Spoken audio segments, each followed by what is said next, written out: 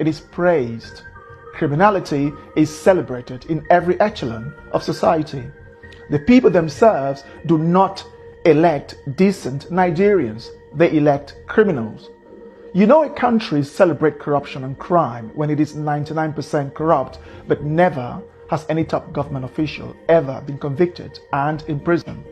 In Nigeria, communication is conducted through screaming, hand gestures, and sometimes the fist way. You'd see diplomats, police, and military men fighting in public. Tens of thousands of fist fights should be recorded in Nigeria every day. Every building has a generator, some with up to 10, all running at the same time, forging a megapoly of noise of epic proportions. Nigerian motorists communicate with their horns. An average Nigerian motorist beeps their horn 100 times per day. Imagine the noise pollution. In Nigeria, the pastor is corrupt, the doctor is corrupt, the engineer, the teacher, the professor, the custom officials, the police, the passport official, the teller, the banker, the ministers, the president, and everyone is corrupt. I'm not sure you understood. I will elaborate. You can get to the Nigerian border with explosives, bribe the officials, and they'll let you in. You can bribe your way through your professors to give you the best grade. Bribe the passport officials to delete your name from the system and create a new identity for you. Or pay the police to arrest someone who annoys you. Nigeria is a complete shithole. Now imagine people raised under such chaotic system coming into your country. From the day they were born, they bribed their way through the authorities, school, and even employment.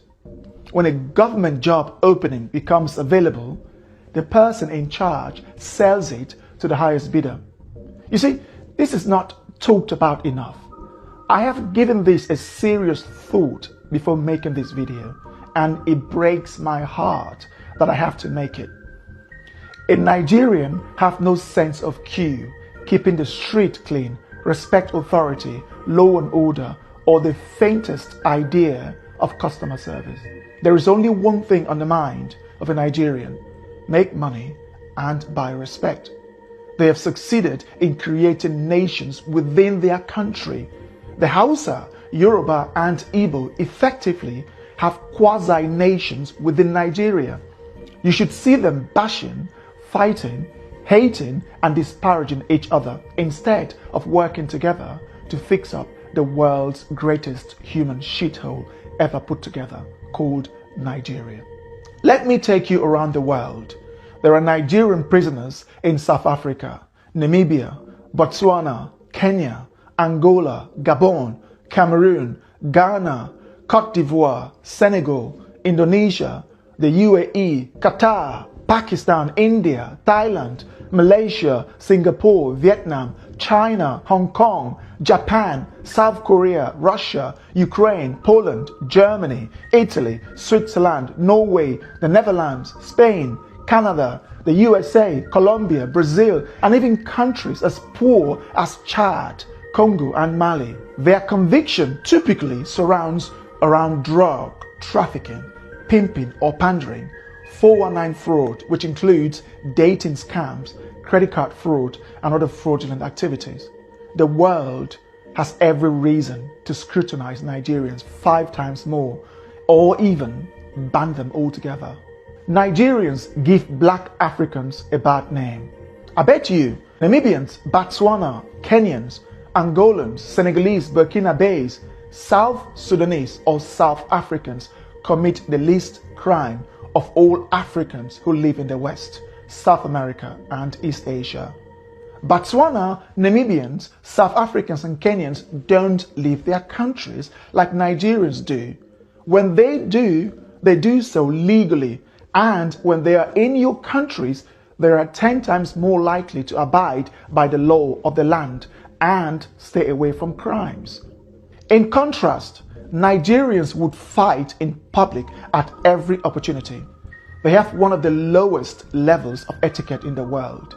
7 out of 10 Nigerians have been involved in public fighting in their lives, as this is our Nigerian way of resolving dispute.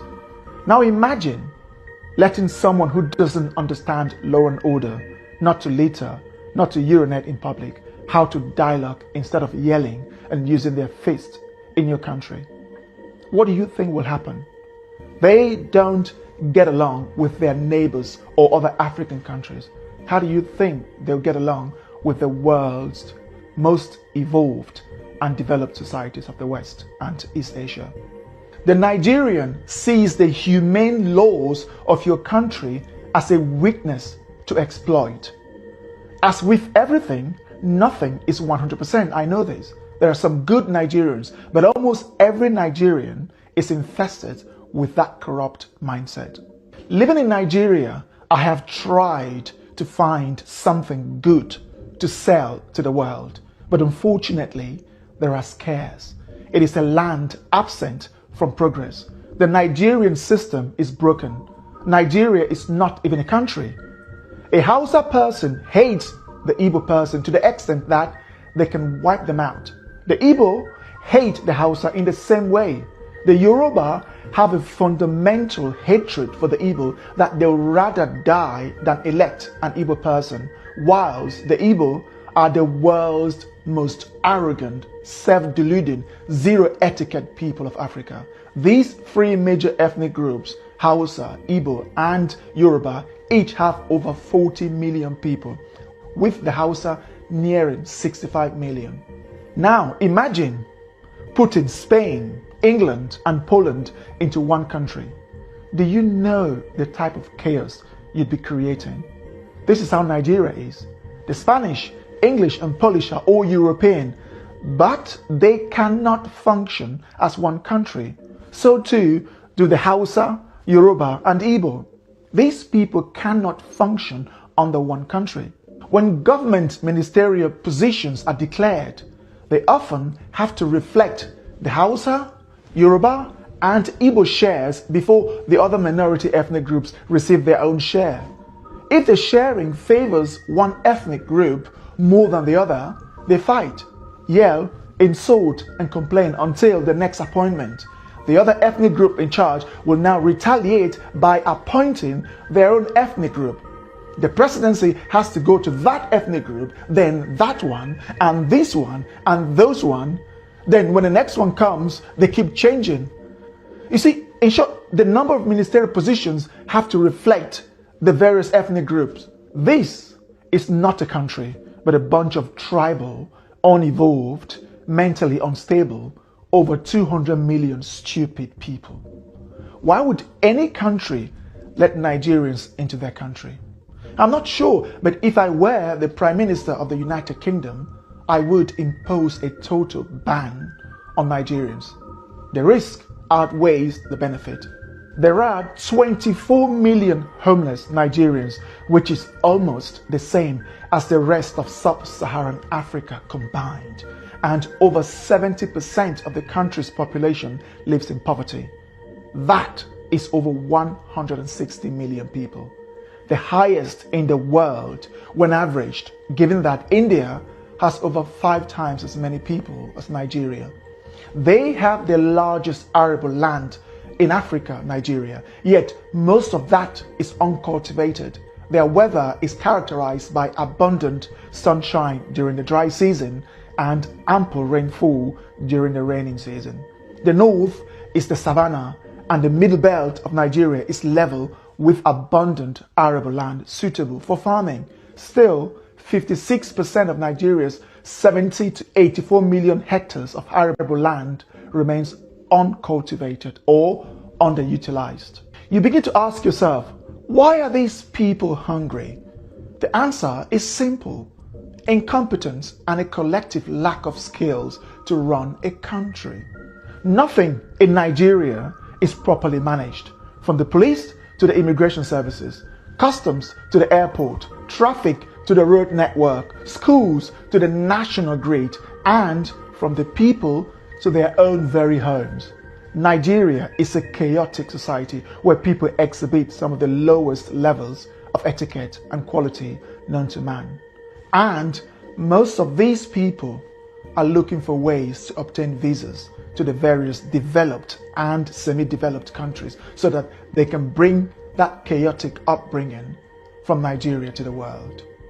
I have tried to find a better way to euphemize this video. Still, after months of procrastinating, I couldn't find a better way to organize my words, but to say it as it is. If you are a Nigerian watching with the slightest ounce of honesty, you'd agree with me. We have earned the badge of honor of being amongst the worst in the world. Poverty isn't why Nigerians are dishonest, criminal-minded, corrupt, and everything else. Nepal is a poor country. How many Nepalese have you seen committing crimes around the world? Chad, Burkina Faso, Mali, Myanmar, Tajikistan, and South Sudan are poor. You can't see them going around the world committing crimes. Of the world's 195 countries, there is a Nigerian prisoner in 60% of them, the highest of any country on earth. That is not an accident.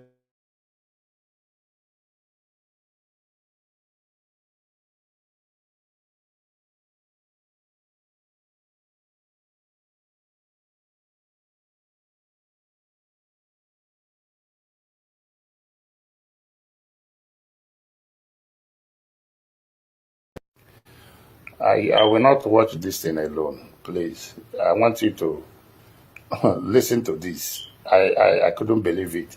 Please listen to this. Pay attention to it. Thank you. Are Nigerians parasites? In almost every country on earth, there is a Nigerian prisoner. However, no one wants to go to Nigeria. Moving abroad is the top 5 career categories in Nigeria. They have ruined their country so terribly that it has become uninhabitable. Police stations look like pigsties, whilst government buildings look like building sites. Corruption in Nigeria is no longer frowned upon. Instead, it is praised. Criminality is celebrated in every echelon of society. The people themselves do not elect decent Nigerians. They elect criminals.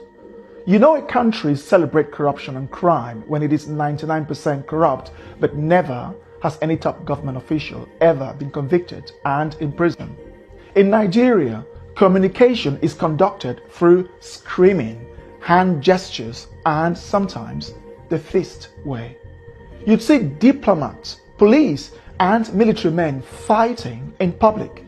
Tens of thousands of fist fights should be recorded in Nigeria every day. Every building has a generator, some with up to 10, all running at the same time, forging a megapoly of noise of epic proportions. Nigerian motorists communicate with their horns. An average Nigerian motorist beeps their horn 100 times per day. Imagine the noise pollution. In Nigeria, the pastor is corrupt. The doctor is corrupt. The engineer, the teacher, the professor, the custom officials, the police, the passport official, the teller, the banker, the ministers, the president, and everyone is corrupt. I'm not sure you understood. I will elaborate. You can get to the Nigerian border with explosives, bribe the officials, and they'll let you in. You can bribe your way through your professors to give you the best grade. Bribe the passport officials to delete your name from the system and create a new identity for you. Or pay the police to arrest someone who annoys you. Nigeria is a complete shithole. Now imagine people raised under such chaotic system coming into your country. From the day they were born, they bribed their way through the authorities, school, and even employment. When a government job opening becomes available, the person in charge sells it to the highest bidder. You see, this is not talked about enough. I have given this a serious thought before making this video, and it breaks my heart that I have to make it. A Nigerian have no sense of queue, keeping the street clean, respect authority, law and order, or the faintest idea of customer service. There is only one thing on the mind of a Nigerian: make money and buy respect. They have succeeded in creating nations within their country. The Hausa, Yoruba, and Igbo effectively have quasi-nations within Nigeria. You should see them bashing, fighting, hating, and disparaging each other instead of working together to fix up the world's greatest human shithole ever put together, called Nigeria. Let me take you around the world. There are Nigerian prisoners in South Africa, Namibia, Botswana, Kenya, Angola, Gabon, Cameroon, Ghana, Cote d'Ivoire, Senegal, Indonesia, the UAE, Qatar, Pakistan, India, Thailand, Malaysia, Singapore, Vietnam, China, Hong Kong, Japan, South Korea, Russia, Ukraine, Poland, Germany, Italy, Switzerland, Norway, the Netherlands, Spain, Canada, the USA, Colombia, Brazil, and even countries as poor as Chad, Congo, and Mali. Their conviction typically surrounds around drug trafficking, pimping or pandering, 419 fraud, which includes dating scams, credit card fraud, and other fraudulent activities. The world has every reason to scrutinize Nigerians 5 times more, or even ban them altogether. Nigerians give black Africans a bad name. I bet you Namibians, Botswana, Kenyans, Angolans, Senegalese, Burkinabes, South Sudanese, or South Africans commit the least crime of all Africans who live in the West, South America, and East Asia. Botswana, Namibians, South Africans, and Kenyans don't leave their countries like Nigerians do. When they do so legally, and when they are in your countries, they are 10 times more likely to abide by the law of the land and stay away from crimes. In contrast, Nigerians would fight in public at every opportunity. They have one of the lowest levels of etiquette in the world.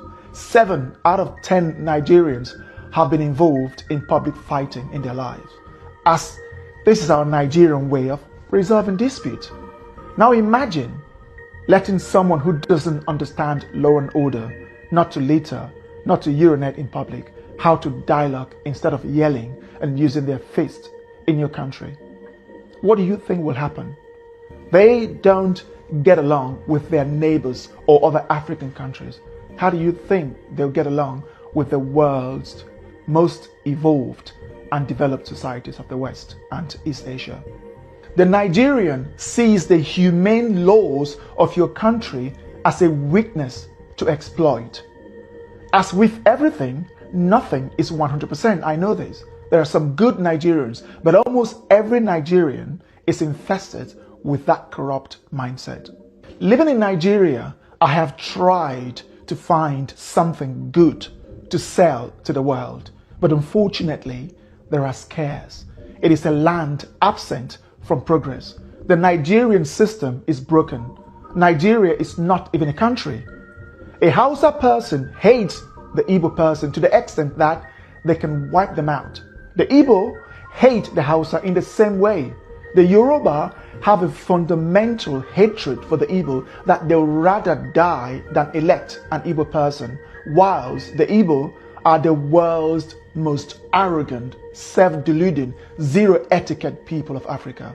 These 3 major ethnic groups, Hausa, Igbo, and Yoruba, each have over 40 million people, with the Hausa nearing 65 million. Now imagine putting Spain, England, and Poland into one country. Do you know the type of chaos you'd be creating? This is how Nigeria is. The Spanish, English, and Polish are all European, but they cannot function as one country. So too do the Hausa, Yoruba, and Igbo. These people cannot function under one country. When government ministerial positions are declared, they often have to reflect the Hausa, Yoruba, and Igbo shares before the other minority ethnic groups receive their own share. If the sharing favors one ethnic group more than the other, they fight, yell, insult and complain until the next appointment. The other ethnic group in charge will now retaliate by appointing their own ethnic group. The presidency has to go to that ethnic group, then that one, and this one, and those one. Then when the next one comes, they keep changing. You see, in short, the number of ministerial positions have to reflect the various ethnic groups. This is not a country, but a bunch of tribal, unevolved, mentally unstable, over 200 million stupid people. Why would any country let Nigerians into their country? I'm not sure, but if I were the Prime Minister of the United Kingdom, I would impose a total ban on Nigerians. The risk outweighs the benefit. There are 24 million homeless Nigerians, which is almost the same as the rest of sub-Saharan Africa combined. And over 70% of the country's population lives in poverty. That is over 160 million people. The highest in the world when averaged, given that India has over 5 times as many people as Nigeria. They have the largest arable land in Africa, Nigeria, yet most of that is uncultivated. Their weather is characterized by abundant sunshine during the dry season and ample rainfall during the raining season. The north is the savanna, and the middle belt of Nigeria is level with abundant arable land suitable for farming. Still, 56% of Nigeria's 70 to 84 million hectares of arable land remains uncultivated or underutilized. You begin to ask yourself, why are these people hungry? The answer is simple: incompetence and a collective lack of skills to run a country. Nothing in Nigeria is properly managed, from the police to the immigration services, customs to the airport, traffic to the road network, schools to the national grid, and from the people to their own very homes. Nigeria is a chaotic society where people exhibit some of the lowest levels of etiquette and quality known to man. And most of these people are looking for ways to obtain visas to the various developed and semi-developed countries so that they can bring that chaotic upbringing from Nigeria to the world. I have tried to find a better way to euphemize this video. Still, after months of procrastinating, I couldn't find a better way to organize my words, but to say it as it is. If you are a Nigerian watching with the slightest ounce of honesty, you'd agree with me. We have earned the badge of honor of being amongst the worst in the world. Poverty isn't why Nigerians are dishonest, criminal-minded, corrupt, and everything else. Nepal is a poor country. How many Nepalese have you seen committing crimes around the world? Chad, Burkina Faso, Mali, Myanmar, Tajikistan, and South Sudan are poor. You can't see them going around the world committing crimes. Of the world's 195 countries, there is a Nigerian prisoner in 60% of them, the highest of any country on earth. That is not an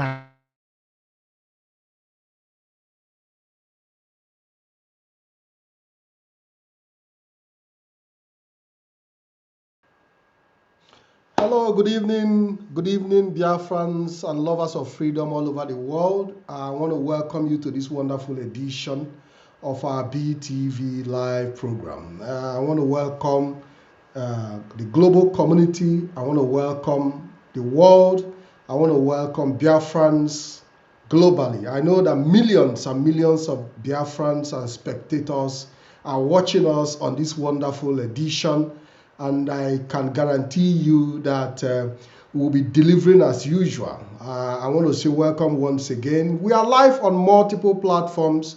We are live on Biafra Television Europe. We are live on Radio Biafra. We are live on Rapture Media.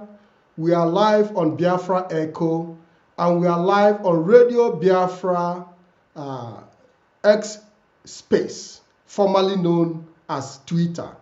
And we are also live on my Telegram live.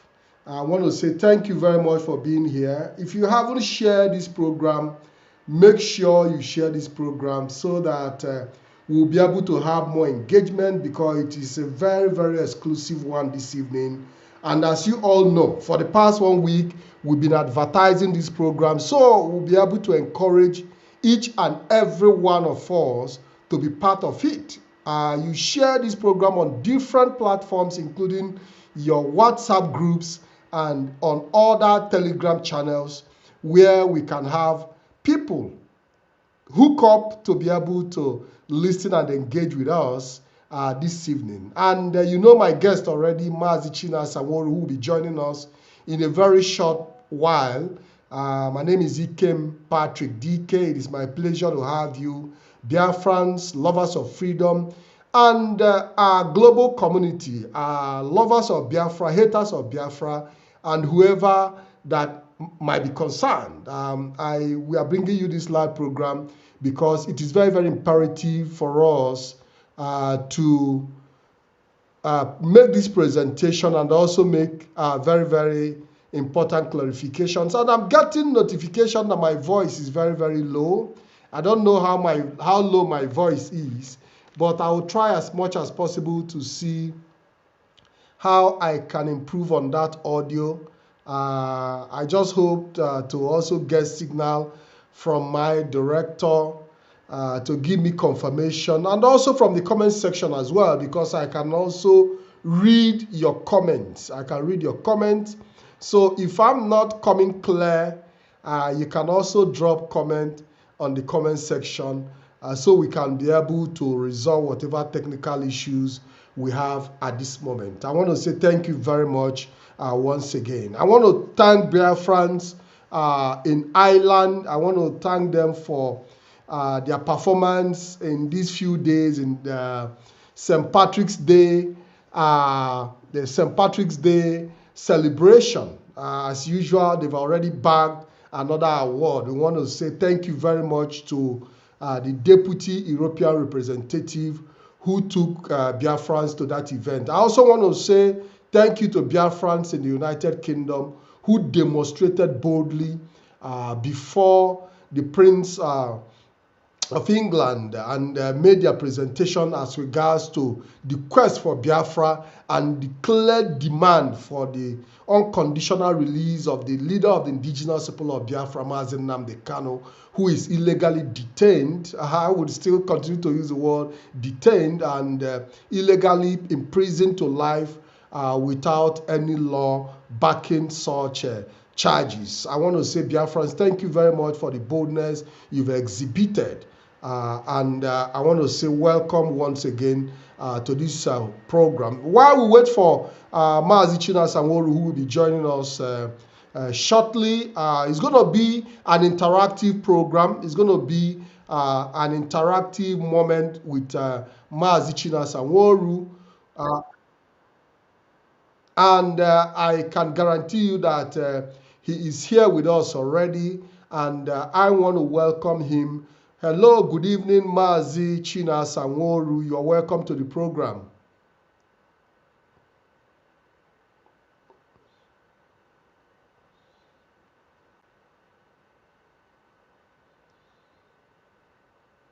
Mazi, can you please unmute yourself? Can you please unmute yourself and make your introduction, because Biafrans are waiting to hear from you. But while we wait for Mazi Chinasa Nworu's introduction, we just watch a clip of the video of the narration of what Nigeria represents. And this is a very clear analysis of the state of the Nigerian situation as it stands today. And this is what we've been shouting for the world to look into for over a decade now. We fought a very brutal civil war between 1967 to 70 because we already saw the future that Nigeria is not going to give humanity what it deserved. And we decided that we were going to opt out of that union. And after 3 years of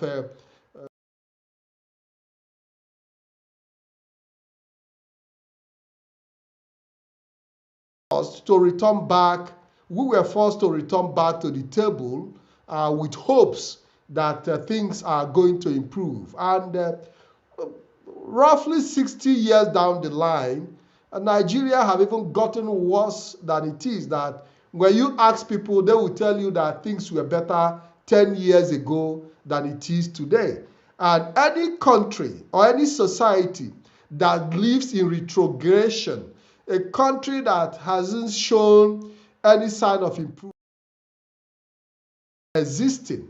And I can guarantee you that Nigeria have already imploded, but is being managed for the interest of the few. A country where the past administration is always better than present administration. When you hear people, they will tell you that Buhari was better than Tinubu, and Jonathan was better than Buhari, and Yar'Adua was better than Jonathan. You see the level of retrogression where there is no improvement from the day of amalgamation of Nigeria. Nigeria have not experienced any meaningful development. Nigeria have not been able to provide basic needs for its citizens. Nigeria have not been able to provide electricity. Even with the modern revolutionary technology that we have today, Nigeria have not been able to meet the need for regular power supply to be able to fill the gap and sustain its citizens and also propel development and growth. Nigeria have not been able to provide potable water for its citizens. Nigeria have not been able to provide good roads for its citizens. And this is a country that have so much mineral resources, so much natural resources, that is even more than what is required for development.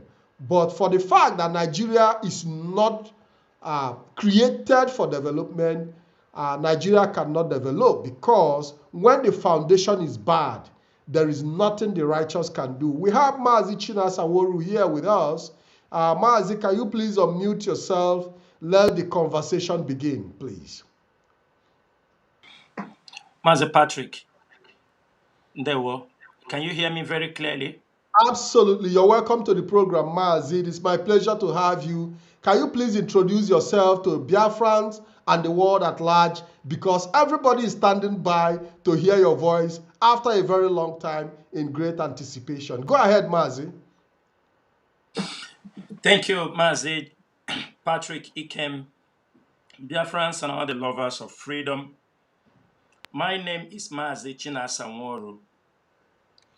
Mazi Chinasa Nworu, I serve the indigenous people of Biafra as a member of the Directorate of State.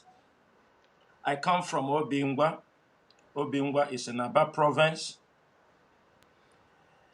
And this evening, I have come on air to do what we normally do when rumors, blackmailers are trying to take the airwave for the Biafran struggle. Unfortunately, I have not been on to any program this year. It was intentional because we do have things we are handling also out of social media. But it's unfortunate that anytime we want to concentrate to do the job for the Biafran struggle, there is always people being sponsored, people being positioned to distract our people on things that are irrelevant. There are things that if we start to talk about them, the shame will befall many of them. And this evening, I am going to say certain things, and I don't want when I'm going to say these things, people to say this is what Mazi Chinasa Nworu is saying. He's a leader, and he is saying these things on the air. But it's unfortunate that since this year, lies, blackmails has been peddled against my own name, the name of the Directorate of State. Only few IPOB members who understood what is happening are the people defending this struggle. Once again, many of our people now are sitting on the fence, like what happened to us in 2021. They have all gone to sit on the fence again for the second time, because people have been arranged to destroy this struggle. But it's unfortunate that we spend our life, we spend our time, we sacrifice, people die, people do all they can to protect this struggle and protect the leader of this struggle. But unfortunately, the leader of this struggle do not appreciate. He do not give a damn about whatever sacrifice people have given to this struggle. It is very, very unfortunate. Every time Mazi Nnamdi Kanu is being arrested or detained, people pay dearly for his detain or his imprisonment. Every one of us knew what happened between 2015 and 2017. It is the same men here that defended this struggle, defended Mazi Nnamdi Kanu. People died. 2017, when he was released, people died in the process of defending him. 2021, as he was renditioned, from that moment he was renditioned. People are dying. For them, and for some of them, they said, is this normal? Yes, in a freedom fighting, people can die, but shouldn't die recklessly because of a reckless behavior, reckless utterances, reckless planning. People shouldn't die.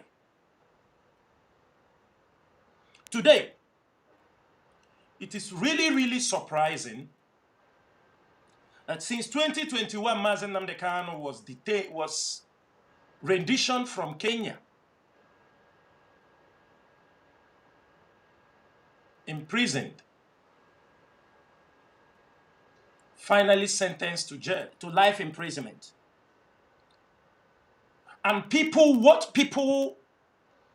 the assignment given to people is to come and attack Chinasa Nworu, attack the DOS. That is the assignment given to them, and many Biafrans are not seeing anything wrong. Nobody is reasoning.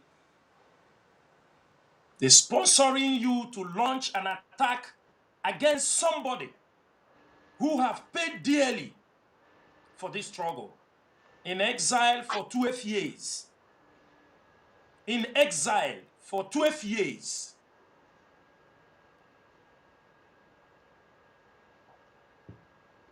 To be frank,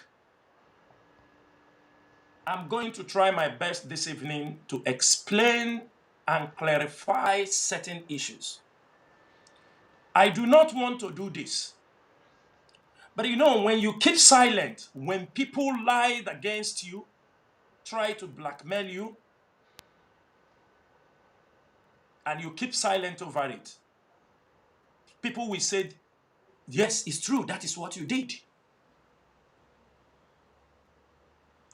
Chinasa Nworu is not the one who asked Mazi Nnamdi Kanu to move to Kenya. Chinasa Nworu is not the one.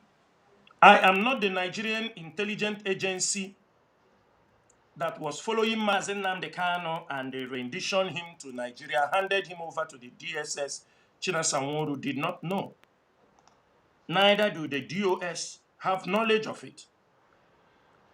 Chinasa Nworu is not the legal practitioner who is defending Mazi Nnamdi Kanu in the court of law. Upon all the alarms I was raising,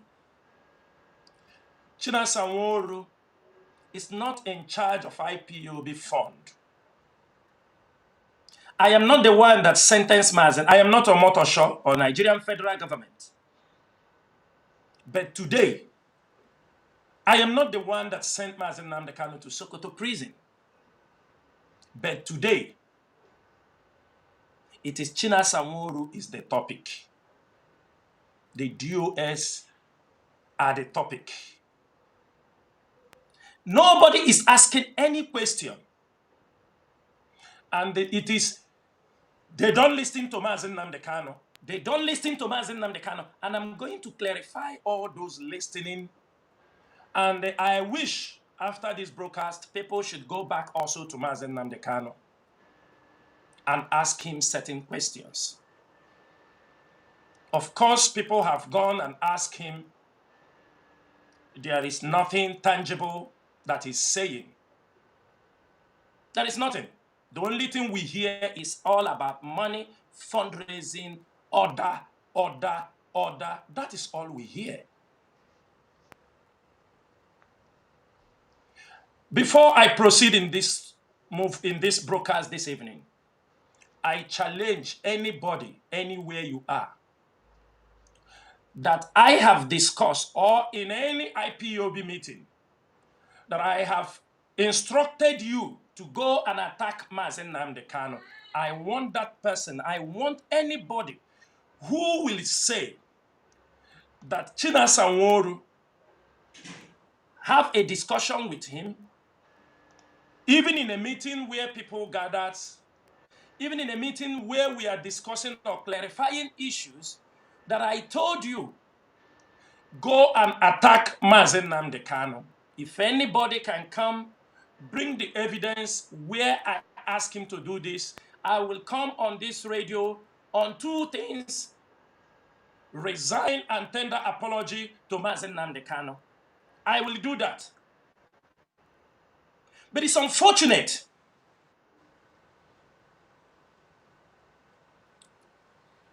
that all these things started by one man. Whatever you are seeing today started by one man. This second stage of the fight you see in IPOB today started by one man inflaming all these things, causing all these problems. It started by one man called Benjamin Madbugu. That is where all the problems started. This second phase. I'm going to talk about the first phase, but what you're seeing now is the second phase of the problem.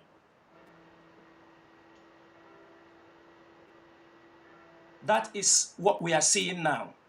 And I'm going to explain. Can I interject a little bit, because I want this program to be more of interactive, and I want us to take it in a little of a bit light, and not because I understand your feelings, Mazi, and you're gonna have the opportunity to express yourself 100% in this program. You are going to have the opportunity to really talk to Biafrans, and I believe that what our people need more is education. A lot of our people does not understand the dynamics of the Biafran struggle. A lot of people does not understand the dimension that things move on a daily basis. We've seen each time that Mazi Nnamdi Kanu have issues with the law, each time Mazi Nnamdi Kanu have issues with arrest, maybe in Nigeria or extraordinary rendition, whatever, and he's in detention, there are always issues, and issues lie most especially from this impression that his position as a leader is being threatened. So I'm going to ask you about this obsession about holding the leadership position for Mazi Nnamdi Kanu, which we will come to eventually in this program. Now, you made mention of a name called Benjamin Madubugu, which a lot of people know that at some point he was also arrested alongside Mazi Nnamdi Kanu in 2015. And, you know, all the processes, and he was bailed and the court case continued. Before the arrest of Mazi Nnamdi Kanu, how did Benjamin Madubugu come into the picture? It's very important that our people have a clear understanding of who he is. Go ahead, Mazi. Mazi, Benjamin Madubugu is an IPOB member. Like you have introduced him, he went to the prison with Mazi Nnamdi Kanu. So after Mazi Nnamdi Kanu was released, he was also released. But there is something I will say also this night, and I have said it on the television, on these programs for a very long time. There are things people do not know. Before Nelly and Oyibo tried to push me to take over the leadership of IPOB, to destroy the DOS and take the ESN command, and they will join me with Simon Ekpa. Benjamin Madubugu was the first person who made that offer. But I don't like to talk about it because at a point he returned back. He was the first person when Mazi Nnamdi Kanu was renditioned. That was the first person I heard such idea, such intention was in him. When he approached me and told me, Mazi, I want you to bring somebody you like. If you can bring anybody you like, I don't want to mention the name of the person. He even suggested for me the name of the person, that I should bring him, that he is bringing Simon Ekpa. Let four of us take over the Biafra struggle. Abandon these DOS people. And I told him, I said, if you know what the DOS represents or what it means, you won't say this. You won't. Because the DOS are members who control regions from South America to North America to Asia, Africa, Middle East, everywhere, Australia. Somebody from those continents or regions are representing the Biafran people. So it is not easy for you to say that we can do away with the DOS. He said, I am bringing Simon Ekpa.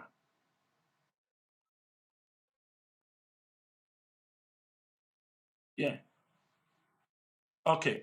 So, yes. So at this point, I said, okay, but it's not going to be possible. They're just holding Mazi Nnamdi Kanu. This is the problem we are facing. Because of that, he discommunicated with me. We don't talk for 3 months, 3 or 4 months exactly. He moved his own way. I don't communicate. He don't communicate me for 3 months. That was when they were feeding Simon Ekpa all what he was doing. Later on, before Nelly and her group come to ask me for the same thing, which I said no. But after 3 months, I think along the line, Benjamin realized whether he made a mistake or something didn't go the way he wanted. He came back. He wanted us to put things in order. And, for the sake of the struggle and for the sake of Mazi Nnamdi Kanu, I said, no problem. We continue to move. That is how he came into this issue. That is how these issues, we do be in communication from time to time. And to be frank, I do say certain things to him. If we go for any diplomatic message, I do say some certain, you know why I mentioned his name this night? Is because there are certain utterances, there are certain things people are using to do programs on the social media. People draw my attention.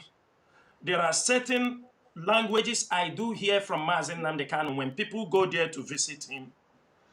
And I know there is no other person that have a privilege of those conversations apart from him. For me, any information that is not my private life that pertains to this struggle, it is my obligation to share some information with some people because we're in a struggle. You can die tomorrow, anything can happen, but at least there is somebody in possession of some information. But it's unfortunate that some of them who have some information use it for misleading Mazi Nnamdi Kanu, use it to mislead the public, because I refuse, because some of these informations are very sensitive. And it is not good. It is for the detriment of this struggle and also for the detriment of Mazi Nnamdi Kanu. So that is how he came into this subject. And what is happening now started, I think, early last year. We have all been working together, talk from time to time. Then something happened. We got a message when Mazi Nnamdi Kanu was in the DSS custody. We got a message that Mazi Nnamdi Kanu said we must put Benjamin, we should make a space to put for Benjamin in the DOS. These things I'm saying is so that people will understand the genesis of certain things and educate our people. That Mazi Nnamdi Kanu said he should be in the DOS. I am not the only member of the DOS. There are people in the DOS, men of integrity, men that irrespective of you don't hear them speaking, they have their point. In the DOS is depending who you are in constant communication with, you can bring the issue on table. When this issue was brought to me, I forwarded it to Mazi Edoziem. I also asked the barrister who brought this message to forward it to Mazi Edoziem by himself. When this issue happened, there was a meeting called in the DOS, generally, in the DOS. They asked me, what is why did Onyendu say this? I said, I don't know, but they told me that Onyendu said he wants him to be getting information, what is happening in the DOS, and pass it to him. We say, fine. We came in the DOS. Some people in the DOS, it was argued and debated. People said, okay. Just like the way we handle with the lawyers, people gave some excuses. Some said that Benjamin still have a case with the Nigerian government. He's still going to court. That's number one. That there is no way bringing him inside the DOS while he is still going to the court, that it have its own implications. That these things, if there is anything, Mazi Nnamdi Kanu, a message is sent for him, that he can easily relay since I am in constant communication with him. That I am in constant communication with him. That is one of the reasons. Irrespective that it is an order. Some people will say, but this is an order. Mazi Nnamdi Kanu said it is an order. Then, there was something that happened.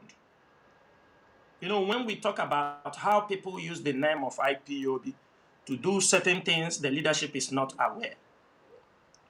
Before this issue, before the issue of asking Umaru Gugu to be in the DOS, there was a document sent to one of the governors. Actually, we had, I think, 3 or 4, the document was sprayed, requesting for a 40 million naira business he want to push. And in that presentation, he presented himself that he's into the farming and he is one of the leadership of IPOD. Are you understanding me? Mazi, go Now, ahead. when this document gets to the HOD called me and asked me, Mazi Nworu, are you aware of this document? I said, I am not aware. I called, he asked me also, can you check with Ofoma? Do you understand me? Is anybody aware of this particular issue? I said, I doubt. If I am not aware, I doubt if Ofoma will be aware. But I went ahead and asked Mazofoma. Mazofoma said he don't have. He said, it's long time I haven't communicated with this guy. He said, okay. HOD told me, okay. He sent me the document. I said, I am not aware of this. I did not have any pre-information about this.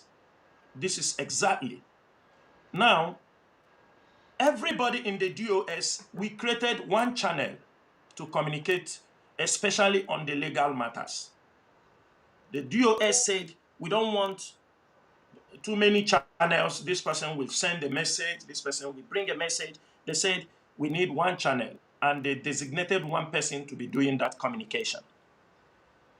So, through the same channel, who brought that message? Mazi Doziem sent a message to Mazi Nnamdi Kanu through that channel. Told him, that is after the DOS have already had a meeting. People brought up, there are other ones, I don't want to talk about it. Now, the members of the DOS, we said, we are in a very tight corner. We are in a corner where people are being accusing us of all sorts of accusation. Accusation of this, of that, of politicians, which we are not even aware. So we said the best thing to do is this. Let us send this document to Mazi Nnamdi Kanu, so that Mazi Nnamdi Kanu will see the reason why the DOS is not. They said if there is any message, that he has a channel to communicate any message he wants to communicate.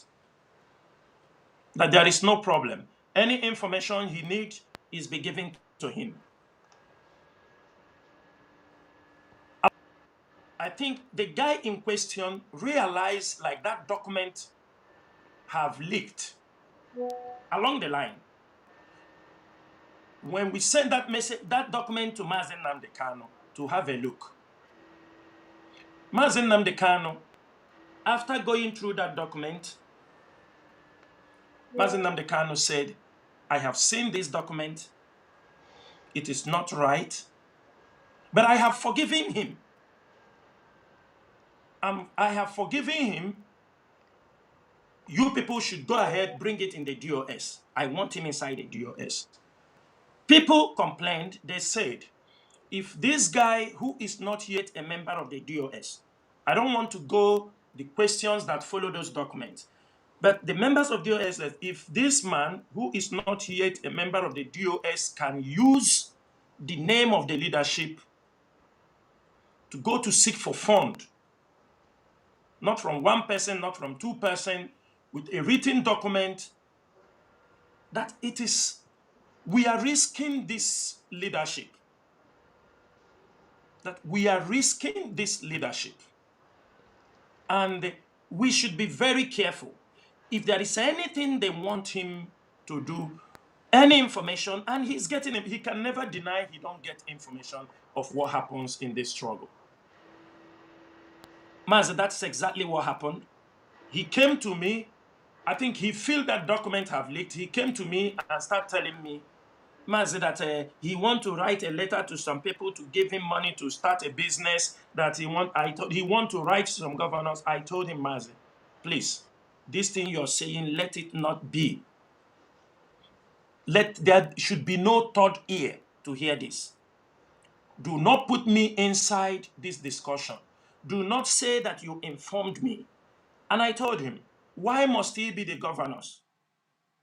Why not look for a businessman who, since it is a business you say you want to go in, why not look for a businessman and join with the businessman? If it is all, take a loan. He said, nobody, people cannot do that. I said, okay, fine and good.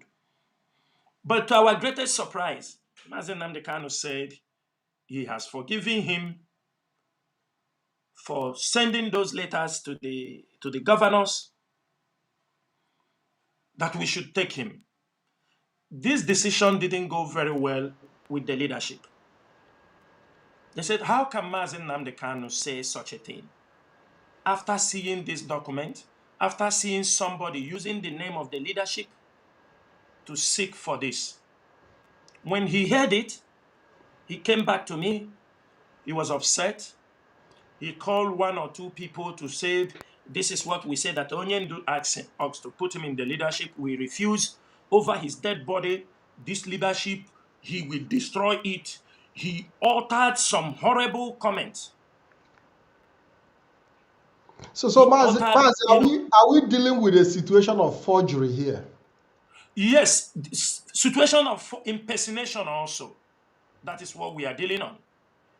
And the issue that the DO, he was still facing charges in Nigeria. We cannot bring him inside the DOS.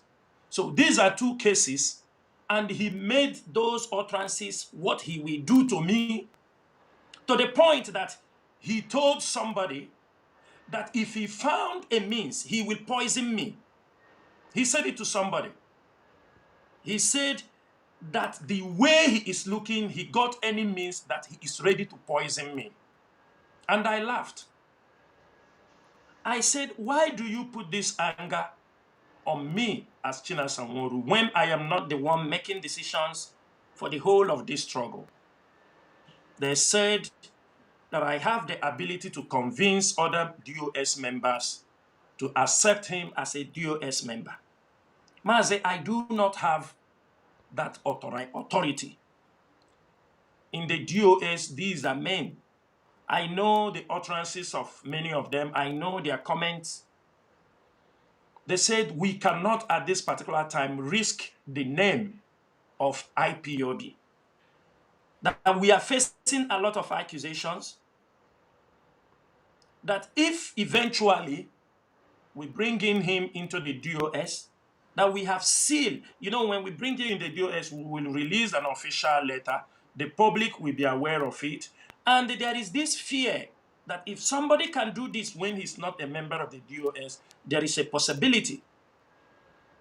And at that particular time, Mazi, IPOB leadership were dealing with, even till date, that is why you see the IPOB leadership change their letter-headed paper. In fact, the company that did this IPOB letter-headed paper does letter-headed paper for presidents, because we try to put a maximum security. All over Europe, in Europe, many places in Africa, people forge our letter-headed paper. They're using it, collecting money from people. There is a lot of things the leadership was passing through. There are cases we make in Ireland where somebody used the IPOB name, the leadership, collecting money for asylum seekers, some $3,000, $2,000. They will sign in the name of Chike Doziem. Some, I do not sign any letter officially for IPOB. I do not. Some letters were signed in my name as Chinasa.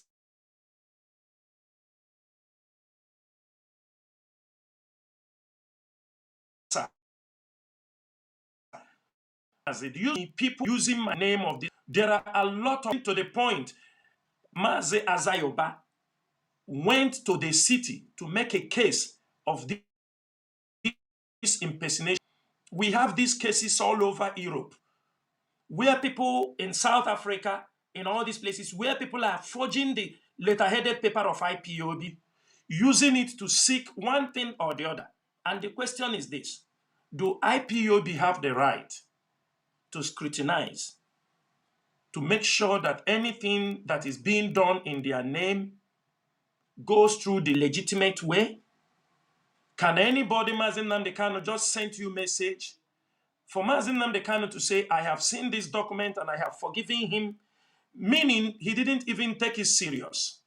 The question is, Mazi Nnamdi Kanu aware that he wrote this letter and could brush it with just a backhand? Yes, I have seen the letter he wrote, use the name of the leadership, but no problem, I have forgiven him. Yes, Mazi Nnamdi Kanu, you have forgiven him, but what of the name of the leadership? Are we compelled also to forgive him? Must we forgive him? Or do we take measures to make sure these things don't happen any longer? Because we are talking about the leadership of IPOB that are writing letters to the government. The government, we are writing letters. They know where the letters are coming from.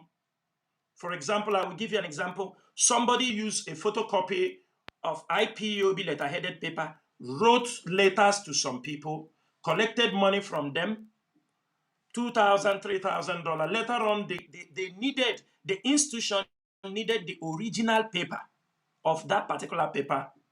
They now come back to us, asking us if we can prepare the same letter in an original paper, Mazi. Do you see these are the things, the destruction people are planning against IPOB, it is not coming from one angle. It's coming from many angles. And it is the duty of the DOS to protect this struggle. Because we saw what happened with the name of ESN. We saw what people did with the name of ESN. From that day, where he spit the venom in him, the anger for not being the member of the DOS, that is where everything, whatever discussion I might have with him, the time everything was in order, is now being transmitted to Mazi Nnamdi Kanu in a negative form, in a negative way to attack Chinasa, because he made it very clear he will destroy me, destroy the DOS. But the Biafra land will bear me witness that all I do is the protection of this global family, that people have died, imprisoned, continue to die, and there is nothing. Their threats, their blackmail can never deter me in this divine mission we are all called to participate. That is where the whole issue started. And since that time, I hear some comments from Mazi Nnamdi Kanu, messages that is unbelievable. But we will come to that. Thank you, Mazi. Mazi, there is a question I want to ask you because you made a very, very important point. At the beginning, I've seen on the comment section, I want to make this very strong remark. A lot of people are asking me, allow Mazi Chinasa Nworu to flow, allow him to flow. Because you came in at the beginning with some very strong energy and people felt I cut you off. You know, I didn't cut you off, Mazi. What I actually try to do is to moderate the program and make sure that you give your best, because it is a kind of interactive program, and I would want us to deal with the issue in a way that people will understand the basis of today's program. I don't want emotions to run too high, because I know that a lot of our people are waiting in anticipation to hear you spill the beans, according to many on the comment section, saying, Mazi, spill the beans, spill the beans. Now, there is a question I want to ask you. You said that Mazi got this information of Benjamin Madubugu getting involved in forgery of IPOB document. Is that right? Yes. And when Mazi got not IPOB document. That is what I'm saying. The head of the absolutely. In the name of IPOB leadership. Yes. Yeah, okay. It still boils down to forgery of using the name of IPOB. Impersonation. Yes. The right. Okay, using the name of IPOB leadership to seek contract from a state government. Is that right? Not actually a contract.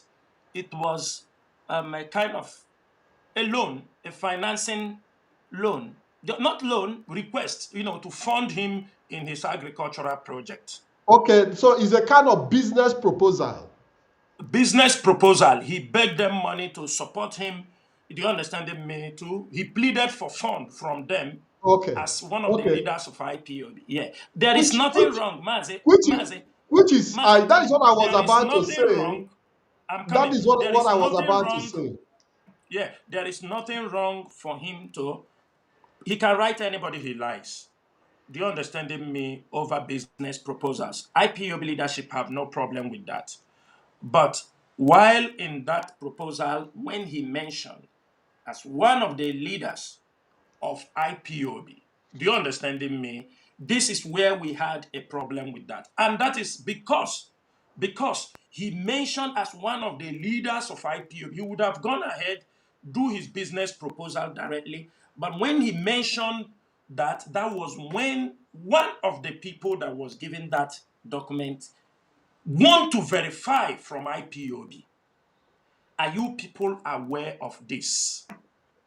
We said we are not aware. So there is nothing wrong if anybody want to make a business proposal to anybody. We don't have problem. But also, there is also a problem. Everybody, like you see them making accusations, all kind of, which we are going to treat here. But for us, it is one of the governors. There is one of the governors whom we know what he has done to IPOB. For us, seeing him written to that particular person, that the same governor whom have, killed IPOB members, blackmailed this struggle, who is also part of those that rendition Mazi Nnamdi Kanu, for him or for all the people to include that person among the people he want to source fund from, it also downgraded his integrity. Go ahead, Matt. Yes, in because Mazi, there is a way we rush issues. People might not be able to get a clear concept of our discussion. So that is why I would like us to take it bit by bit, even if we're going to spend longer Yes, hours, so that people will have a clear yes. picture. And I also see in the comment section somebody saying that we're only hearing one side of the story, that Madubugu is not here to defend himself. So the platform is open. If Madubugu would want to come on BTV, the platform is open for him. As long as his name has been mentioned here, the platform is open for him to come for clarification, and making that possibility open for him to contact us on BTV and make his. Because I'm going to dive into deeper issues as regards to the role of our leader Mazi Nnamdi Kanu in automatic exoneration of Madubugu in this case. And because we know that in IPOB there are guiding rules and regulations, and would you say that Mazi Nnamdi Kanu lowered the IPOB standard by that exoneration of Madubugu? Is it because of the personal relationship that the two enjoy? Or maybe he saw reason to forgive him, and forgiveness is different. When you forgive us, okay, you go and sin no more. But now promoting the person to now go into leadership position is a different ball game, after offense and the crime is possibly have been committed. Do we say that Mazi Nnamdi Kanu, to a very large extent, lowered and compromised with, based on the relationship that he has with Benjamin Madubugu?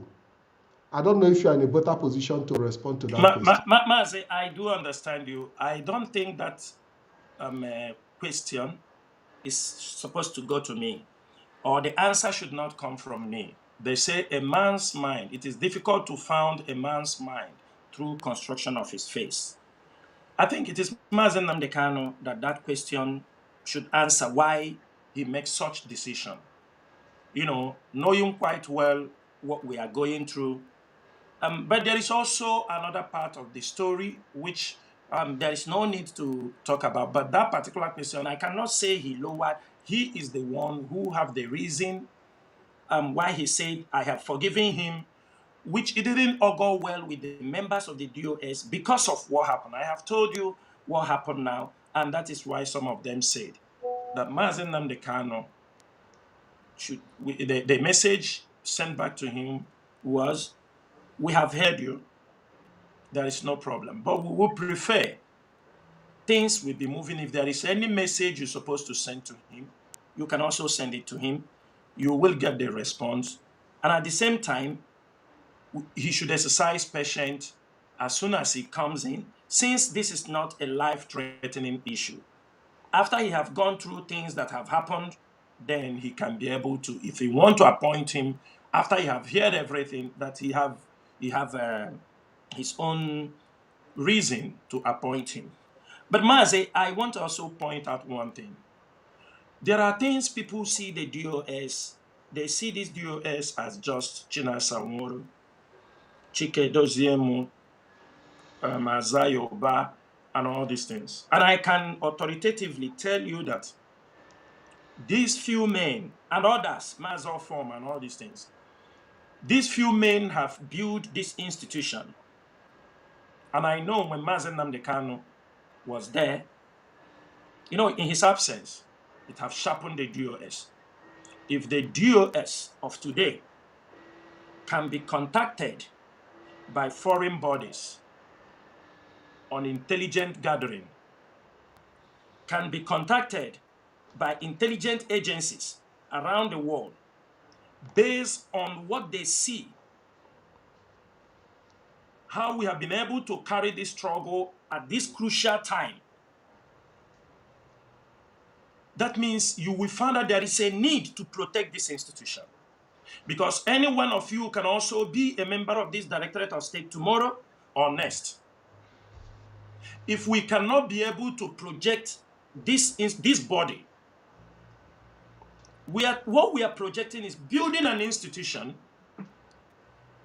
that governments, international bodies can rely on what we are saying, can be able to approve, and when we speak, they know an authority is speaking, not an individual. For example, if Mazi Austin Abanyem can give you a letter in the whole of Europe for asylum paper under IPOB, signed as a member of the Directorate of State, Mazi, 95% of the letter Mazi Abanyem have written in Europe are all approved by European countries. Are you aware of this? In Ireland, if Azayoba writes a letter as the deputy rep, there is 100% chances the Irish government will offer you an asylum. Now, we have built this institution to this level.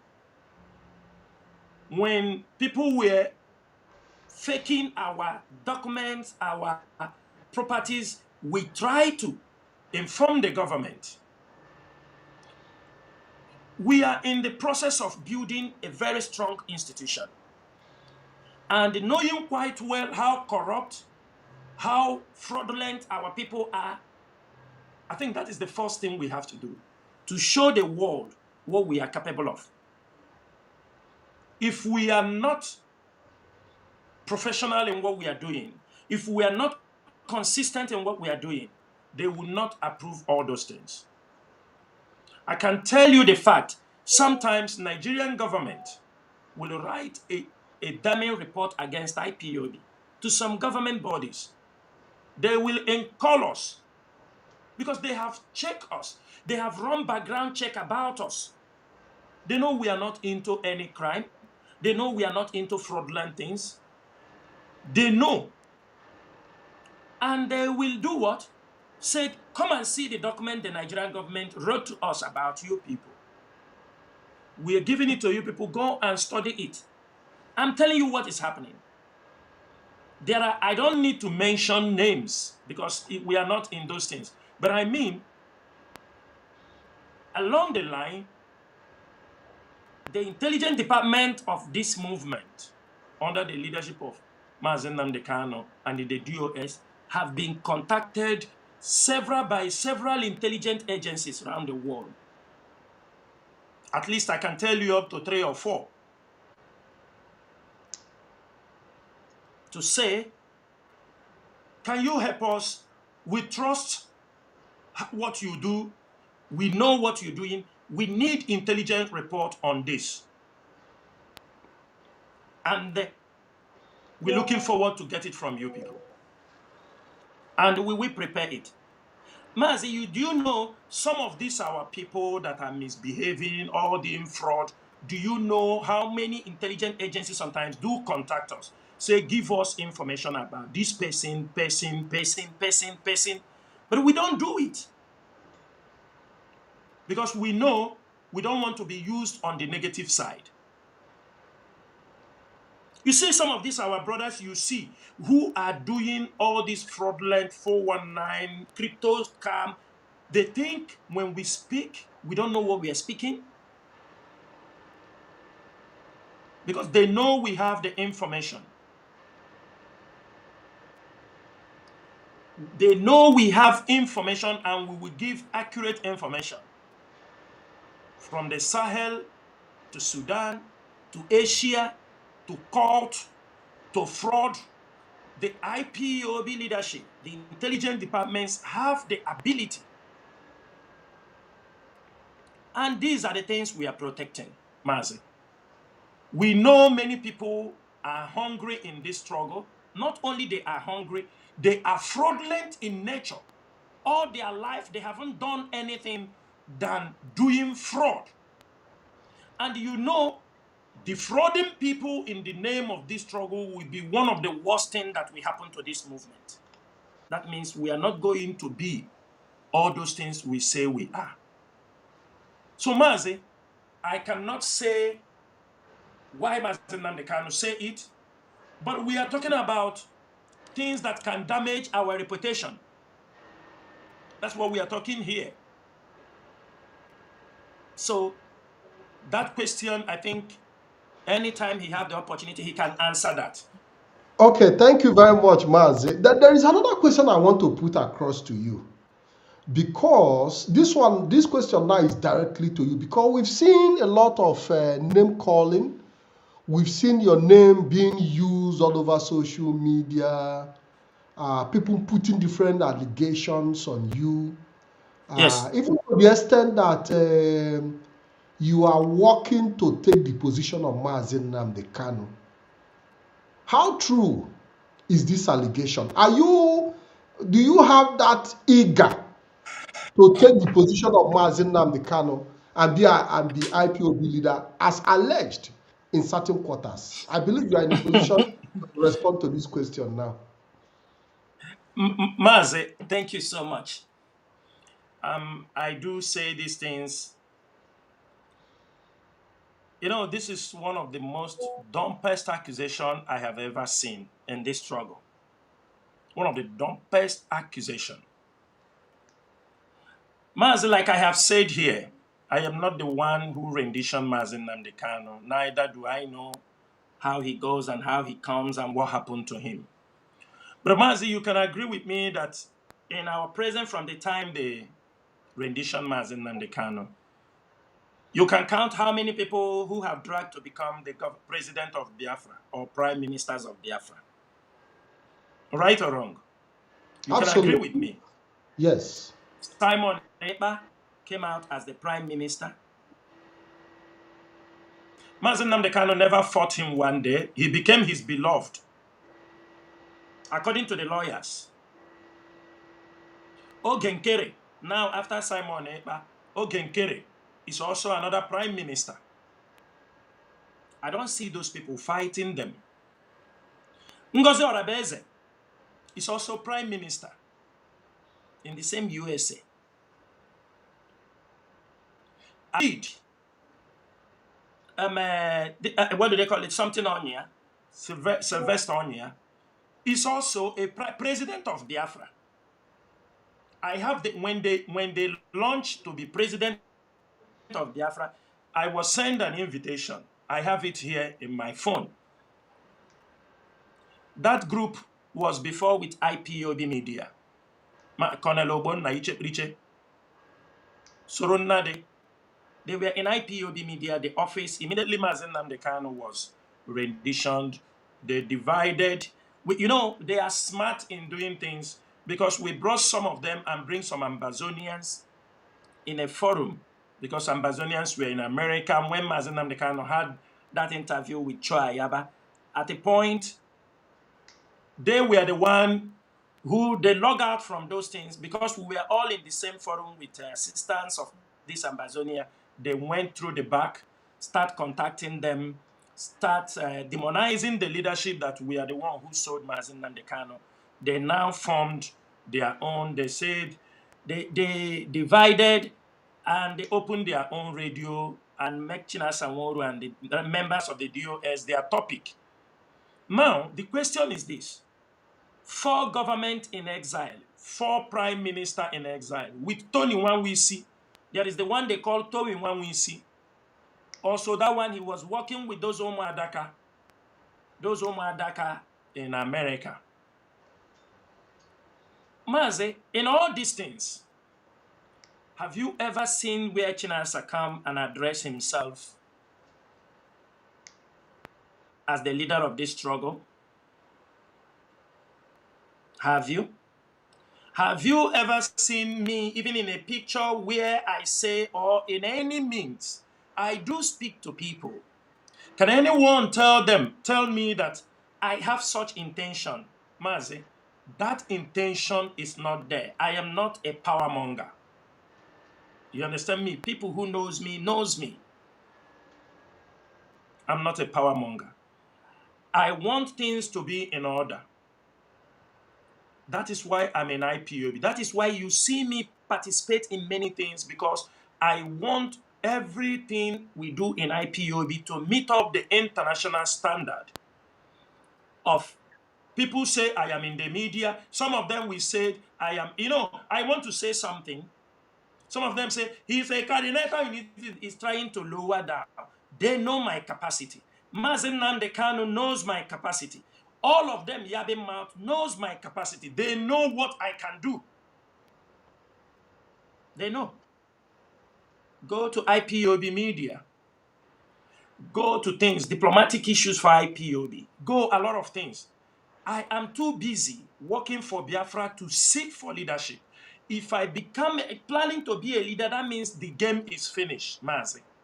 The Biafra struggle is finished. Reasons, let me tell you. The Nigerian government have positioned these things that they are looking, as they put down Mazi Nnamdi Kanu, they try to promote Ekperima down. They want a continuous, that greed for power in our people, somebody to emerge. Immediately you emerge, they will do everything to make sure they bring you down. And I have been telling our people, we don't have to operate in this system of government where an individual comes out promoting himself. It will be very easy to destroy IPOB. But if we can build an institution, the Directorate of State containing more than 20 or 15 members with different specialties, if anything happens to me, another person is there. If anything happens to, I do not want an individual-based movement. So that is why. And the one thing you ask yourself, Mazi, these people are calling themselves prime minister. These people that are attacking Chinasa Nworu never attack those people. Are you understanding the point?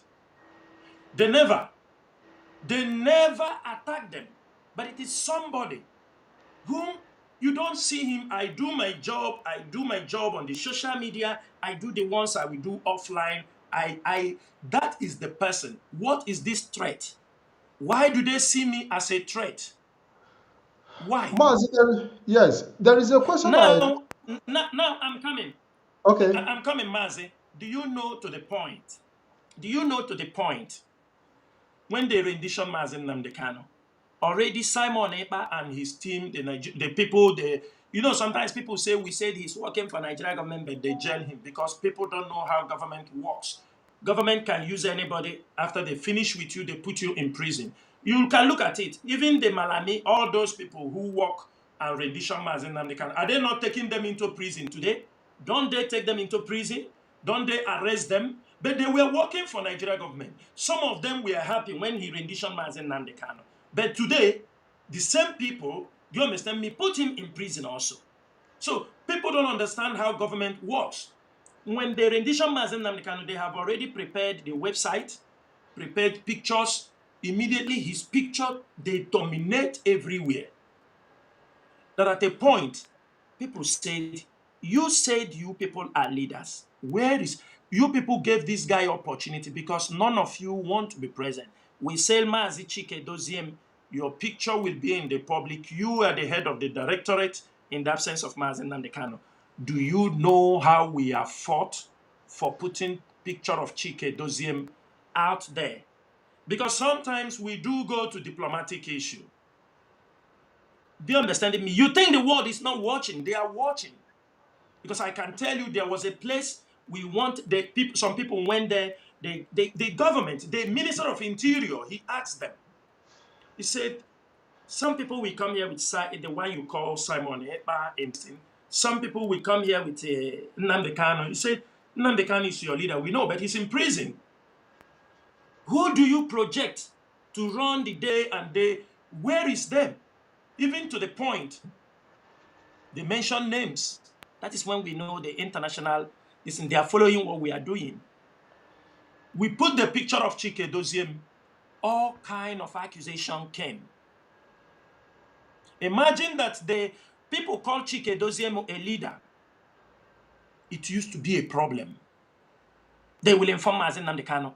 They are calling him leader. But Mazi Nnamdi Kanu, you say you are holding the title of supreme leader.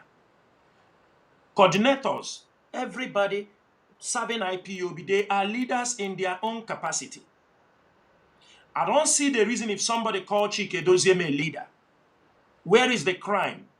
If somebody called Chinasa Nworu a leader, where is the crime? If somebody called Abanyim a leader, where is the crime? You call a coordinator at home a leader, where is the crime? Mas, this is to show you, sometimes I begin to wonder, are we really in a Biafra struggle, or have we come to build an individual empire? Ndewo Mazi. Yes, Mazi, there is a question I want to, I like asking questions. And when I come with questions, people will say you are interrupted. But I would have to interject at some point because it's very, very important that when you raise certain points, I'm going to pick from the point you've raised to bring up new questions. Now, the question I want to ask you, in the early days of Mazi Nnamdi Kanu's rendition, I remember that you were approached to alter the IPOB institutional leadership structure where you can possibly become the head of directorate of trades. Yes. Why did you reject such an offer? Mazi, number one, Mazi Nnamdi Kanu was renditioned. Are you understanding me? Among our people, to be a leader, you must be, let me say, selected. Are you understanding me? Among our people. It is our people that we said you will lead them. We are not doing politics here. We are not doing elections where I have to campaign to lead myself or to make myself available. Mazi, we are in a freedom fighting that before people will accept you to become their leader, that means there is no other option. Are you understand me? They said, we want you to lead us. It must be something our people agreed. That is how I see the leadership in this movement. Number two, Mazi Nnamdi Kanu was in detention. He was just renditioned. And I know from the word go that as soon as Mazi Nnamdi Kanu was renditioned, that the next thing the Nigerian government will do is to destroy IPOB. So in my mind, they will come in different ways. Are you understanding me? They will come. At that particular time, I do not see any offer coming to me as being genuine. I do not. There was no offer anybody can make to me at that particular moment. I have a suspicion. Suspicion of what? Either they want to set me up, either they want to, because Mazi Nnamdi Kanu was already down, either they were also looking for a way to bring me down. Are you understanding me? Because at that time, the rendition Mazi Nnamdi Kanu, there was some of our principal officers that was also having problem at that time. Some of them were also arrested, about to be deported to Nigeria, which I was fighting for that. And also there was a problem also I had at that time also, which I don't need to say it on air, but I battled that problem for 1 year. I spent over $7,000 over that problem. IPOB never supported me. And this issue is linked. The issue is linked to the Biafra struggle, obviously. It's linked to the struggle. It's linked. I'm coming to those ones. I spent over $7,000. The only person that supported me, it is my deputy, who gave me some money. It took me 1 year from when they hold Mazi Nnamdi Kanu to go out. That was when I knew that when they hold Mazi Nnamdi Kanu, already there was a network spread to get down many IPOB leaders. There was already a network. Because 2 weeks they carried Mazi Nnamdi Kanu. Are you understanding me? Those people, Nigerian, one of the people, they said they wanted to contact Nigerian government to bring their Air Force aeroplane to come and evacuate. They were looking for 2 people. 2. And after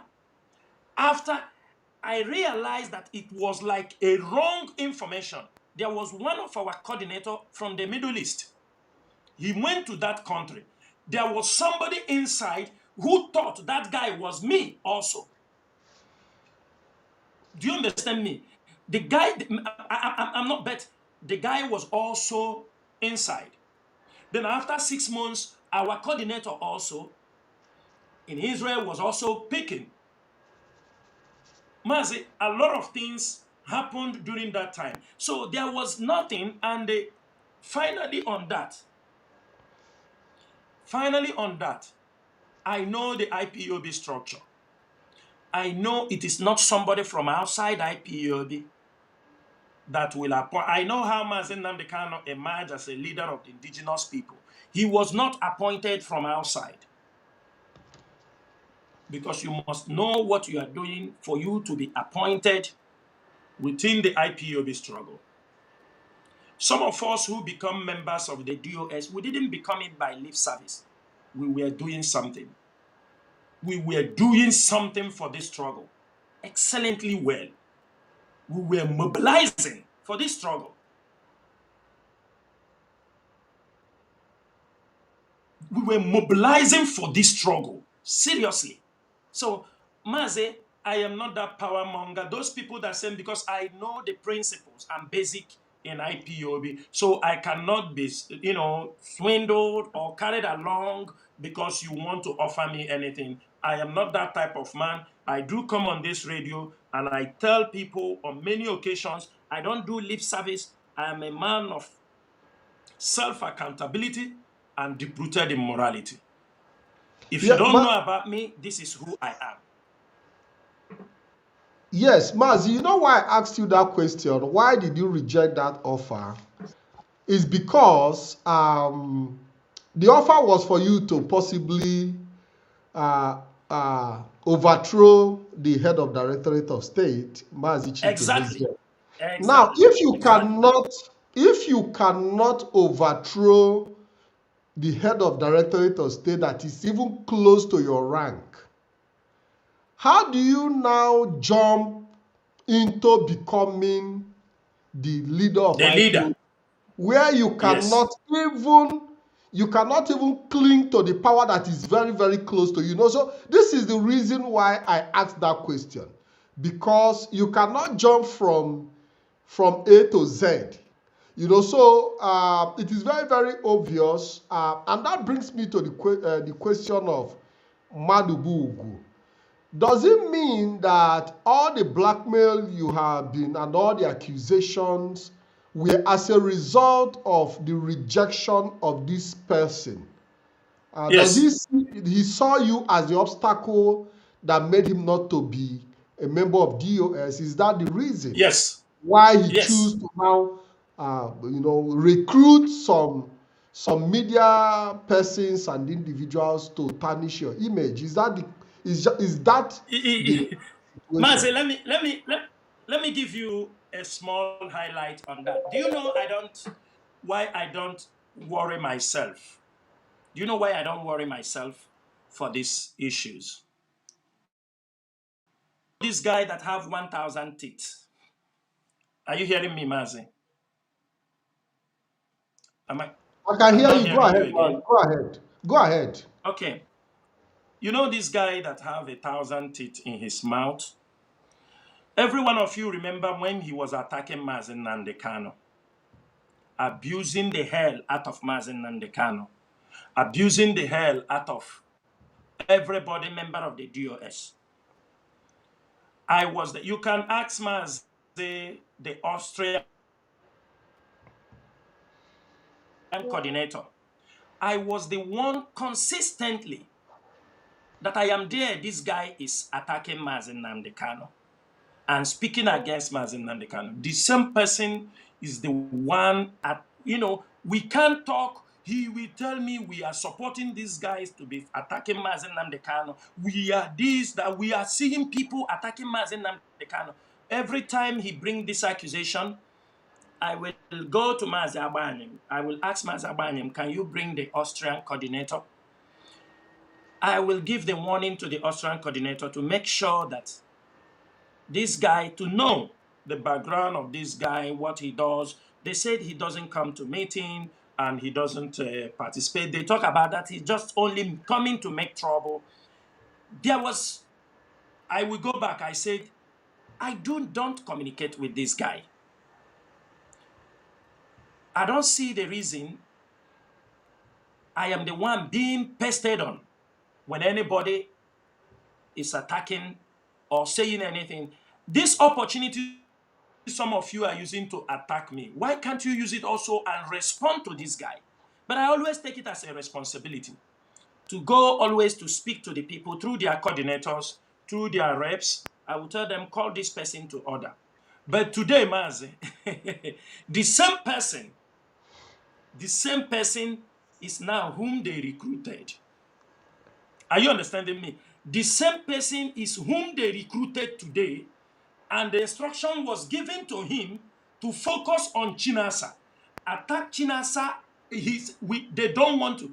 The same person, the same thing, because of what they did, the same thing, I don't want to mention names, but I have to mention names.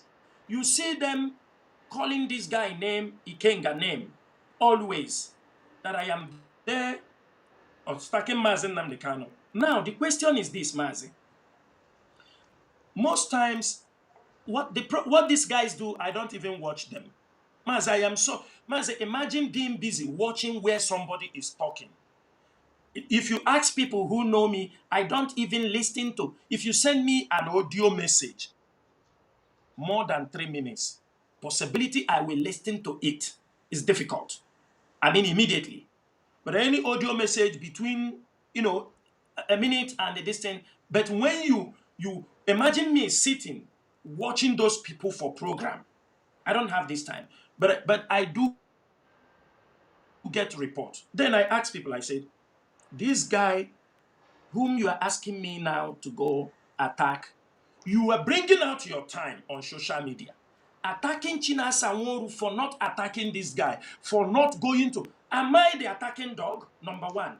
You spend all your time, all your data, attacking Chinasa Nworu for not attacking, but you have the data. You can attack that person. I don't know, Mazi, you understand my point. You can also go to clarify the person. It's very simple. Uchemefo he talks down on Mazi Nnamdi Kanu every now and then. The siblings of Mazi Nnamdi Kanu never responded him one day. Are you understanding me? Ikenga, if you come to this blue app, Ikenga was one of the people who defended Mazi Nnamdi Kanu and defended this struggle when he was an IPOB member. He fought for Mazi Nnamdi Kanu. When he was fighting for Mazi Nnamdi Kanu, he was being mocked on this blue app by the siblings of Mazi Nnamdi Kanu, by their in-law, and some group of people in UK under the family, controlled by his siblings. Ikenga will, after, there is nothing they did not accuse that guy. When he decided that he don't want to be IPOB any longer, Mazi make investigation at a point that guy, when autopilot people were, that guy was to be shot in South Africa. Ask people. Defended Mazi Nnamdi Kanu. It was after that he said, I am gone. I don't know, I think he went home, I don't know what he heard. He came back and said, all of us we don't know what we are doing. He started misbehaving. You know, my own thing I always call, when the things getting out of hand, report was too much, I called somebody. I said, can you bring this guy? I asked him, Mazi, if you have a personal problem with Mazi Nnamdi Kanu or IPOB, I said, you are no more a member of IPOB. Remember that we are under oath. And this oath, it can kill right, I kill left. You voluntarily joined IPOB, and you said you are no more in IPOB. I think what you're supposed to do is you move your way. He explained bitterness, how he was treated. And I told him, I do understand all your bitterness. But why I brought in this person, I tell this person to bring you, I want people to bear me witness. I am not coming to fight in social media. We have a lot of fight. But I'm talking to you as somebody. Why I did it was because I know how this guy fought for Mazi Nnamdi Kanu and fought for this IPOB. Everybody can bear witness. I said, I feel the sacrifice you made, the mockery you made, that is why I don't ask him, I don't speak with him. I don't have communication with him. When all this while, the only time I know even this guy have his number was when the mother died. I saw a flyer of somebody, the mother died. I didn't know. I have not communicated with him before. All these things you see they do on social media. That was when I contacted. I say, Mazi, are you the one? He say, yes. He collected my number and sent me that the mother died. I said, Mazi, okay. So sorry. I gave my condolence. I said, I will see if I will have something, for condolence from. Unfortunately, till now, I didn't do that. I didn't give him anything, maybe for drink or anything. I did not. Because it was not easy. Mazi, that is now. Look at the way the person they were asking me to kill, to do him this, I am there, he's attacking Mazi Nnamdi Kanu, is the same person they collected. They started romancing. Now they're sending me to go attack this person, knowing quite well they are setting trap for us. When you come and attack that person, they go in the back, they make friendship with them. Because they are looking for people to attack the leadership. Mazi, I don't know if you understand the game. Then I told them, Mazi, absolutely. yes, yeah. I understand. I told them, if you can be on social media for 1 hour attacking Chinasa Nworu for not attacking Ikenga, Why not use that opportunity to attack him? Attack him. If there is something he said that is lie, attack him. If there is something he said against Mazi Nnamdi Kanu, you people have information from Mazi Nnamdi Kanu. You are communicating with him. He will give you some materials, what you can use and attack him. Why Chinasa? I want to understand the question. No other person in the DOS. Why Chinasa? This is the question. Number 3. The other one, the one that is looking, the ostrich neck. Because they don't want for me to mention their names here. This guy, he is from a lawyer. We know them. We follow them. We follow everybody.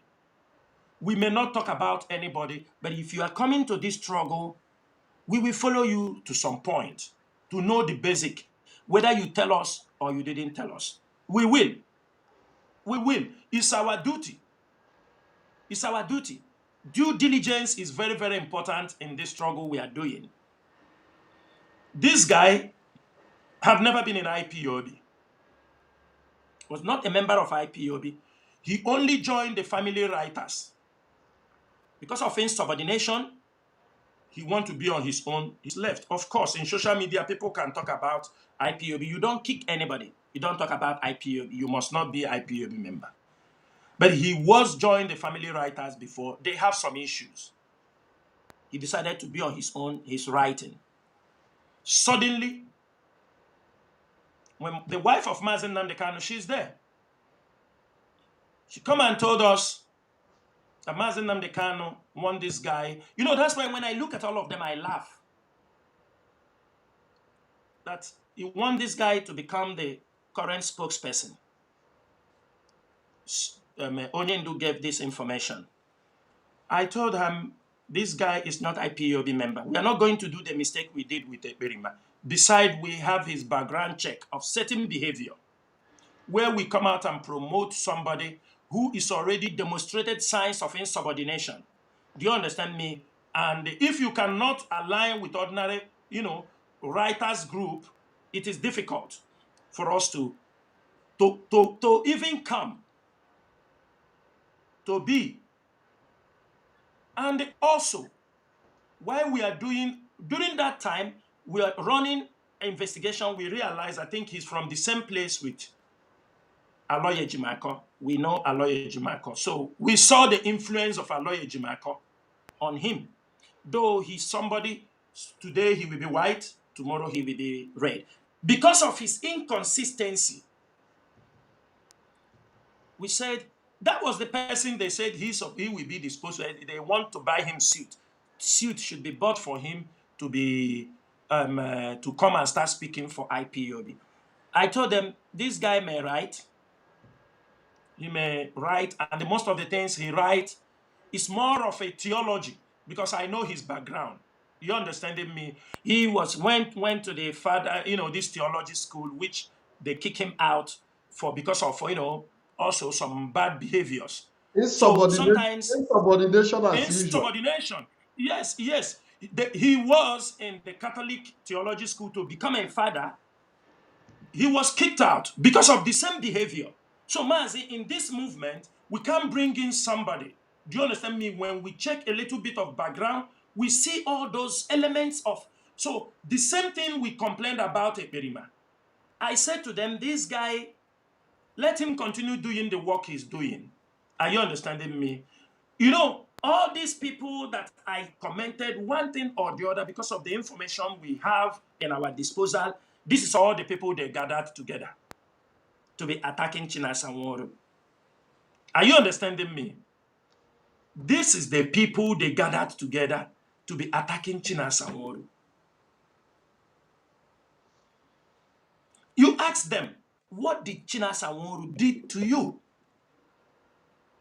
I said, this guy have a character of insubordination right from Catholic Church. Do you understand me? He was kicked out. I think he spent 4 years. He was kicked out and he tried to go again. They refused him. You understand me? They refused him. So we see those things. this kind of person to come to start speaking for IPOB, who don't accept, and you know some of them are power drunk. When you told them Mazi Nnamdi Kanu said, the word Mazi Nnamdi Kanu said overrules IPOB code of conduct, overrules everything, overrules every observation. Mazi, that is not an organization we are building. That is a cult. That is not an organization that is want to get their freedom. When somebody said, do this, don't blackmail, we are under oath. Then he told you, blackmail that person. And he sent you. We are under oath. In our oath, there are words, spoken words. There are. But from the back, you are asked to go and attack somebody who did you nothing. You blackmail. And let me say it here. In this struggle, we have different faiths.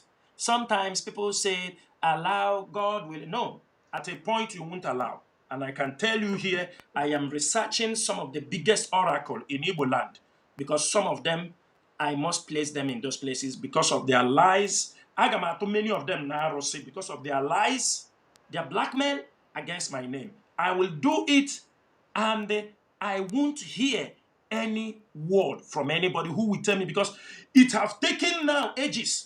I became their topic. They said, destroy Chinasa Nworu. You know, they come out, they say these things. You know, when they said Mazi Nnamdi Kanu told us, Mazi Nnamdi Kanu said this. On the process where they are saying Mazi Nnamdi Kanu said this, even some message given to them in secret are revealed. Mazi, are you understanding the point? 100%. Because these people has no integrity, they have no knowledge, they have no leadership quality. For example, Mazi Nnamdi Kanu can send me a message. With my initiative, I can deliver those things without referencing.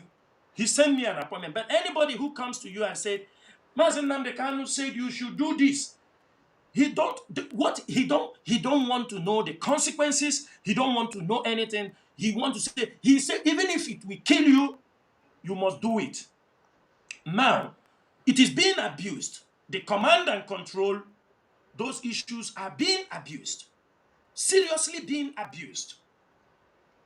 Are you understanding me? Now they use it on the process. They will tell you, even certain things Mazi Nnamdi Kanu told them in secret. Maybe delivered the message to them in secret. They will, where they are proving to you that Mazi Nnamdi Kanu told you this. You hear some of them on their TikTok, on their program, when they will come out and tell you that Mazi Nnamdi Kanu instructed them to be attacking Chinasa Nworu, that this is the major problem he has. If he can destroy Chinasa Nworu, that Chike Doziemo and other people, he will deal with them like he deal with Uche before. These are words that come out of their mouth. They will tell you now, give us evidence. Go to their platforms. I'm not an archive keeper. But these utterances, the same utterances come from one of those fools also, who was relieved of one of his position. When you join the meeting for the Nigerian IPOB, you hear what they are saying. He came to see Onyendu. Mazi Nnamdi Kanu told him that do you know Chinasa Nworu? He said, yes, I want you. That is why that one went and he bought a microphone, bought all these things. He told them in a meeting that Mazi Nnamdi Kanu instructed him, I want you to destroy Chinasa Nworu. And I start to ask, what did Chinasa Nworu did to you people? We will come to that. These are the things happening. And I've kept quiet for a very long time. Because I have kept quiet, they continue to exhibit these behaviors. But you know why I am not worried? Because I know it is an agenda to destroy IPOB. So attacks can come from anybody. The Nigerian government have made it very clear for Mazi Nnamdi Kanu. It happened, Mazi, did it happen on our Biafran regional, the DSS officer who came to the program? What did he say? He never hid himself. Can you tell the world what that man said on the program? Please, I leave it to you to say. What did he Yeah, say? yes, absolutely. In one of our programs, a DSS agent asked a question that if Mazi Nnamdi Kanu decided to disband IPOB, that are the IPOB people, since they say that he's their leader, and if he now tomorrow say that he no longer want to continue, that IPOB should stop, that are they ready to take that order as their leader?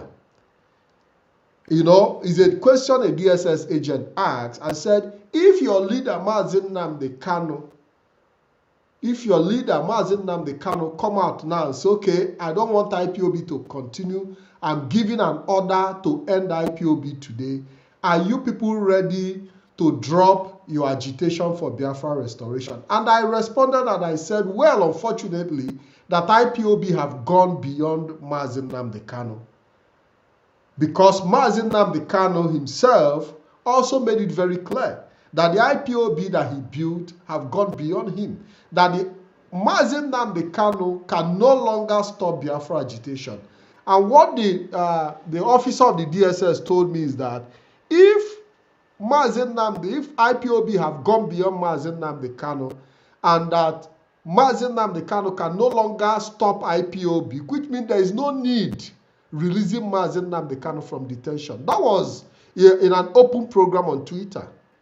Thank This you. was what a DSS officer told us, that if Mazi Nnamdi Kanu can no longer control IPOB, that IPOB can no longer be stopped by Mazi Nnamdi Kanu, which means that Mazi Nnamdi Kanu, there is no need releasing him from detention. As at that time, he has not been given life sentence though. You know, the case was still Thank going you. on. Mazi, go ahead. Thank you. So, if this is the one they made openly, not the ones we heard, not the ones we are being communicated to, do you understand me? Drop the struggle. Now, the question is, that is why when all these things are coming, I am not very moved, because I know the government comes from different angles. They try to use deception, they try to use, do you understand me, things to trying to see if they can destroy the struggle. They will come with all kind of things, even to the point utterances. That is why where Mazi Nnamdi Kanu is very sensitive. But it's unfortunate that Mazi Nnamdi Kanu do not care what he says in the midst of the enemies. Because you see these people, he is telling things. They go out, they say horrible things. Better destroy IPOB. If Mazi Nnamdi come out tomorrow, he will rebuild it. These are wrong statements coming from many of them. Are you understanding me? When you are saying these things, whether you are saying it out of anger, saying it out of what, I don't know. These are because people that he is passing information to are already in the gear trying to destroy IPOB out of hatred, out of because there are custodians holding this struggle. And I want to make it very clear, Mazi. Every time we fight for this struggle, major fight, Mazi Nnamdi Kanu has never been around. He's always in detention. Every time we engage in serious battle, the soul of IPOB, Mazi Nnamdi Kanu is always in detention. In 2015, it happened. We fought until they brought him out. 2000, we protested for 5 months before Mazi Nnamdi Kanu was brought to court. This struggle, in December 2015, the military invaded his home. He went hiding for one year, 1 month, or 1 year, 2 weeks. IPOB was fighting. And I'm there. I was there. Ask people. Then the rendition Mazi Nnamdi Kanu. We are in the front line fighting for him. And as this program goes on, I will address the issue of people saying, they don't send Mazi Nnamdi Kanu message. They send Mazi Nnamdi Kanu message. Because it have gotten to the point that I have to explain to our people. It have gotten to the point. I have to explain to our people what is happening, all the lies.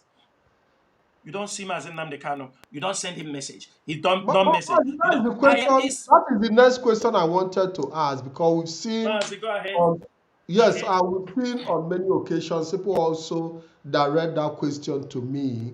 Why haven't the Directorate of State sent delegates or sent somebody to visit Mazi Nnamdi Kanu and hear from him directly, or have a conversation, or relate to him things that are happening out there? Have the Directorate of State made attempt to send delegates, individuals, or members of the DOS in one way or the other, directly or indirectly, to Mazi Nnamdi Kanu in Sokoto prison since he was sentenced? That is a question. Have the DOS made that attempt?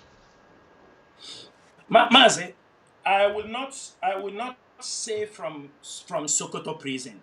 I want to start it from the time Mazi Nnamdi Kanu was renditioned from Kenya. Are you understanding me? I will take it from there. Mazi, the moment Mazi Nnamdi Kanu was renditioned from Kenya to Nigeria, it was 2 weeks. I don't think it's up to 2 weeks. A J4 was. Mazi, are you hearing me? Am I coming out clear? Go ahead. When Mazi Nnamdi Kanu was renditioned, of course, we moved into action, calling, protesting, calling for even for the sit at home that was cancelled.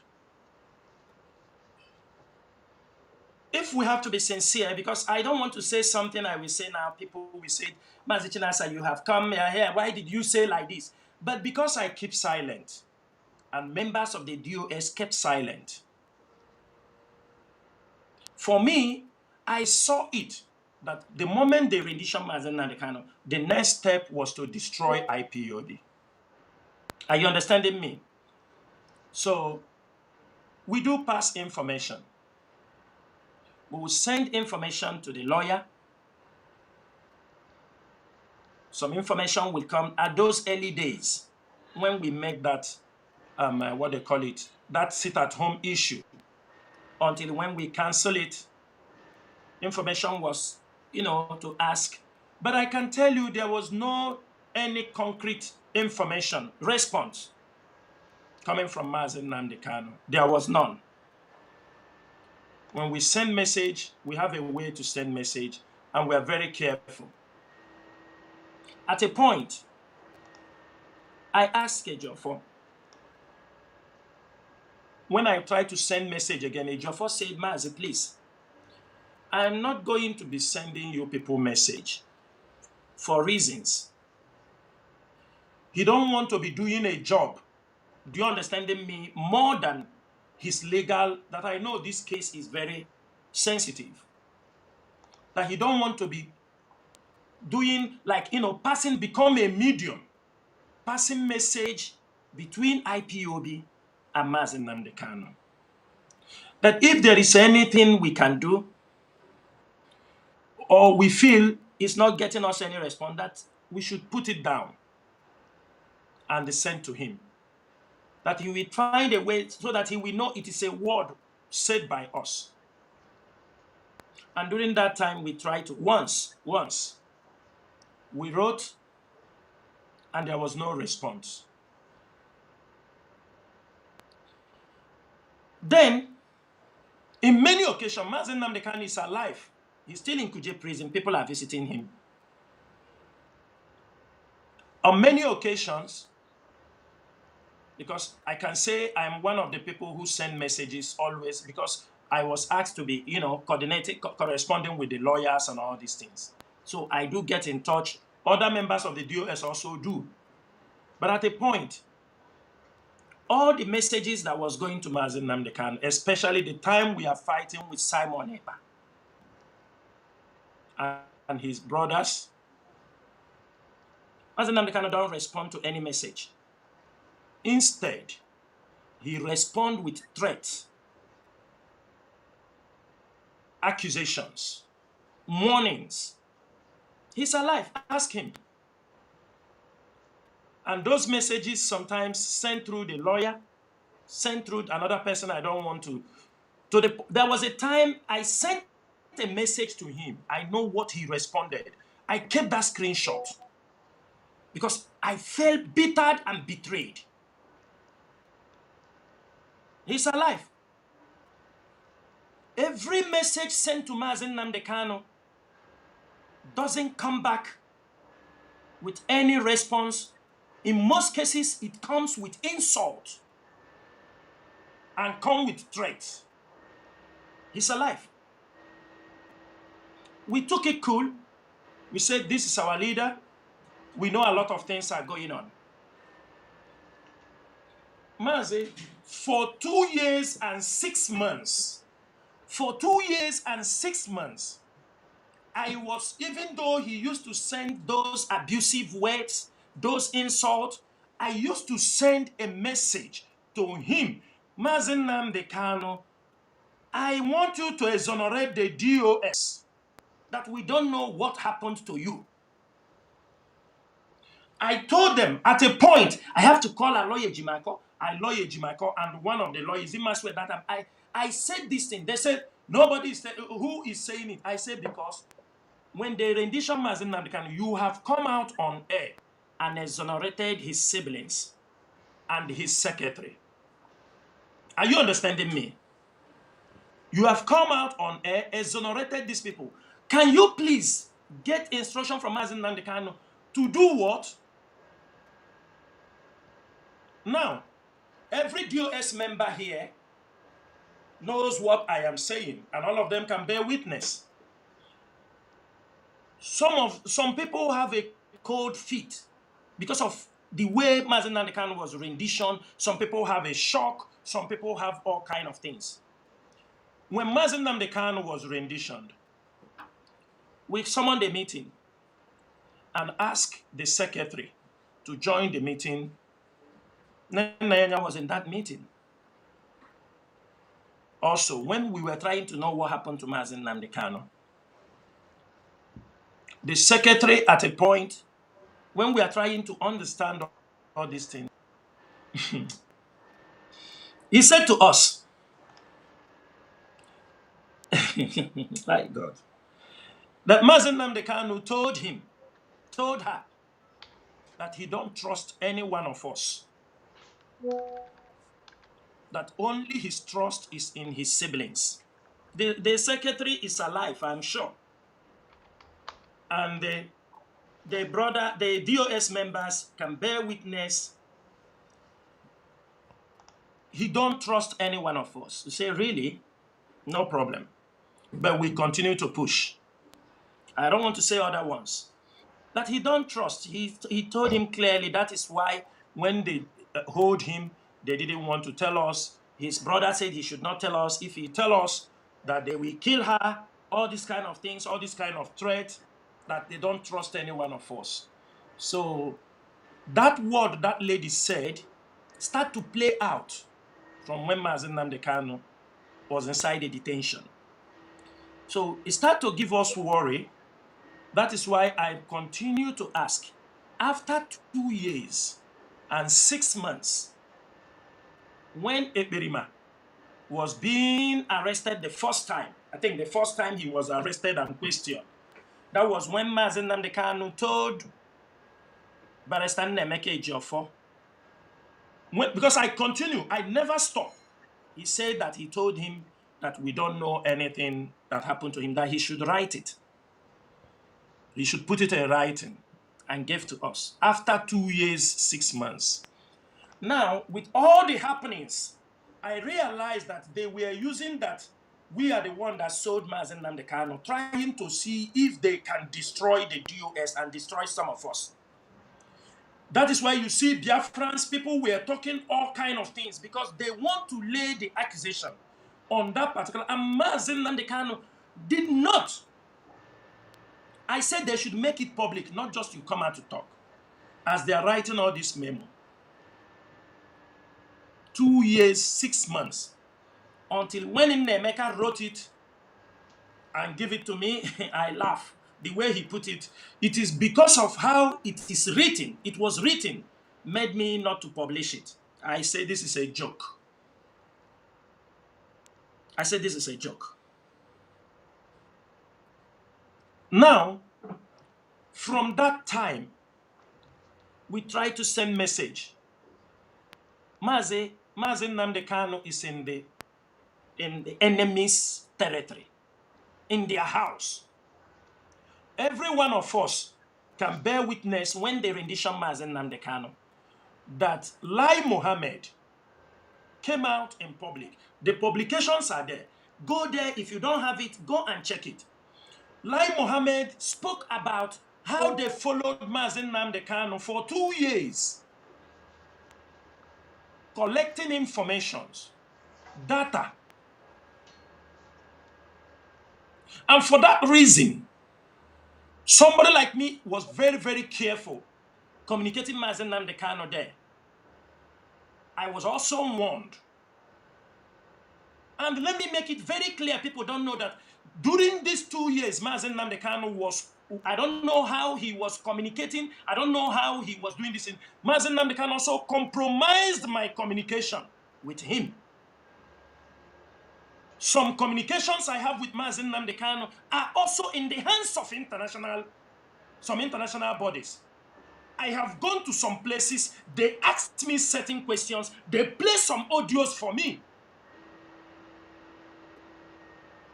I am passing a hell by communicating with Mazi Nnamdi Kanu.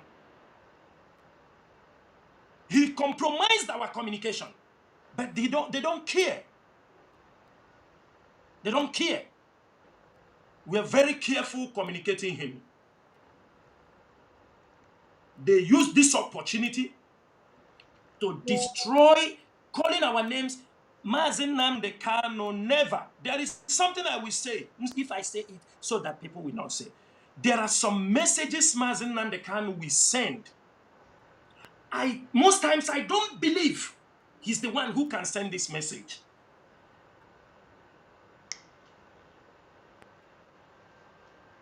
I cannot believe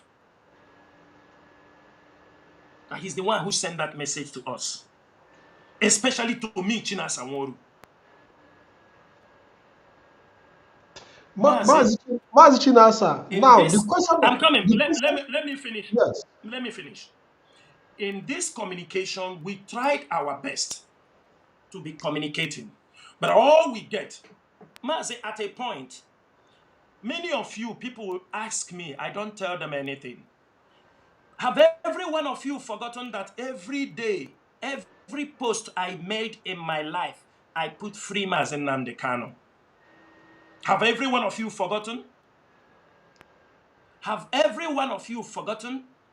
Until people started to ask me, hey, you don't write about Mazi Nnamdi, free Mazi Nnamdi Kanu. But little did many people knew that I was warned not to use his name, all this free Mazi Nnamdi Kanu. Don't put it in any of your posts.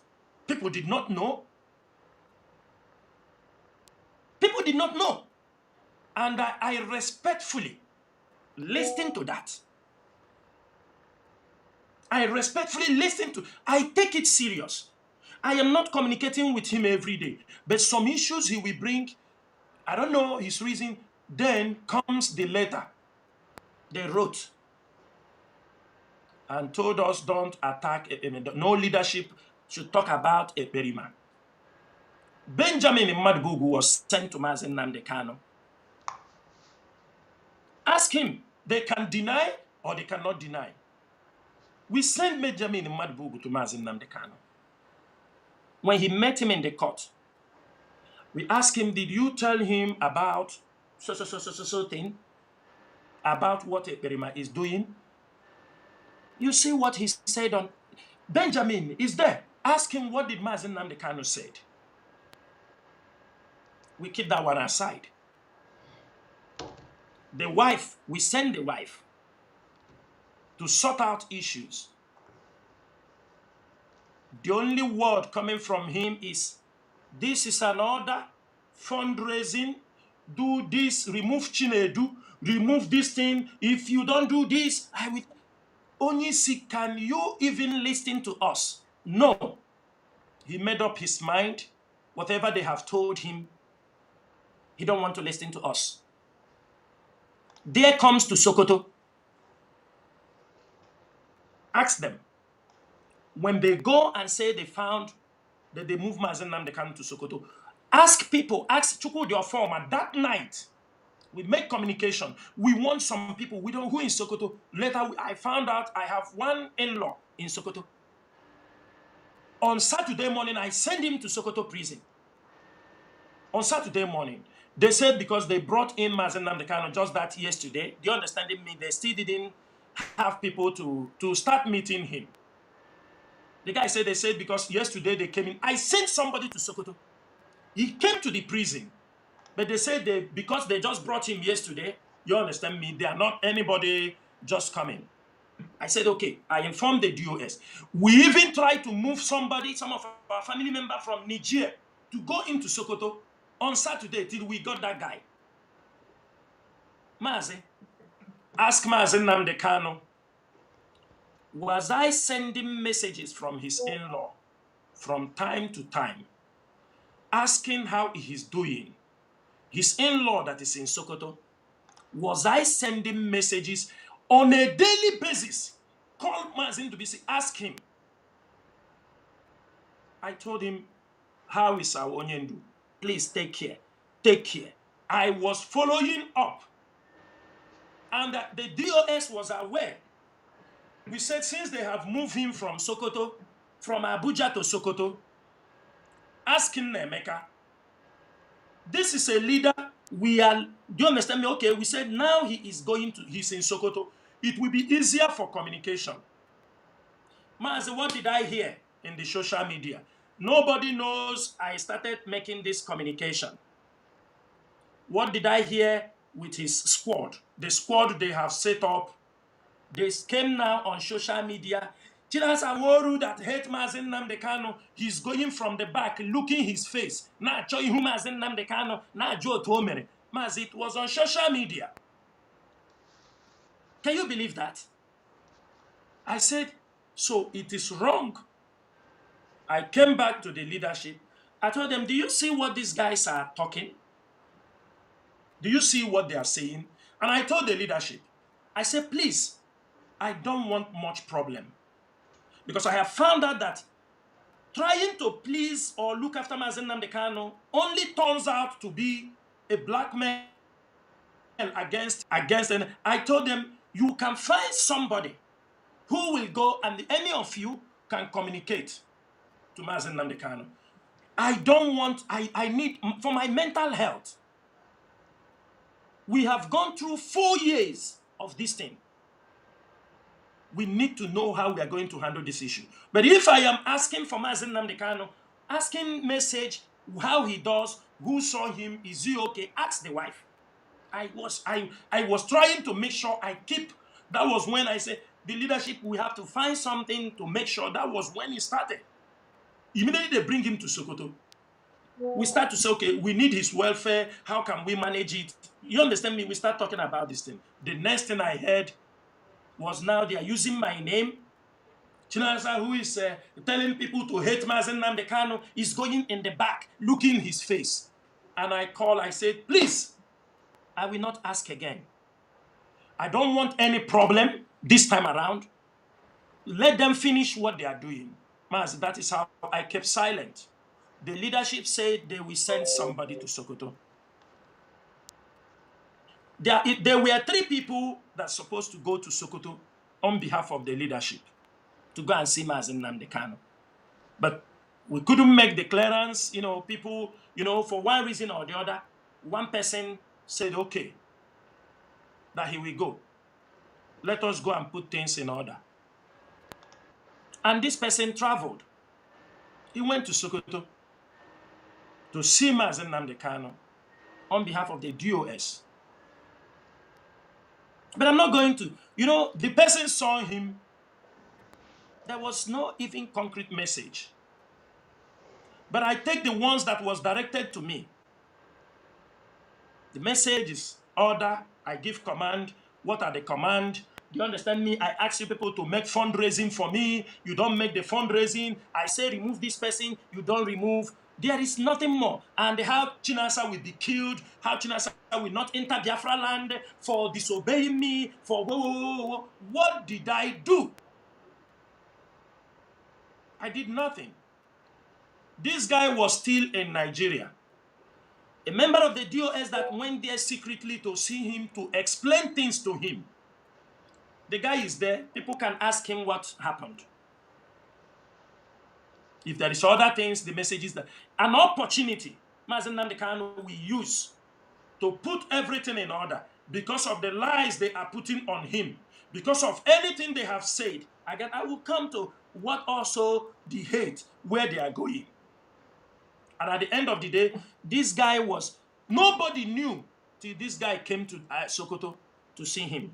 Because we're not supposed to say these things, but it is them that is causing it. Do you know that this guy was yet to leave Nigeria? The message was passed. Who passed the message? Who? Because this guy met Mazi Nnamdi Kanu without any other person, only one or two people there. This guy was still on transit. The people that are making program, they come and use it and start talking. That a DOS member, go and see him without minding the security of this man. And tomorrow, you want another DOS member to travel up to Sokoto again to go to see him. When the person that went was yet on transit, people that have nothing to do with his visit are using it to make program on social media. Mazi, is that a way to run a very risky and delicate movement like IPOB? Have you compromised this guy's security? It looks to me like everybody, they want everybody to drown. That is how it looks to me. They want everybody to drown. Now, when they can do that, tell me how another DOS member will go there with confidence that he will not be tipped off before he left Sokoto. Tell me. So Mazi, the response is that DOS have sent delegate to see Mazi Nnamdi Kanu in Sokoto. Yes. Okay, because that is the usual question we usually get. People say, have you people gone to see him? Have you heard from him? And things like that. Now that it is confirmed. Mazi, I am coming. Do you know how Go ahead. stupid some of them are? They will say, hey, Mazi Nnamdi Kanu is in Sokoto now. Chinasa, why not you go to Sokoto to see Mazi Nnamdi Kanu? Mazi, is it advisable? Anybody No, in this Mazi, we struggle don't. to No, but advise you me can't. to go to Sokoto? No, Mazi, it's not every dog. You do not throw stone to every dog that barks. Because if we go into all that, we might not be able to even round up the Go ahead. program. Go ahead. At the end of the day, whether you go to Sokoto by yourself or Mazi Chikedozie go to Sokoto, it doesn't make any difference. What is important? Mazi, let me tell you, don't say Yeah. it doesn't make any difference. If the siblings of Mazi Nnamdi Kanu can come on social media and say that Chikedozie was in Nigeria, some people believe them also. That Chikedozie is in Nigeria, come to sign contract with Nigeria. I mean, the siblings of Mazi Nnamdi Kanu. I mean, somebody like Kalonta. Mazi, coming to write that Chinasa Nworu has been deported, that I am now hiding in the southeast, dealing with IPOB. Some of them, they will write. Mazi, when people are saying these kind of things, can you tell me their mindset? Their mindset is that you will be destroyed. I know what they are doing, this communication, they don't know what I am passing through. It is them. It is the compromise of my communication with Mazi Nnamdi Kanu is what I am passing through today. Why I don't say these things is because not to give the enemies the opportunity to continue to haunt me from the same line. They don't know. Some of them that knew are using it to make caricature. They use it to make caricature. And these are the people somebody want me, Mazi. Let me make it very clear here. With what I am going through, with the situation we are inside, with what Mazi Nnamdi Kanu is doing now, even in DSS, I am saying it that any word coming out from the walls of Sokoto prison, I will verify it very well. I will look into it very well. And if it is putting people on security risk, me as a person will not be in support. Those who want to carry out the info, they can carry out. Because of what? Because along this program, I will tell you what is happening. Those things that are happening is where I am doubting now whether Mazi Nnamdi Kanu knows what he is doing, the lawyers around him. Could this be a plan to destroy IPOB members, the IPOB principal officers? I will explain it here. Because it has come to the point, if we don't speak out, people think we are fools. Go ahead. Yeah, that brings me to the question when you said the statement coming from the walls of Sokoto prison. That brings me to the question of the recent Nnemeka's social media address to, I don't know if he was addressing IPOB or if he was addressing the world about the message that Mazi Nnamdi Kanu passed to him as regard the 100-men committee. And we have seen series of backlash and outcry and reactions all over the place. What does the Directorate of State on its own as a body make of that message? What does the DOS make of that message? Mazi, an Igbo adage says, onye na-amaghị ebe eliri ozu, ọ na-esi n'ụkwụ abụọ ya. You understand me? He who does not know where they buried the corpse, if you are asked to dig out the dead body, the corpse, you start from the legs instead from the head side. Mazi, the word 100 men is nothing new in IPOB. I want to say that very, very clear.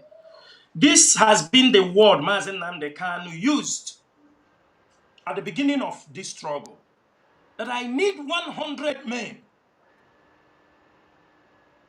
100 men is not something new to this struggle.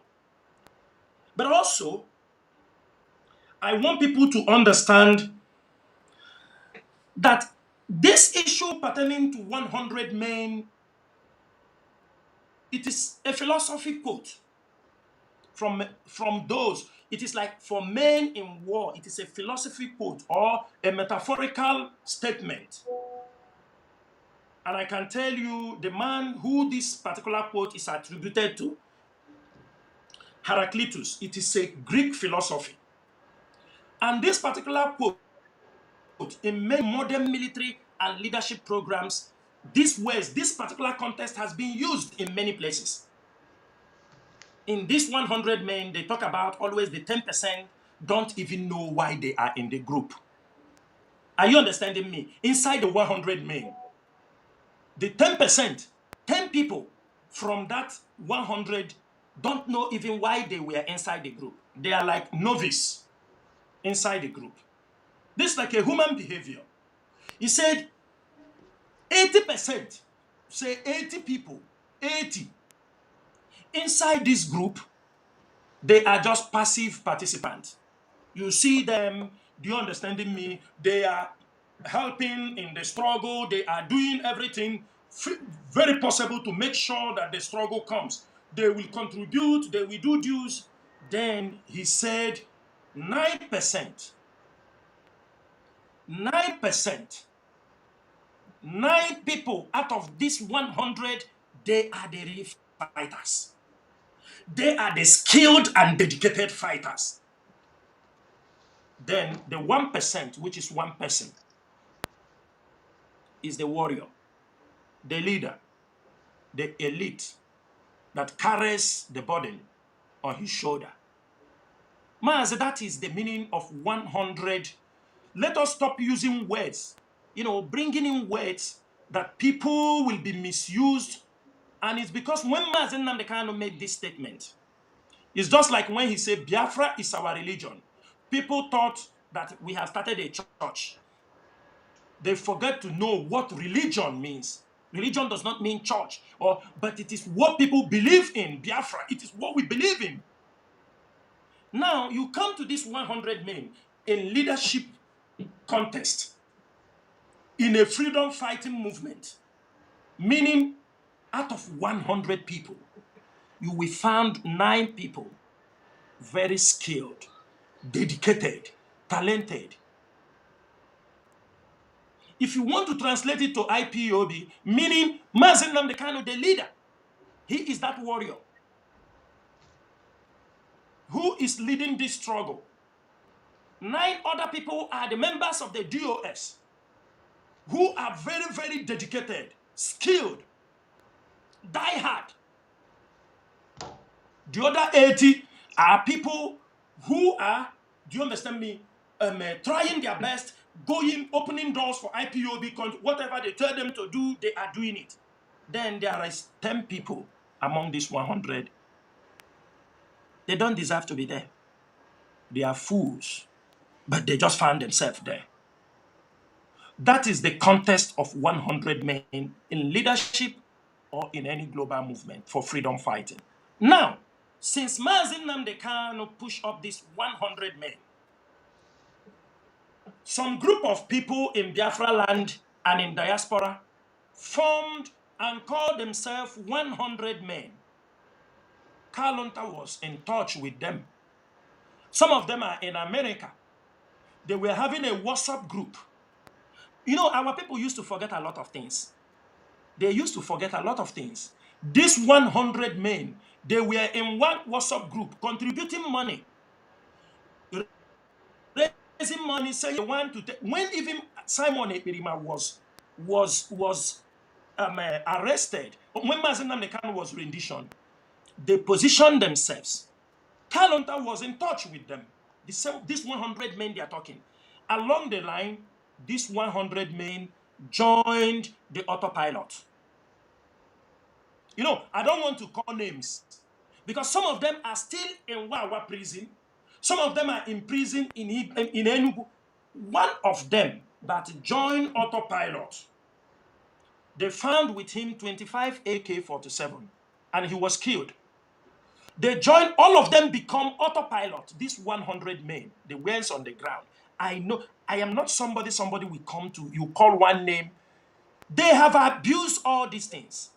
If you go to Enugu, Ebonyi, if you talk about these 100 men in the ears of some security officers, they will catch you. You will be arrested. Because already this name has been bastardized. They have bastardized this name. If you want to join them, you bring money. Their audio was everywhere. Now, my question is this. Who is advising Mazi Nnamdi Kanu? Who is giving him these ideas? If he is the one bringing up these ideas, is he forgetting that he has spent many years inside detention? That many things he have lost information about them. He have lost track record of those things he talk about. It's just like there are many things they have tried to bastardize in IPOB. Do you understand my point? There are many things they try to bastardize in IPOB. If IPOB was not strong, they would have bastardized the ESN. You found out how they wanted to bastardize the DOS. They formed the Directorate of Emissary, and this Directorate of Emissary did everything possible to destroy this DOS. When they could not, they move away. So Mazi, anybody, I don't have anything to do with 100 men because I know the intelligence report behind them in the Southeast. Most of them join autopilot and most of them has been killed. Some of them in detention. They become champion the autopilot. So who is bringing this issue back? Things their names has dented. We are going there to defend what we don't know. When you form a new 100 men, they will come out and tell you we are the original 100 men. We have the WhatsApp group. This is when their WhatsApp group exists. before now. So, Mazi, I don't move. Let me ask you one question. What is the meaning of 100 men? I have explained it I'm in the the leadership. interviewer. I'm the interviewer here. not, not the Yeah, other yeah. way No. around. What is, for example, you set up 100 men to go for a diplomatic mission. When they arrived there, they said, we are 100 men. And Mazi Nnamdi Kanu commissioned us. Where is Mazi Nnamdi Kanu? In the DSS custody, in the prison. And the people forgot that Mazi Nnamdi Kanu, maybe himself forgot, that he's also putting people's life in danger. Mazi Nnamdi Kanu, for now, everybody know he's being sentenced, life imprisonment on terrorism charges. And this taking people, telling them he will be controlling them from the prison, even if he say like this, is that right? What a lawyer can come to the public to say? Is it right? When he make this statement in the public, how do you want the Nigerian government to react? Forgetting that in the judgment they read against him, they said that this man should be locked out from the public, where he will not have any device in his hand. But a lawyer who knows the judgment is coming out to tell people, Mazi Nnamdi Kanu will be leading you people from the prison, giving instructions. Mazi Haba. Now, Are we Mazi, here? yeah, For Mazi, example, Mazi, yeah. I'm coming. Just look at the names. When they come in, they say they are autopilot. What is up? Can you go anywhere, any diplomatic mission, and present yourself like autopilot? Can you? Then you leave that one. Now you are commissioning people, say 100 men. If you go to somewhere to approach, if you go to Nigeria government, you say we are 100 men. We are led by Mazi Nnamdi Kanu from the prison. Maz, don't you think this is more of a joke? No, Mazi, the most important thing here is that let's take, for example, how the prison system works. Whatever goes in and out must be scrutinized. So automatically, any information that is coming out from Mazi Nnamdi Kanu to the 100 men will definitely be scrutinized by the prison officials. And whatever that report that is coming from these 100 men going into Mazi Nnamdi Kanu's custody in prison will also be scrutinized by prison Mazi, yeah. you know the mistake all these guys make? We are the DOS. Nobody bring us message without scrutiny. Even when Ejiofor, I see people talking about Ejiofor, this. Ejiofor cannot send us even message. Ejiofor never even send us any message. And he have not even dare it to say. At a point, Ejiofor don't want even any message from us. He said, let me focus on the professional side what we are doing. But you see them, we don't believe any message that come from that place. Reasons is what? We already have what we are battling behind the scene. And I will explain it to Biafrans here to know what we are going through because of communication with Mazi Nnamdi Kanu. Compromised. Communication with Mazi Nnamdi Kanu before they hold him is in the hands of many government agencies. In the DSS, I used to shout on radio here to tell people, tell Mazi Nnamdi Kanu be careful, but I found that he don't care. There is nothing Mazi Nnamdi Kanu said in the DSS that they don't have. If these people can follow Mazi Nnamdi Kanu for 2 years, communicate, follow his information while he was outside. This guy said it, Lai Mohammed said it openly, until some of us start to witness it. I will go to places to apply for something, to where I do some work. You see the question they will ask me, Mazi, you will be afraid. To the point, I will say how. Ask me about ESN, ask me about communication with the leader, write many things. Do you understand me? And thank God I am not denying what I will say. This is the reason why we are doing it. Because immediately you make deny, boom, they push. What they push? They said you are a liar. That makes you a hiding liar. Something. That makes you a liar. There is communication. I know I never, maybe with Mazi Nnamdi Kanu. I was asked that question. I was shocked. Mazi, I was asked, and they go to your Facebook, they take everything from there, they start to punch you information left and right. Left and right. Are you communicating with the leader inside? When last did you talk to him? When all these things? Mazi, they are looking for something, and I will explain it for our people. I will explain it from our people this night. When they want to know how long now have you communicated with the leader? When have you spoken to him one-on-one? When have you done this? They want, because they want us to come outside and say it. Mazi, they forgot that Chinasa Nworu, whom their eye is on, they just want to link me communication with Mazi Nnamdi Kanu, whom they have sentenced to life imprisonment. Some countries do not care whether it is in Nigeria illegally or not illegally. I will be locked up immediately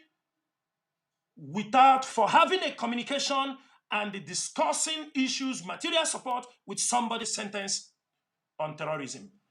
Some of them knew, but you see them, they ask them to come and blackmail Chinasa so that Mazi, I will fall into that trap. Even if we consider it an illegal incarceration, before the world, it is not illegal because they still see the Nigerian judiciary as a legitimate instrument. And they are still looking for a way to tie some of you down. They are looking for a way to pin down the leaders of this movement. Mazi, we want to travel to a country. We wanted to travel somewhere. Me and Mazi Doziem. The country refused. We will not come to their country. Reasons are, I'm telling you clearly what happened. That we are supporting terrorism in Nigeria. Before we want to say Jack, they say Simon Ekpa. We explained that we don't have anything to do with Simon Ekpa. He's not part of IPOB. We don't know anything about him. They said no. With intelligence report we have, you people know what you are doing. Your leader do send him messages. Mazi, Nigeria government is feeding the international communities with information. Do you understand me? They said your leader do send him messages. So you people are playing a kind of game. You know, you said you don't know, but who is your leader like this? They said we are not coming in. We try to show where we have denounced Simon Ekpa. God so kind, this person, they really know, you know, they know what we are doing. They say, we want to see you people disassociate yourself from this guy. That is the only way we can accept. We didn't know, because that was when we knew that Simon was going to be arrested for the second time and he would not come out from it.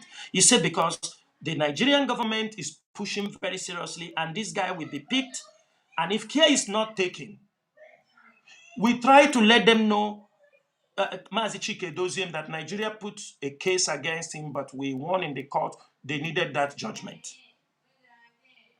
to clarify that Mazi Doziem was cleared. And along the line, we started to push. In fact, we were in that country, Simon Ekpa was arrested. We were in that country. We were in that country that 13th November, Simon Ekpa was arrested. That is the things we are going through.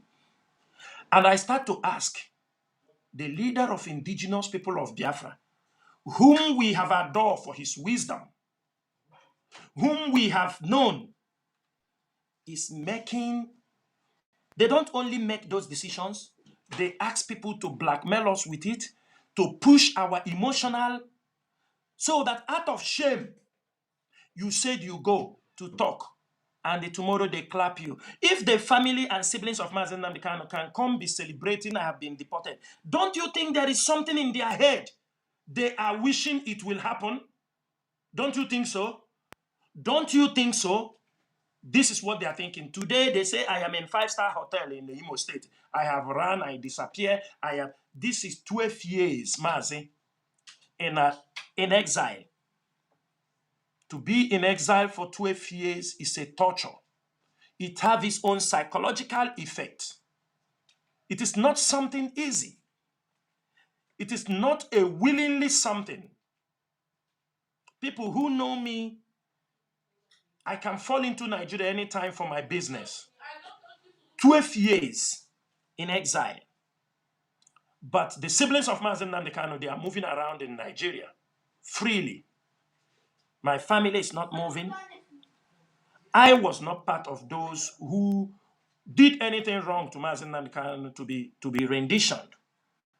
We only came in because people who got stroke when Mazi Nnamdi Kanu was renditioned, some of them are still taking treatment till today. I know some people I do talk to give them hope.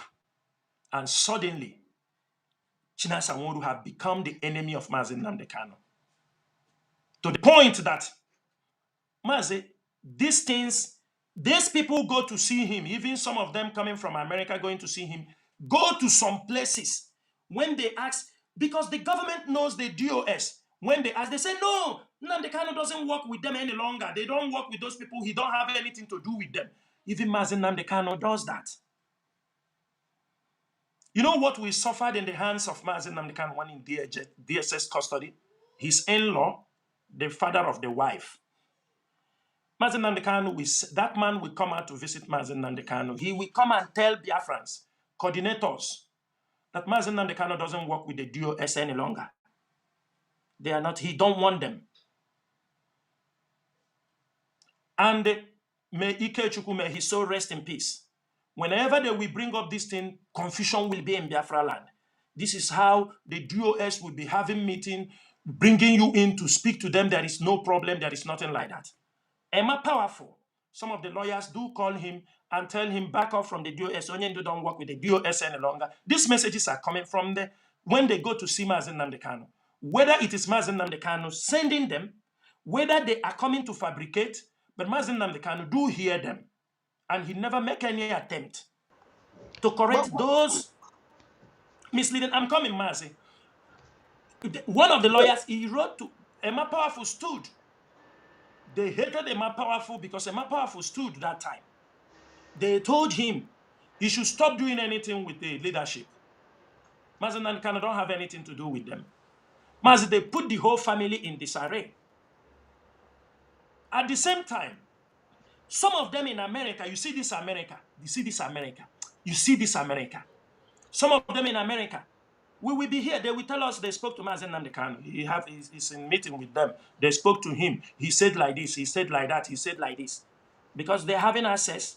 Whether he's talking to them, he knows how he's talking to them. When these people will go in their meeting and talk, tomorrow they will tell them, say, it's Chinasa Nworu that is telling people Mazi Nnamdi Kanu is talking to people. What a nonsense is this? Mazi, there is a question I want to ask you. There is a question I want to ask you. Go ahead. Go ahead. This assertion of Mazi Nnamdi Kanu not working with DOS and all the rumors flying around, does it come to that? Initial revelation of the lack of trust that he expressed to the former secretary, that he doesn't trust the members of the DOS? Does it align? Mazi, it makes us to think from that. Many people have a way of reasoning. Are you understanding me? But for somebody like me, I did not take it.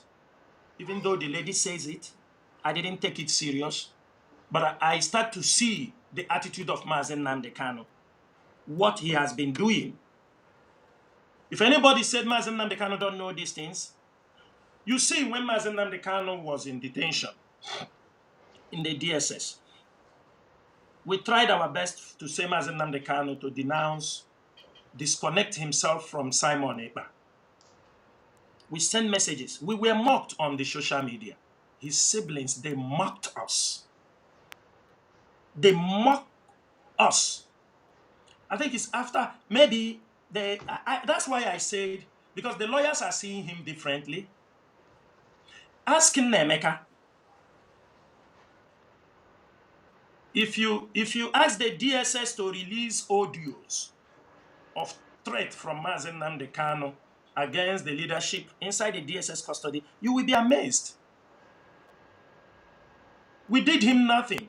I don't know whether it is to say I don't have anything to do, because the Nigerian government want the DOS to be dissolved.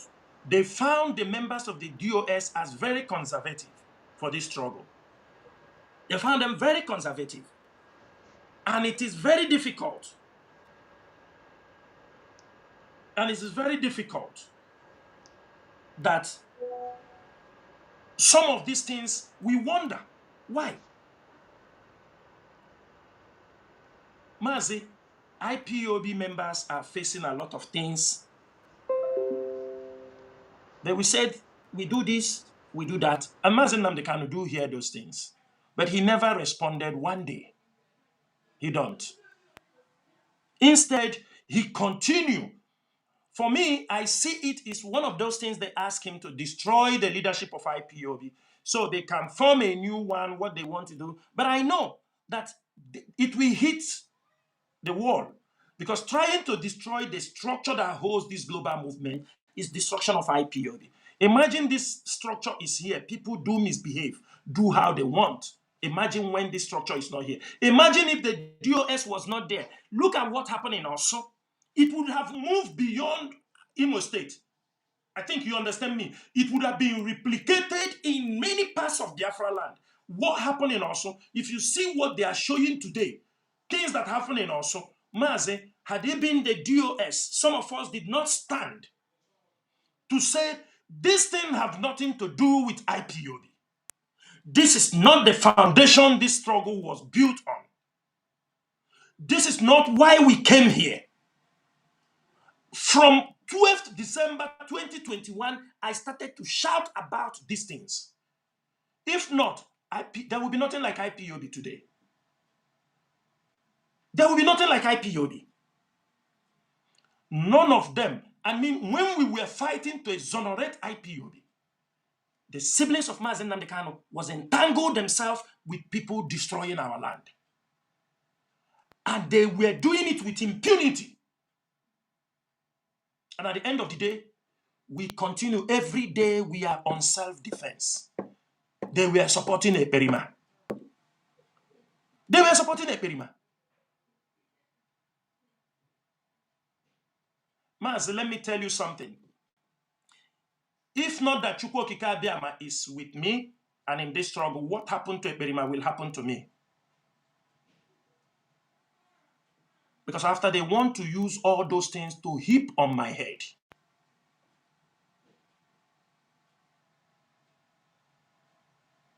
They want to use it. Because the federal government want the head of Chinasa Nworu. And you see them demonstrating it on the social media, helping the federal government. Helping the federal government. But Allah Biafra, we see them. So I do have we never decided to, Mazi, I will say Yes. something. I have never, in my mind, in the widest dream, decided to rebellion against Mazi Nnamdi Kanu. This is still a man I respect. For the fact that I respect Mazi Nnamdi Kanu, do everything for him, does not mean Mazi Nnamdi Kanu will come and tell me, take a shit and put in my mouth, and I will take it and eat, when I know that it is very, very wrong. And as a leader, he's supposed to also know. I cannot, because I am respecting Mazi Nnamdi Kanu. Mazi Nnamdi Kanu will ask me to kill my mother, and after first kill my mother, and after I will come, he will tell me the reason why he asked me to kill my mother. This is not the struggle we are in. And that is not command and control. Command and control trickles down. Ideas are brought on, it is deliberated, and once he issued the order, that remains it. It is not him being inside the DSS custody. How it comes is in his head, without any consultation, without knowing who and who will be destroyed. He said, I said it, this is order, everybody. It doesn't work this way, dear friends. Please.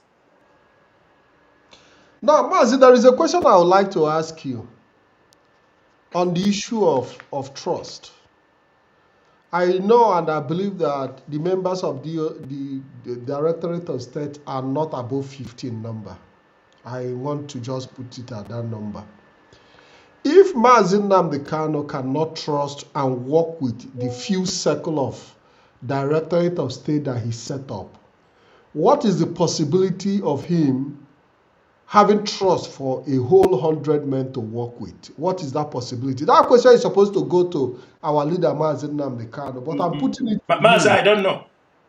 Mazi, I don't know. Frankly, I don't know. I don't know. I don't know the possibility. Maybe he have his own way. There are the kind of people he want to gather. But I can tell you one thing. Anybody gathered, it will be bastardized by those he gathered. It will later turn out to fundraising group, and people will use that name 100 men to defraud people. Go and write it somewhere. We will come back on this platform and talk about it any day, the day the 100. I'm telling you, Mazi Nnamdi Kanu might know what he wants to use the 100 men to do, but I can tell you that the people I see campaigning, people I see jottering around, that the 100 men you are talking about will end in two things. Two things. It will end on fundraising. They will be gathered to raise fundraising, or people will be asked, those who are inside will bastardize it and said, if you want to join the 100 men, you pay $1,000, $2,000, I bring you inside the 100 men. Go and write it. I said it this night because I know the mindset of those who are championing these things. You understanding me? Whether it is an advice given without being taught very well, that is how it will end. The 100 men, the first one have ended in our base. This one, as long as I know the people championing this thing, it will be used. If it is not used for election purposes, it will be used to defraud or fundraising. That's all.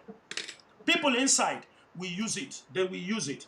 And they're trying to, but because trying to use it to display the structure of IPOB, the Directorate of State, is impossible. They will write letter and say, we are 100 men in the 100 men of IPOB. They ask them, what is 100 men? The world, the people they will address know the context of 100 men in freedom fighting. So how do they choose it to be the 100 men?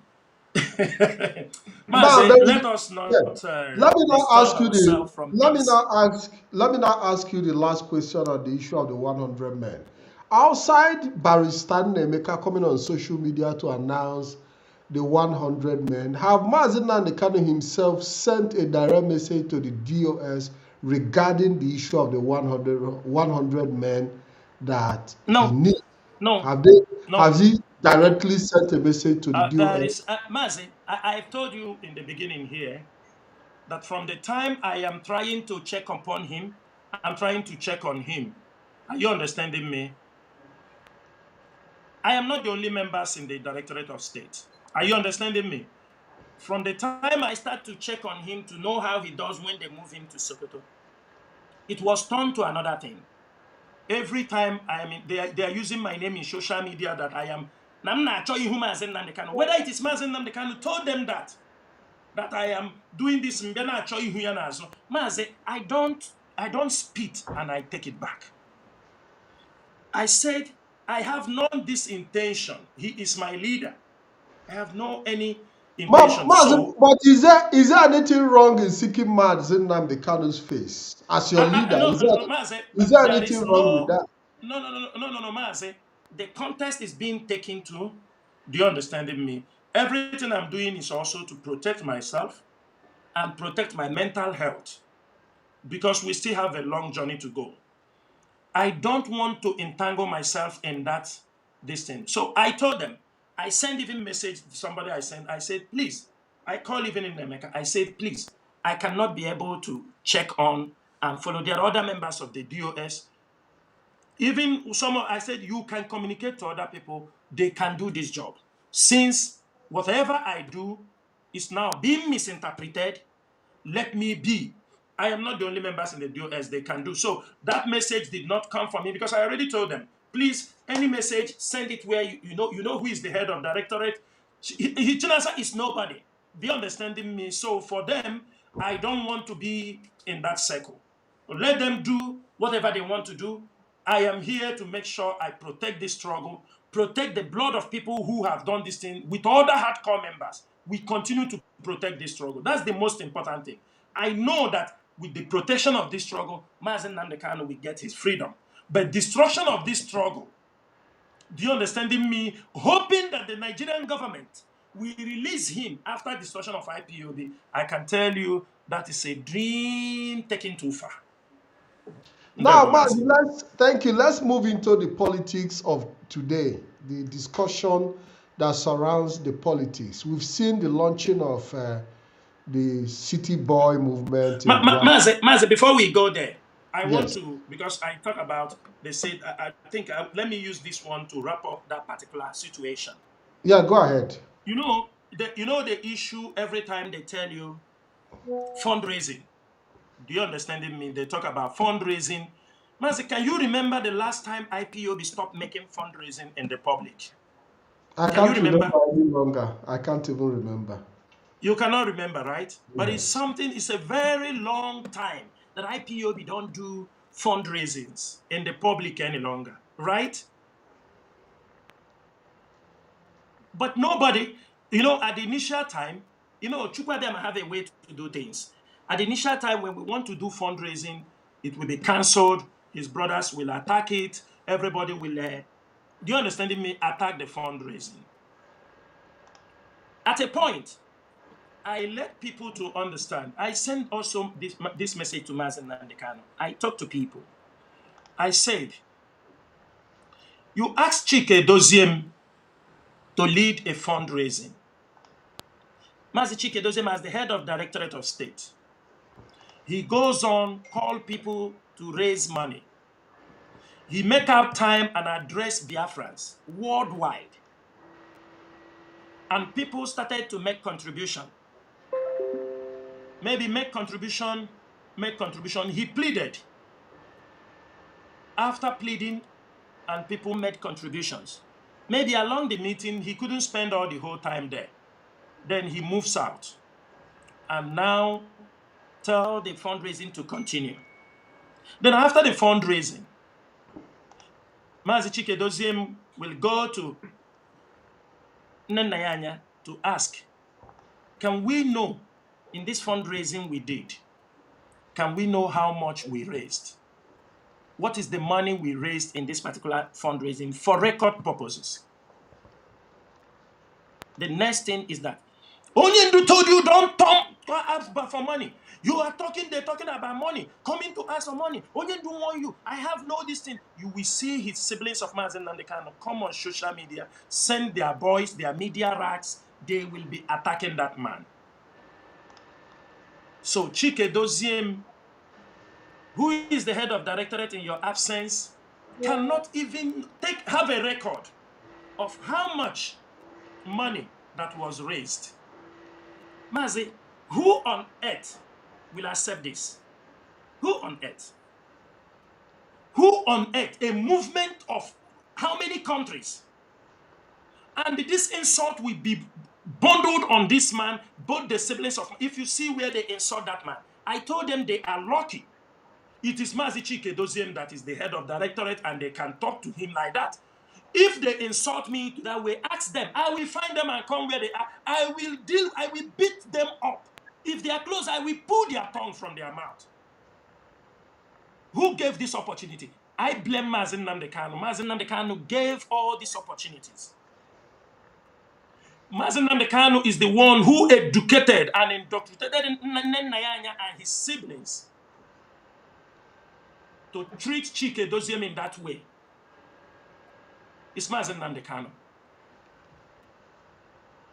In some places, there are comments he made. People out of anger recorded it. I feel ashamed of myself that a leader can do those things. Now, this issue of order, fundraising, Mazi,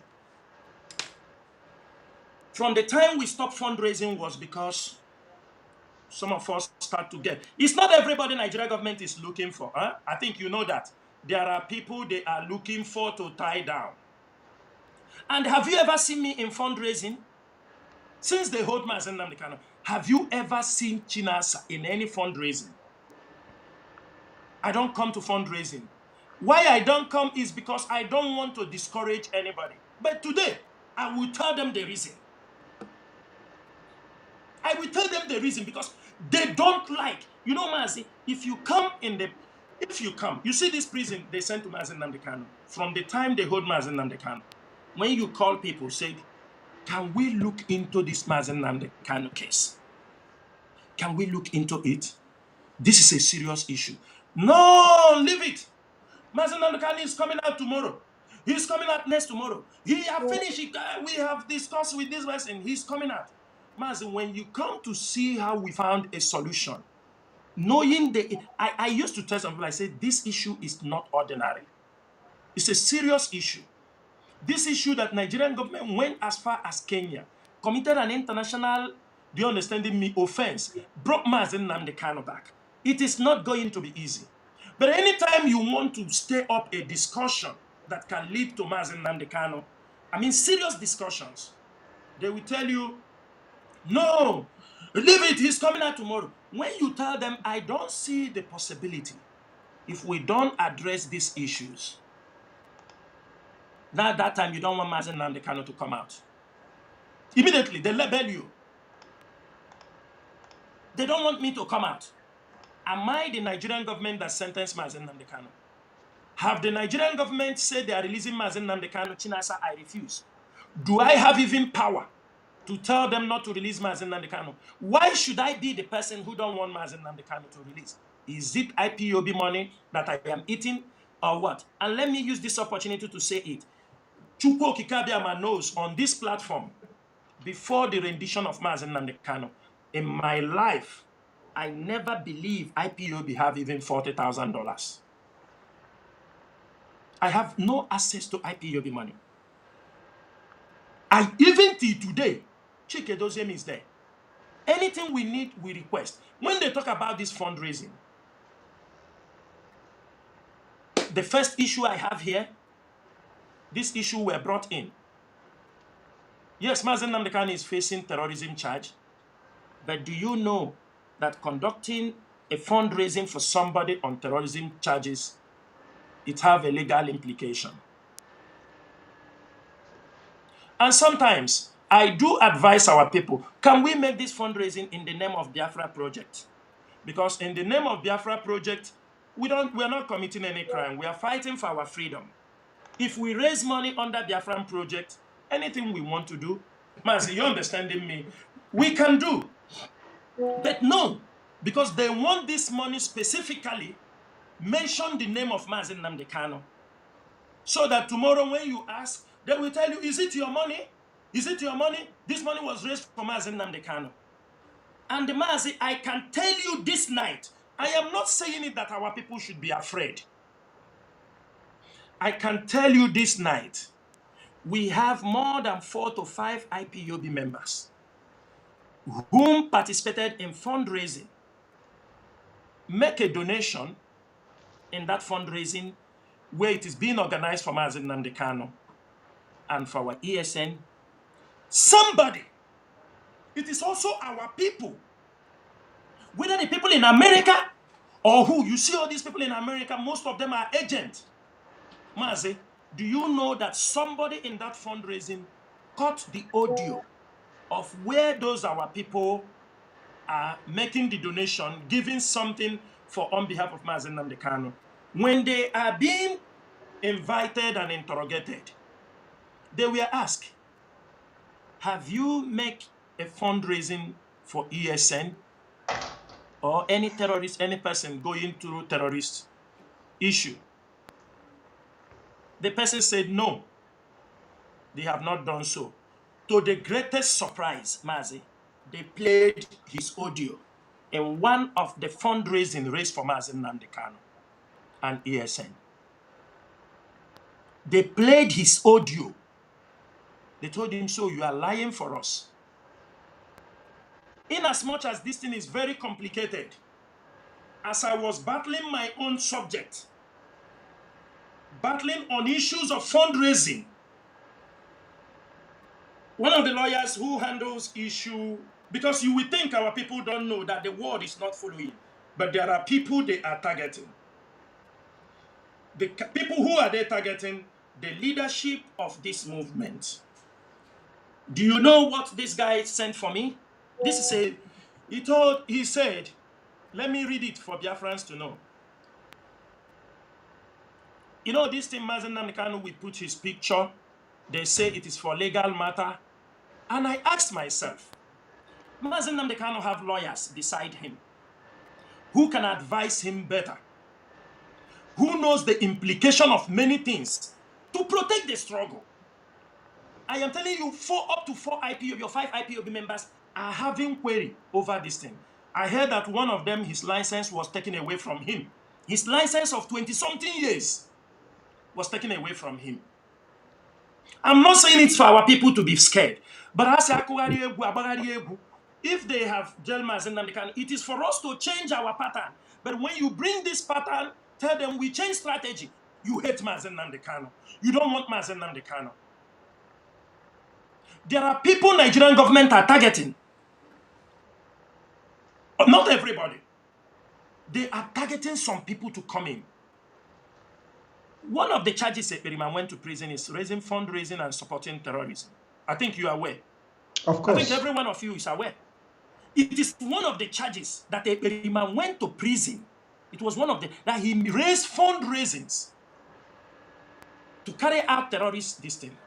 Now, Mazi Nnamdi Kanu is already in the jail, charged for this. Still, Mazi Nnamdi Kanu wants his name, his face, his picture.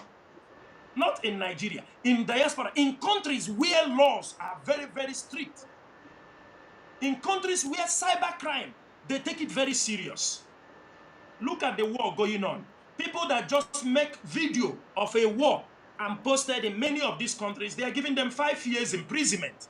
Just you make a video, talk less of where Mazi Nnamdi Kanu. And when we are arguing about this over a case of people they are querying over fundraising, the lawyer, I was forwarded this thing by the lawyer. One of the lawyers said, are you people aware that organizing for an individual found guilty of terrorism, organizing fundraising for an individual found guilty of terrorism is illegal in many countries and have a serious legal recuperation, such as jail time, rendering material support or supplying funds to someone already convicted of terrorism in any region is against the law in the USA under 18 USC 23394 and 2335D to offer material support, financial services, no matter the declared aim of the fund. Or say, collecting donations for a convicted terrorist. Why? I'm not saying Mazi, but we are talking about the law, what they want to use to nail us down. Or say, collecting donations for someone convicted of terrorism, either for charity or humanitarian aid, remains illegal. Consequences can be harsh. Even if the funds are intended for legal fees, they are still considered material support. They are deemed to be supporting an individual convicted of terror. Although it is very complex legal area, please seek legal advice. This was a message to us. We already having these challenges from beginning when Mazi Nnamdi Kanu was in the DSS custody. And today, when Mazi Nnamdi Kanu, they make all those flyers. Mazi Nnamdi Kanu will come out in the court to tell people, raise money. When somebody from the DOS go to see him, he talk about this raising fund. I don't know, the guy, I doubt he gave the guy the opportunity to explain much. The guy said he started, shouting, insulting for, the guy decided not to talk. Because these are the things to explain to Mazi Nnamdi Kanu. When they put out a form, you didn't say anything. They don't know you are protecting the struggle. If you give them advice, you are an enemy. You don't want Mazi Nnamdi Kanu to come out. You don't want. Why not make this fundraising in the name of IPOB? They have bastardized it. Simon Ekpa and these women in America have bastardized it. Cho Ayaba, I told Cho Ayaba. I told him before they arrested Cho Ayaba. I told him, I said, Cho, I don't know you in this behavior. But you see this guy, you have gone to join, you got to do this thing. I see you in jail because now you are no more thinking. Cho, you are no more thinking. He told me he doesn't give a shit. Who am I to advise him? I told him, we are doing freedom fighting. There is a line you are going to just to prove point. And now they have pushed you. It's the same American people. Because at the initial time, Cho was telling me, Honorable Azoka. I told him, I don't know all these people you are calling honorable. I told them, he said they want to have meeting with him. This is how they partner with him. They say, Mazi Nnamdi Kanu, they give us in. Today, where is Cho Ayaba? Cho Ayaba have been campaigning for Ambazonia issue for many years. He started very young. Who destroyed him? It is Simon Ekpa. He started to have fundraisings with these people, committing crimes, things against the principles of freedom fighting. Now, when Mazi Nnamdi Kanu is pushing out this flyer, and they're using it to blackmail the leadership, is for us to fall inside, to become a victim. Because there are tigers waiting to catch us. I'm telling you, people who deny they didn't participate in the fundraising, they play their audio. The people know, if they are listening this thing, they know what I am talking. With reports everywhere. Then you said, can we change strategy? No! He hates Mazi Nnamdi Kanu. He don't want him to come out. Mazi, aka anoge, eburishi, eburumanti. I will stop there.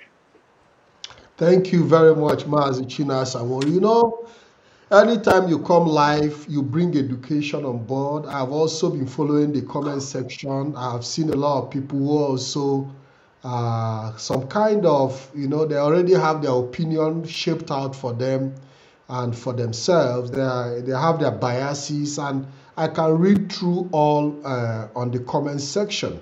But so far, you've been able to educate our people to understand that, you know, that the freedom fighting is not just something you do without understanding the rules of the engagement, because every fight has a rule of engagement, and the moment you move out of that rule of engagement, you go out of order. It is easy for the Nigerian state to, you know, go out of this rule of engagement without much of a responsibility. But for us, as the indigenous people of Biafra, the eye is more on us to play along and play within the rules, because whatever we do would always be used to judge us and ask us, is it the type of Biafra you people want to restore? You know, so it's very, very important that our people understand the dynamics of the rules of engagement and know when to, you know, follow the manipulations and know how to maneuver. Mazi, you have made it very clear. Whether we agree with the sentencing of Mazi Nnamdi Kanu or not, whether we agree with the judgment of Mazi Nnamdi Kanu or not, the international community already see it the way the judgment is.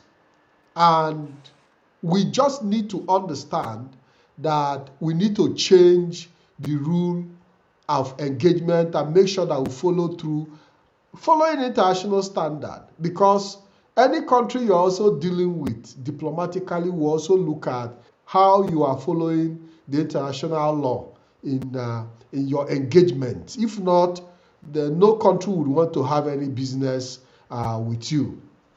I've been receiving so many questions on the comment section regarding the banishing of the title of that IPOB spokesperson and all that. But I don't want us to be, I don't want us to deviate or be distracted by some of the questions. Now, we want to talk about the politics that is going on, because it's very, very important that we look at what is going on politically in Biafra land. We've seen the position of the Directorate of State taking a stand that our people must start, electing the right people that can represent us, especially people who can be in the House of Representatives and talk about our agitation. Mazi, what is being done in this regard in enlightening our people to understand that we also need the Biafran politicians within the Nigerian setting who understand the plight of their people and speak not just for Biafra, referendum or request for a referendum act to be put into the Nigerian constitution, but also political leaders who can at least look at the need of their people, give the people protection, make provisions for social amenities, basic amenities, and make sure that the suffering in our land is reduced. What are the leaders of IPOB doing in educating our people in voting right? Mazi, thank you so much. Thank you on this particular topic. I thought it's supposed to be our last topic, but we pick it before we go to supporting IPOB. It is fine. Mazi, the leadership of IPOB, if you see, for many years now, there is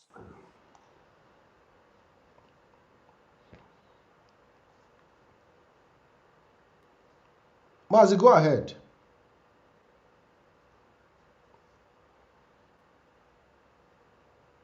I don't know if Mazi Chinasa Nworu is having some technical issues, or maybe he's having issues with his audio.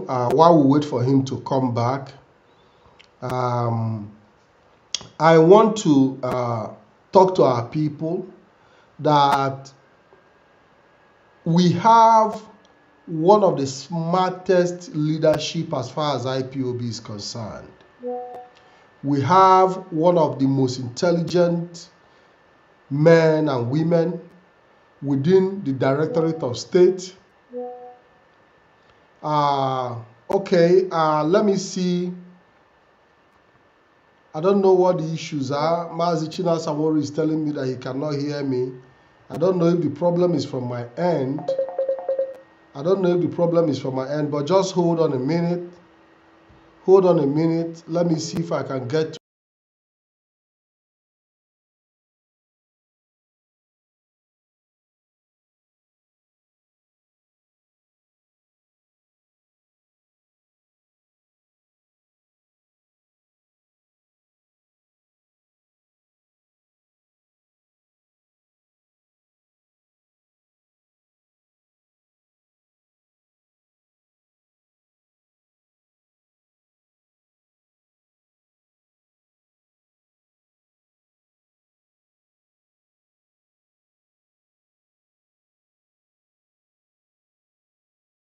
he will be back in a while. I think he's having some technical issues. He will be back in a while, and we'll be waiting for him to be back. You see, when we talk about leadership, I've seen a lot of people who does not understand what leadership is, and they don't even know what institutional leadership is. And this is where it is quite complicating, because our people have never experienced this kind of institutionalized leadership before. And that is why it's important that we continue to educate our people that they need to understand what institutionalized leadership is. A situation where you have an organized system that takes care of our need in terms of the challenges we face as a people. I believe that Mazi Chinasa Nworu is back. I hope that he's back. And I hope that he will be joining us. Yeah, I can hear you 100%. You're welcome back. You're welcome back, Mazi. Yes, you're welcome back. Yes. So back to the question I asked earlier, I'm trying to educate our people to make them understand what institutionalized leadership is. We've never had a situation where, as a people, we build an institution that can sustain our need as a people. Outside the struggle, we've never had a situation where we have an institution that runs the affair of our people. Outside, because what we've always known is the Nigerian government. We've never had that opportunity to have an institution that caters for the need, a grassroots institution that is focused on the need of our people. That institution we are talking about is supposed to be served by the Ohaneze Ndi Igbo and some other organs, but they haven't even been able to figure out what exactly their aims and their objectives are in the life of their people. And I believe that IPOB, under this structure of the Directorate of State, have been able to a very large extent, stand in the gap, and they need the support of our people to succeed. So, Mazi, let's go back to the question I asked, because we have over the years been, eluded with this possibility to understand that we need to fight this struggle from different fronts. When we see people talk about the noise on social media, people think that we are going to get Biafra on social media. People do not understand that we also need that political angle where we can have the political class who can also agitate for us on the political front in making sure that they have influence on the Nigerian constitution and also influence on structural development of Biafra land. Mazi, go ahead, please. Mazi, thank you so Yes. much. Mazi, if you watch the video you played at the beginning of this program, you found out how that guy there was. We do talk about Nigeria from how decayed Nigeria is and how things are not working. But you see that guy, he put up the way he put up how Nigeria is. There is no other better way to describe Nigeria. There is no other better way. And we have been living in this way for a very long time. Even when we want to make changes, we run around, we do the same thing. Do you understand me? We want to make changes, we run around, we do the same thing. Now, 10 years down the line, IPOB have built a name. But at the time, people said we are building a name on social media. Do you understand me? On many things. They've never, because we don't have offices, some will come and ask you some stupid questions. Where is your office? Where do people come for you? They forgot what we are doing. But as time goes on, IPOB have started to display and show institutions. Presently, for 3 years, we were fighting for the soul of IPOB to make sure that IPOB did not destroy. And at the end of the day, when we survived, we have managed to set up some offices, both for trade and investment in Biafra land, administrative. Presently, we have 4 or 5 administrative offices lies in both. We have the one in Bremen, Germany, we have in Italy, we have in Malaga for Spain, then we have in Catalonia for that Catalonia region, we have in South Africa. We also have offices in the Sahel. We also have in the Russia. We also have one coming up in Asia. these things, they are working on. And these are the things people come, they want us to come and start talking on the social media. Do you understand me? They want us to come and start talking on social media over these things, knowing quite well that any serious organization, serious movement cannot display what they do on social media. You know, when people go to, they say they go for diplomacy and they come and show it on social media, they've come to con people some money. I can tell you that. Two things are involved. They want to display. Do you understand me? They will, when they display, they use it to rally around for money. They will tell you, you see what we are doing, we need money for this, and they're not doing anything.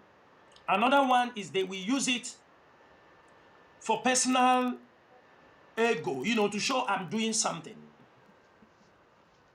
Mazi, I do travel for IPOB work. I do. I do travel with Mazi Doziem. Mazi Doziem do travel with other places. There are countries that if we show the pictures on the social media, for us, we will only get accolade on social media, but we can also at the same time, we jeopardize what we are pursuing. Because there are countries, on a serious note, even the way they welcome you, the way they talk to you, they don't want pictures. Because number one, they understand your plight. Some countries come for, they want to build a relationship. Some countries, they come into a relationship through trade and investment. Some come in through cultural.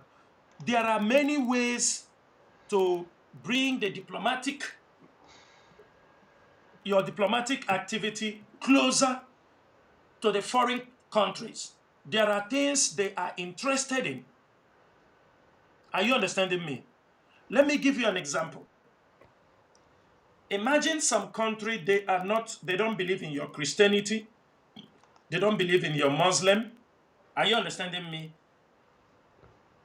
Are you going to tell them that they are killing you because you are Christian while themselves are not Christians? They are not Muslims. What are you going to talk to them? They might be interested in trade and investment to start building relationship. Are you understanding me? There are some countries that will come to help you on a humanitarian aspect. There are countries, unless you are fighting war, those ones that are selling guns and bullets will come and help you to finish your place. Do you understand my point? Now, after this period, in this shortest period, we have, like I told you here, we have an office that covers the whole of Sahel region. And we are expanding. We have in Russia, we have in Asia, one is coming up soon, very soon. It's on the process. And we are hoping a new one coming up in America. Already in Europe, we have. Europe is the heart of this struggle. I can tell you that. It is not about money, but it's about consistency. And in Europe, IPOB have made, I can tell you, thousands of Biafrans are under asylum in Europe. Mazi, are you understanding me? Showing, partially we have secured a kind of a status. Yes, of course, a kind of recognition of our plight. A kind of recognition. We are now, if European countries can grant you an asylum for 5 years for being a Biafran, we have secured a status. Now, we can no more, we have built some things we want in Europe. Now we want to come down on the grassroots. Because for many years, I will tell you something that have happened and I have noticed. We scream, we shout on social media.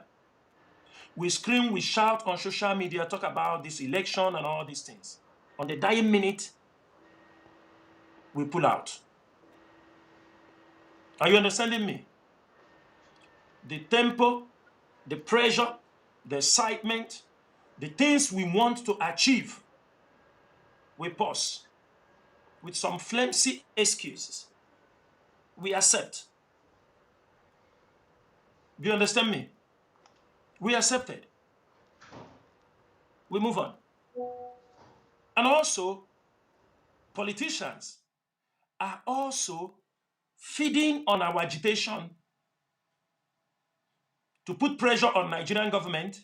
I want to be there so that I can destroy these IPOB people. Are you understanding me?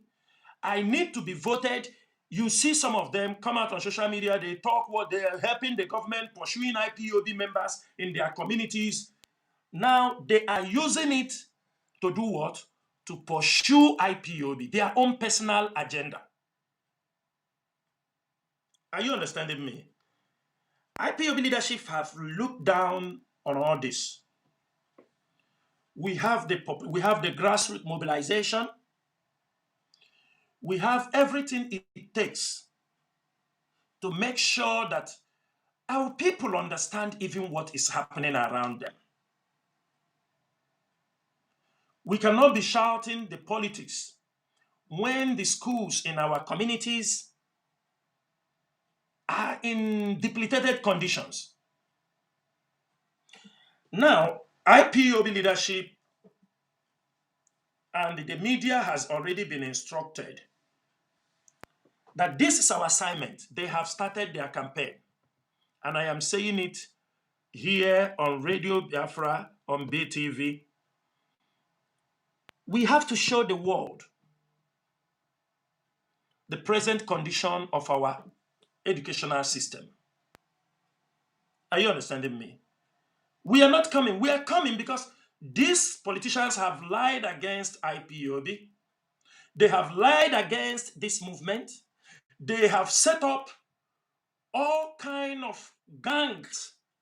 Do you understand me? To make sure they destroy IPOB. They are in collaboration. While we are shouting, they use what they are planning and they are getting new positions in the government house.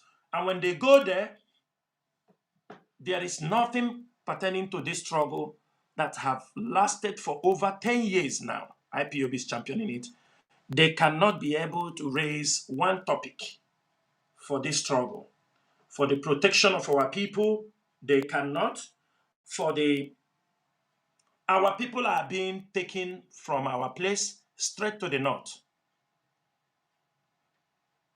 No politician can even say that this guy, if you want, you can label somebody an IPOB member and he will be taken straight to Abuja. Some families cannot even see them. Who is giving this nod is the politicians in our place. That is why we are going to review every one of them. And we are going to hold them accountable in many ways. And we are going to start. Our children from primary school must have a good place they are studying. Because if you watch that radio, that program, that video that man said, he said something. He said from beginning, everybody is in chaos. They brought up everybody. It has become a way in Nigeria.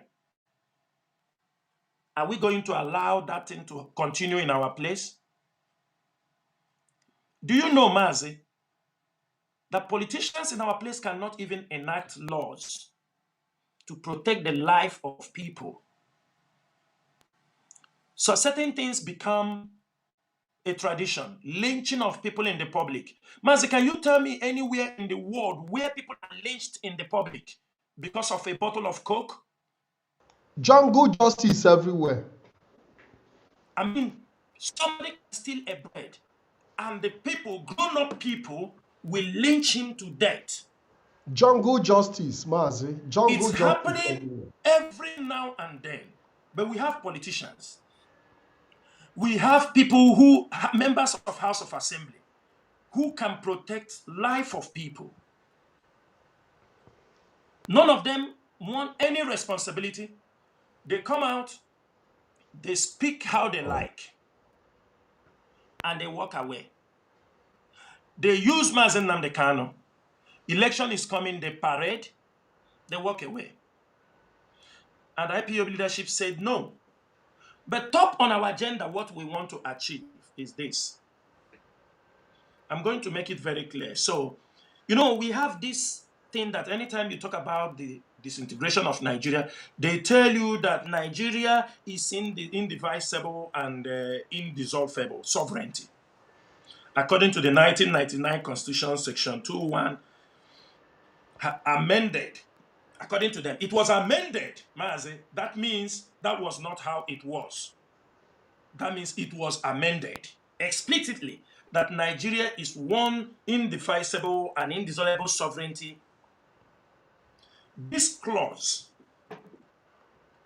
since 1999, every politician you touch their mouth, they tell you, in the Constitution, there is no place you can divide Nigeria. But that does not mean politically we cannot disintegrate. But they have refused to do something. We found out after, even though that the domestic law, which is the Constitution, Nigeria is clinching onto it than the international law that says people are free to have self-determination. Now, Nigeria is clinching on the domestic law of that their amended Constitution. And for you to be able to do that, there will be 2/3 majority people in the National Assembly and 2/3 of all 36 states. With what is happening in Nigeria, we are going to elect people. We want people who will go there to represent us and talk about it. Is not impossible. Because in the first place, that particular constitution is amended. People who will go there to talk about a peaceful dissolution of Nigeria. That constitution must be amended. There are people also who are not comfortable in Nigeria, not only Biafrans. The Yorubas are also agitating. Presently, the Middle Belt are also agitating. That they are not. And there are people whom we peacefully accept. But is there any effort being made? No. So every politician going from our place, that is what we expect from them. If they are not going to do it, we will do everything possible to make sure they don't represent us. That is why there is a need for us to look into the political system, the election happening in our place.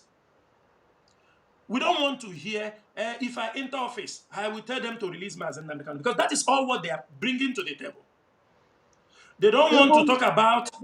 Maz, even the city boy movement is using the name of Mazi Chinasa Nworu, because these are the things you want to talk about. When I enter, an Aboro that want to enter, when they enter, he will have opportunity. The governors are there who are speaking. It is him. These are childish talk. For me, I don't see it as anything. So therefore, we want the politicians who must raise this subject. We must. This 1990 Constitution was drafted by people that our people don't give consent to. And this clause is not binding for us, because as long as we don't know about this amendment saying that Nigeria is indivisible, if Nigeria is indivisible, as they amended it in 1999, but to show you that every country is indivisible, that is why there was a military force when Ojukwu wanted to divide Nigeria. Do you understand me? It is not indivisible. There is something I want us to look at. Even before independence. Yes. Even before independence. Yeah. It was almost impossible for Nigeria to have their independence. Yes. Just like we have the situation we have today, where the British insisted that they have to keep governing. Yes. It took the courage of Anthony Nahoro in 1958 to move a motion. Exactly. Just imagine that somebody like Anthony Nahoro didn't have the right, was not voted by his people. Just imagine that he was rigged out and the wrong person put in place. Exactly. And the wrong person who would have been in position of Anthony Nahoro to move a motion maybe would have gone behind to even take bribe from the colonial masters. And Exactly. to From the discover. governors, not to move the Just like we are facing today. Mazi, let me give you, I happened to have a discussion with a senator one time. And I asked him with all sincerity, I said, you people are in the Senate. What do you have for our region on the table? I asked him this. I said, you people goes to the Senate. Every year you are voted in. What do we have for our people? He said, Chinasa, you want me to tell you the truth? I said, yes. He said, we have nothing. Everybody goes there for his family settlement. Anybody goes there, it is for him personally. And now, at the end of the day, he tried to let me understand that it took years. They cannot even gather. Maz, I The don't know what caucus. the issues are. I can't hear you. You can't hear me I again? can't hear you. We have started talking about the Nigerian politics. They have told them, when You are we are not talking coming about out, IPOB, Mazi. You are not coming out. I can't. when we are talking, You are no longer audible. You are no longer audible to our audience. So for me, I want to, for people who are requesting for the line to open, we are not opening the line for calls today. We are going to do that in other subsequent programs in the future. But today's program is exclusively for interaction. Okay. Okay, somebody said I can hear him loud and clear, but I'm not hearing him. I'm not hearing him, so I hope that he comes back. Okay, I think it's from my end. I think it's from my end. Okay, yes. Mazi, go ahead, please. I think it's from my end. okay, Mazi, I Go thought, ahead. you say, are you hearing me now? 100%. Go ahead. Okay, me here offline, but I think, now we have started talking about the Nigerian situation.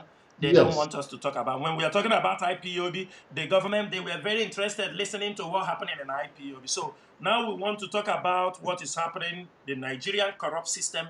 They don't want us to speak more. But anyhow, he let me understand that there is nothing the Southeast senators, all this, they don't have any agenda. And all these things they say they don't have any agenda, you can see it playing out. Mazi, if we don't put people, if we don't come out in mass, irrespective of anybody's political inclination, it doesn't matter the party the person is, but at IPOB we can see, we can run a very deep background about people. We know they are politicians. We are not saying that we are going to say, but we will see those who are coming out.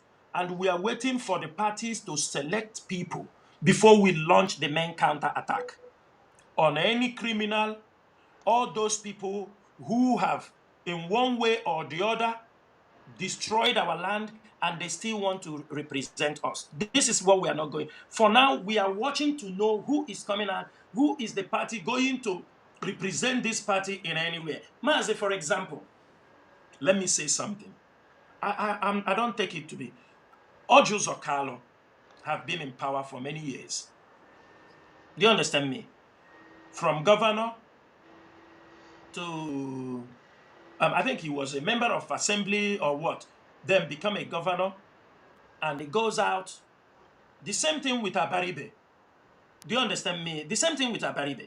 Next year, Abaribe will be 20 years in the Senate. Ojus Okalo, from governor to do this thing. Can we go back and reflect? Or people are just using us? Do you understand me? You go to other senators in other places. If you doubt me, in our next program, I can show you all the bills they have passed. They haven't passed any bill. There is no bill. When you ask them, they said, we do. There is a difference that you initiated a bill, but it is not passed. The bills were not passed, but you just said, I initiated a bill. You come to the politicians, look at our primary schools. Within this week, we are going to show the world how our primary schools look like in all villages. In all villages. Our secondary schools, our health care. You know, it used to pain them whenever you show that thing to the world. And what we are going to do is this. When we go to the primary school, we will make a video of the present condition of that primary school. We will fix the picture of the local government chairman. We will put the picture of the House of Rep representing the same area and put the senator.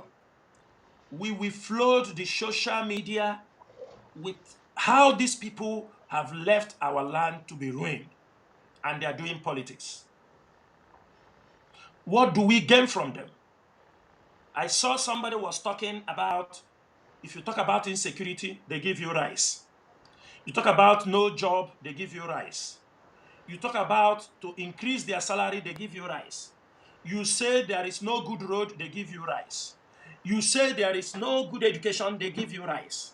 Everything you talk about, they know it is only rice that is going to solve the problem. And this is what we are saying. This type of politics in our place is not going to be again. We know, there are people, they go to, immediately we start these things, they go to tell them, it is up to them. They know the leadership of IPOB, they know IPOB. They said, oh, don't worry, I will give them money, they will do this thing. We don't. We don't. Let me say it very clearly now. Where this one, go and give our children a good schools where they can study. Nobody should tell you that the DOS want this. We are not doing. We want basic things in our place to be put in place because already Biafra is being positioned globally. If we are positioning Biafra globally, we must also show the effect of that power that we can be able. Sometimes people say, if you have oil, having an oil does not make you viable to have your own nation. You may have a natural resources, it will only bring chaos in your place. But the ability to put things, for example, Biafra is coming, who have the ability to disarm people, who have the ability to put force, who can be able to accept people and without forced assimilation, human rights. Because I used to tell our people, you see all these people coming out to talk about Igbo nation, Igbo nation. Nobody will give you exclusively an Igbo nation. This is a dream. If you're dreaming this, keep it one side. With the behavior of our people, there is no country in the world that will exclusively give you an Igbo as a nation. If you're dreaming this, keep it one side. That is why we are champion Biafra. Biafra knows where the boundaries, all these things people are talking, there are historians. When you are asked, they will show you the boundaries and everything. How our place were divided.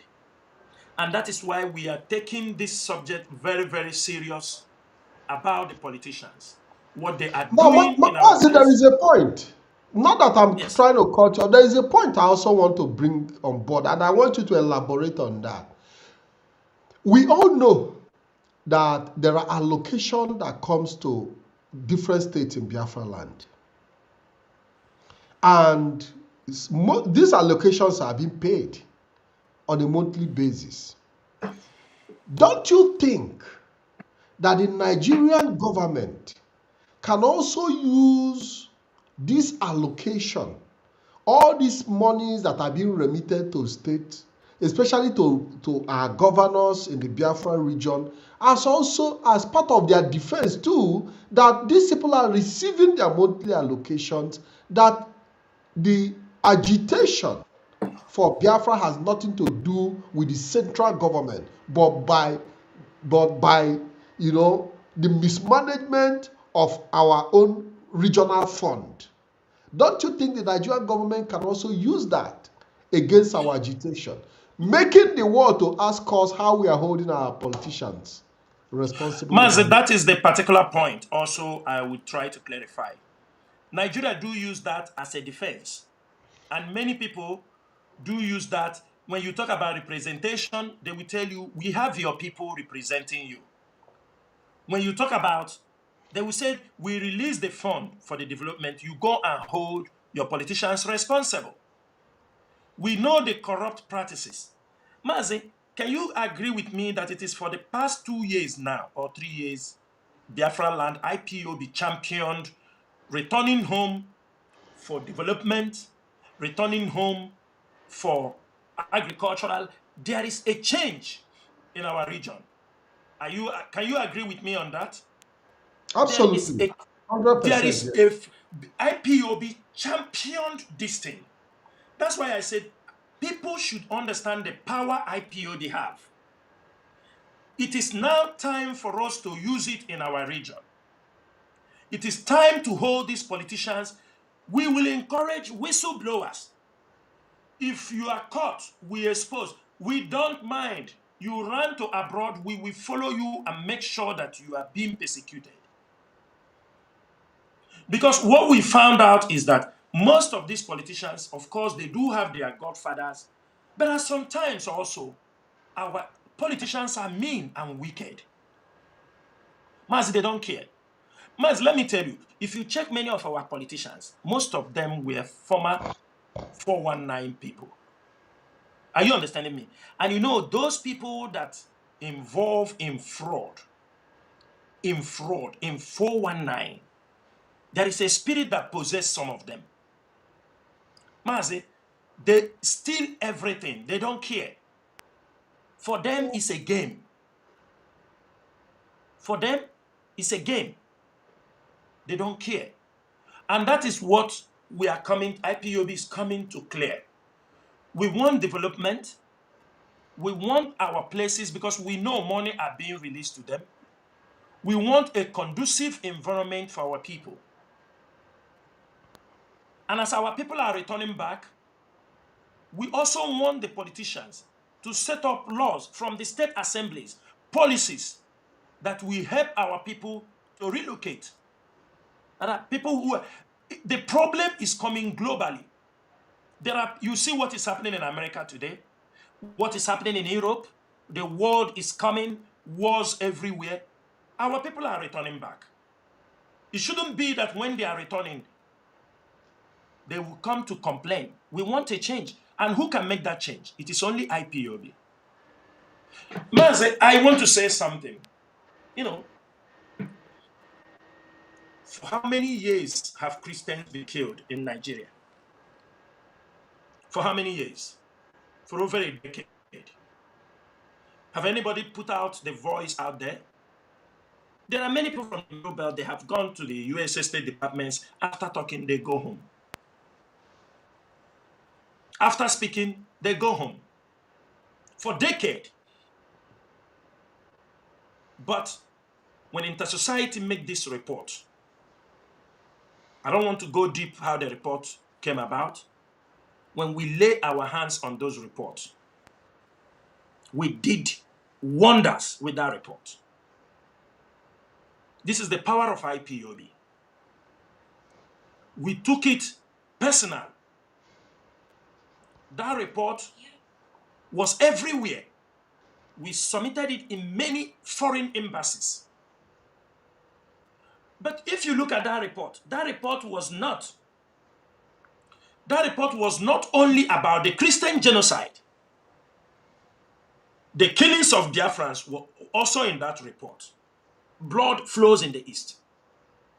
But people pick the one they are interested in. Because for them, the Biafra issue is very sensitive. IPOB is everywhere. You know, some of us travel, take documents to go just to submit it. But at the end of the day, what did you see on social media? What did you see? The Nigerian government is telling them from our report, from the information's evidence, that it is IPOB. They went to the extent the cable run that investigative journalism, and the social media handles provide for them the IPOB medias that championed, that projected this particular Christian killing. According to them, not Chinasa Nworu, they said that IPOB, from the IPOB media coven, they said IPOB reached out. 2.83 billion people have access to this Christian genocide, Biafra exit, and the Biafra referendum. That it was manufactured in IPOB media. You know, they record everything we do is always on social media. And you see somebody who go to submit letter that IPOB have been submitting for more than 10 years, come out in the front of the Congress House talking down on IPOB. An Igbo person or somebody from the Middle Belt. This IPOB, because they are Nigerian politicians. Some are looking for something. They come out on social media. It's not IPOB. Everybody is running his mouth. How they are the one who have done it. Maz, let me ask you something. Can all these guys in America speak to Russia? Because America and Russia they are not in good relationship, right or wrong. Can any of them speak to China? They hate. Can any of them speak to some European countries? No. But IPOB, with the way we handle our diplomacy, nobody is our enemy, nobody is our friend. We should not lean our shoulders in the public on who is our friend and who, because the table can turn at any time. That is international diplomacy is full of games. It's not emotions.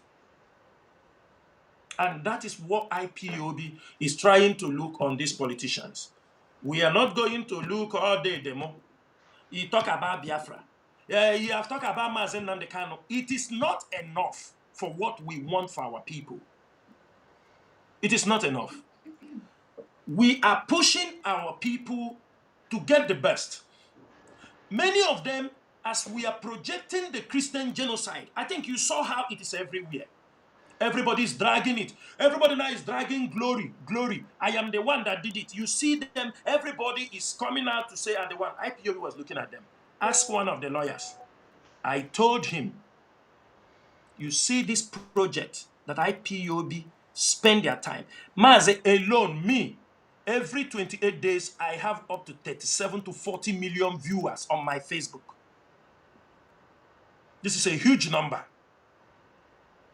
The same thing with other IPOB medias, front lines. We have a wide range of coverage.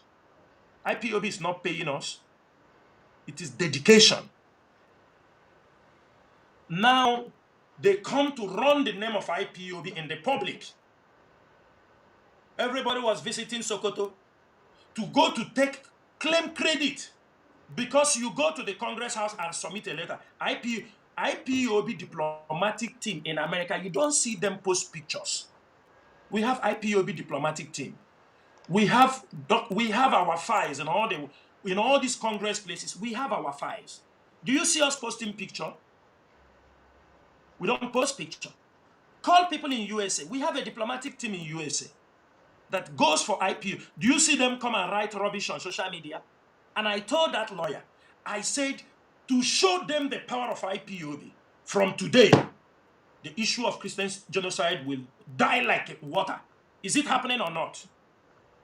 That IPOB will step aside. Let us see. It doesn't mean we are not going to talk about it. But let us see those things they are talking. I told him, we will not champion. We want to see their own effort. This is a battle. America is coming to Nigeria because of terrorism. It is good they be on ground and see what is happening. And that's what we want. We want them because this thing have been going on for many years. Nobody have the guts to say it. Nobody have anything. It is when IPOB have projected this thing, they start to talk down on us because we are not wearing suit. And can anybody stop me? If I decided to wear suit and they come out, those who know me, am I not presentable enough if I wear suit? Am I not presentable enough? Because you are coming on social media, wear suit, and you start talking on people who knows me, who have met me. Am I not presentable enough to be on social media? But this is not social media issue. We want result. And because I am not coming on social media to wear suit, you thought because you are coming on social media talking rubbish, you think we are in the same level. We are in the same, do you understand me? If you talk, I will come out and respond to you. If you come and talk, I come and respond to you. IPOB is doing a very critical job. Maz, let me tell you something. You see, the church have done a lot to our people. You know, there is what they call, it is the intelligence agencies use these things, and that is what is disturbing us. Even look at our churches. That is where the politicians are coming out from, right or wrong. That is why you see the politicians, right from when they are young, they are already going to church. They are all in the same churches. And now, they grow up in the same environment and grew up and later have money and become somebody. What mindset do you think they have? Because there are people, it's very difficult to remove the mindset the way they grew up. When election reach, he goes back to the pastor. One thing our people don't understand, that most of these pastors, they are government agents. They work for the government agents. Their job is to keep the society down. They will tell you, God showed me. Because most of our people, their mindset has been kept in that level. They don't reason beyond anything the Bible is not saying. During the Cold War. But when you even look at it, the religion is also interwoven with politics. And the intelligent gathering. You understand me? Maz, let me tell you. There is what they call the MK Ultra. Yes. You need the two. You need the two to work together to keep the society going. So to keep the society down. So it depends on which direction. When it becomes corrupted, it takes the society down. But when you have, because we are talking about Biafra today, doesn't mean that we are not going to have churches in Biafra land. Exactly. Not that we are not going to have religious bodies, but they are going to be for good of the people and not for the detriment of the people. Mazi, go ahead.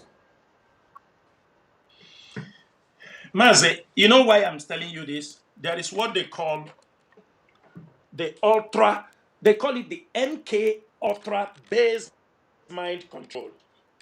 Are you hearing me? It is called MK Ultra Based Mind Control. This is a program introduced by the CIA during the Cold War between the 1950 something to 1940 something. It was how to control the people, their mind, brainwashed, keep people, especially if you watch out what is happening today or what we are doing, you find out we are like in a kind of a Cold War with Nigeria. I don't know if you know that. We are like, it's a Cold War. It is not a full-blown war, but a lot of things are going on. A lot of things are going on that sometimes people don't even know that we are at war. And when you are in this kind of situation, the pastors are being used in controlling the people. That is why you see any little thing, they will run to the church. They will go to the church. And you see, this program became public. It was well known through the Rockefeller Commission investigation in around 1975.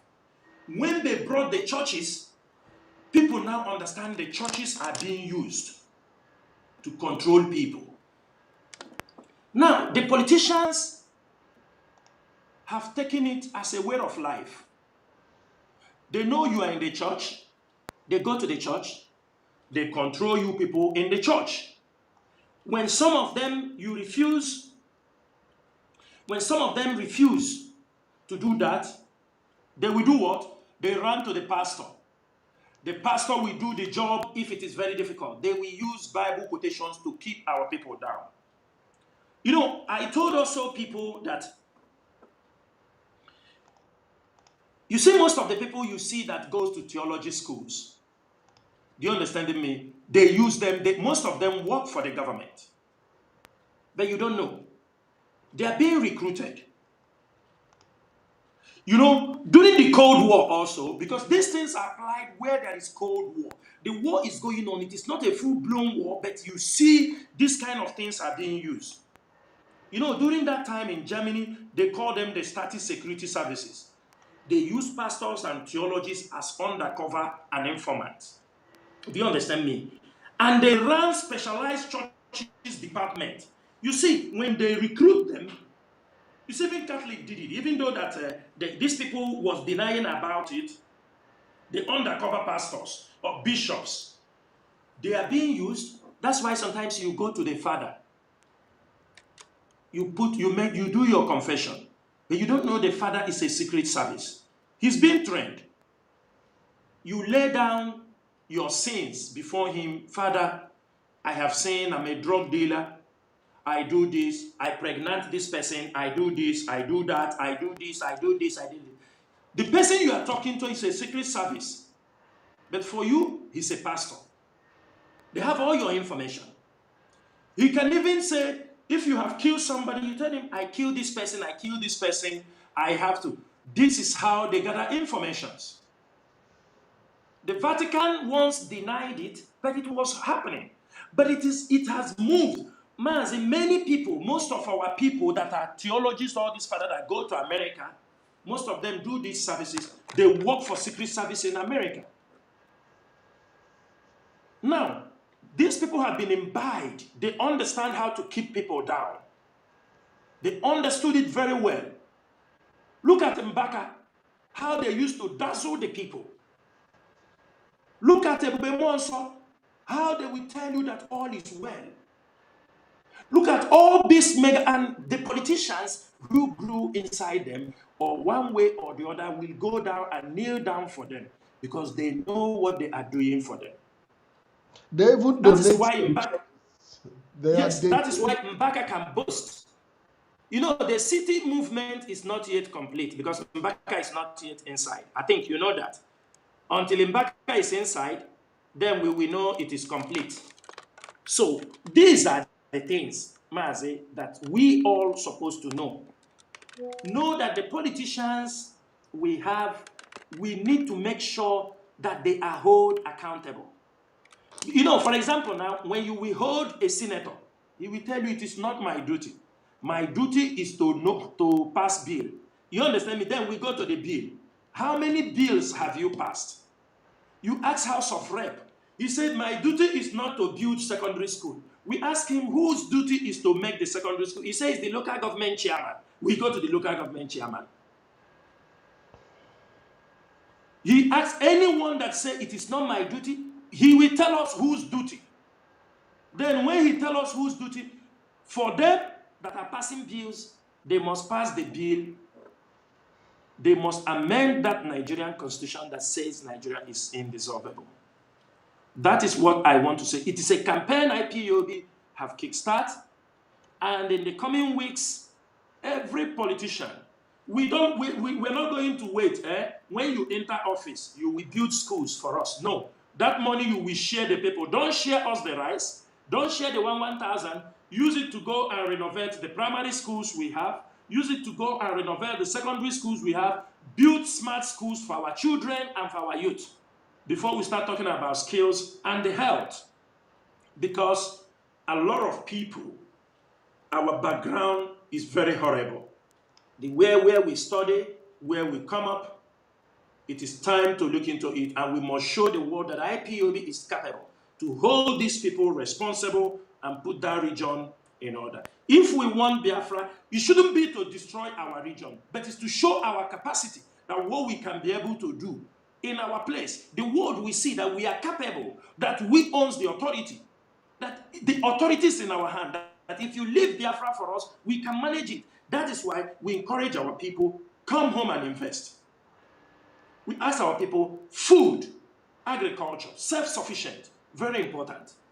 And let the governors, those who are there, not these roads they build, we need the roads in the communities. We need accessibility so that the farm produce will be in the city. We want people also not to concentrate so much on the city. We want people to move to the villages, have access to everything. They can easily come out in the town, take anything they want, and they go back. That is one of the things we want to happen in Biafra land this year. Thank you very much, Mazi. That was quite interesting. You know, we talked about this issue of religion and how some of the priests and the men of God are also being used by the government to, you know, weaken the mind of the people, make sure that the temperature is dampened. And you talked about how some of them also, you know, there was a story, a very short one. Something happened in this country, and there was a murder case that happened, and the police could not unravel that murder case for many years, for over 30 years. And the person that committed this murder went before the priest to confess about a crime he committed 30 years earlier. And after making the confession, before he stepped out of the cathedral, there was already the police waiting for him at the gate. Of course. So Yes. the father have to call the police. And what happened? Father said that as long as the confession had been made about murder, that his conscience cannot carry it, because if he does not cooperate with the law, that he too will be held accountable as a co-conspirator. Exactly. So it goes a long way to show you how religion shapes our society. Now, Mazi, let us talk about how our people can support this struggle and how the leadership is also doing the necessary to protect the Biafra struggle against all odds and against all the attacks and all the barrage of insult. And we know how difficult it is for your personality to be attacked, singled out. We understand the psychological effect. How are you encouraging one another, and how are you making sure that you galvanize the support of our people, which I know you are doing through the media, through enlightenment? Which other ways are you to make sure that the Biafra struggle is supported and protected? As we round up. Yeah, Mazi, one of the things the leadership does, and we do that from time to time. Number one is this. By now, there is some program we're supposed to run on leadership. But it's unfortunate it has not come up, but it will still happen. Mazi, we've come to realize the way our people reason and the way our people approach. Our people are so emotional in anything that is happening, and people with emotions, is difficult to govern them. And what makes them this emotional is, I will also, religion also shapes the way they reason, the way they behave. Most times our people don't see beyond. That is why there is leadership. We have learned a lot of things all these years. And what do we learn? To keep the IPOB in check, I'm using this opportunity also to talk to all coordinators, all IPOB members. If, for example, in an IPOB family, like there was a time when autopilot people, they caused a lot of problem in IPOB. A memo came out. The leadership sent out this memo and asked our people to admit back people who in one way or the other was being misinformed, but didn't cause, everybody have the gravity of what they did against IPOB. Mas, can you hear me?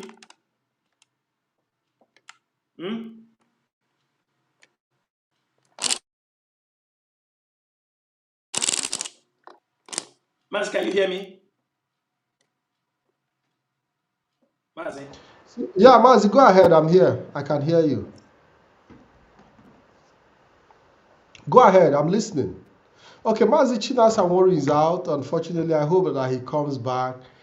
Maybe he felt I was having technical issues, but that is not the case. I hope that he returns back as we round up this program.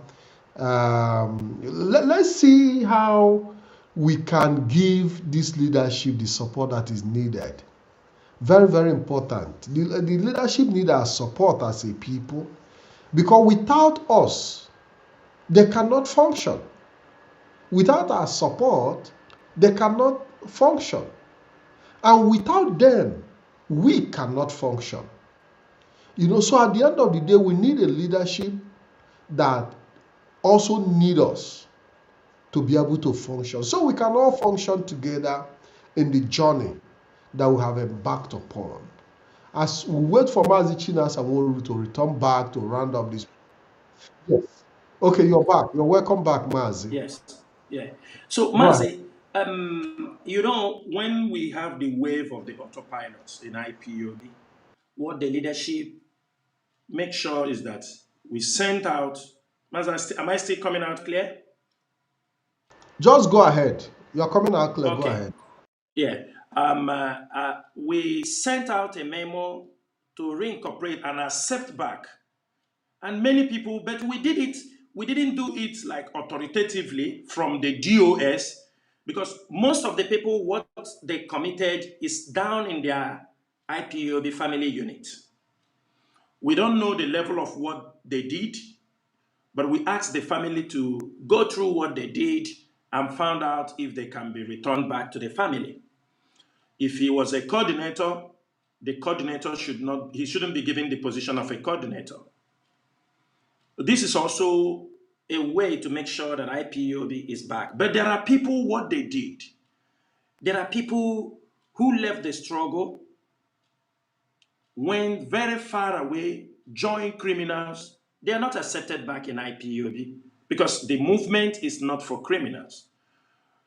Now, and there are people also whom they committed some things, which is not what we come on social media to talk. We are not going to accept those people also, because reasons are, when somebody goes out there, commits certain things, and later on he comes back, and he's still being wanted, people are looking for him, and suddenly he comes back in IPOB and join the family. You know they are looking for him. You know you have committed some blunders. When they come, because what we realize, some of them who left IPOB, when they had problem, you ask them to call. When they are caught in one thing, you ask them, they are no more in IPOB. They have joined autopilot. Because in the autopilot, they don't even know themselves. Are you understanding me? They don't know themselves, because people come from everywhere. All of them, they join together. They have no information where people are coming from. So at the end of the day, when he's caught in that autopilot, you ask him, he tell you his IPOB. Who is he going to call? He start to mention the names of those people he was in IPOB before he left. And he will, some of them will feel, oh no, it is because I left IPOB, they set me up. They start to mention the names of IPOB members. So Mazi, this is very dangerous to what we are doing. And those people, we are not accepting them back. And we want our people to take information coming from the leadership serious, especially to protect our people. Because if all of us, if people start having too much problem, Mazi, people will backslide from the struggle. Because what we realize is that since the rendition of Mazi Nnamdi Kanu, there is no one IPOB member that has been adopted or kidnapped that has been released. I even suspected IPOB members. People that was taken from the southeast, majority of them, the moment they take them, they say it's IPOB. The next thing is in DSS. The next thing, where Wawa barracks. Some of them are not coming back alive. We heard one of our comrades, the wife died in that place. We heard it. So it is our duty to protect the struggle.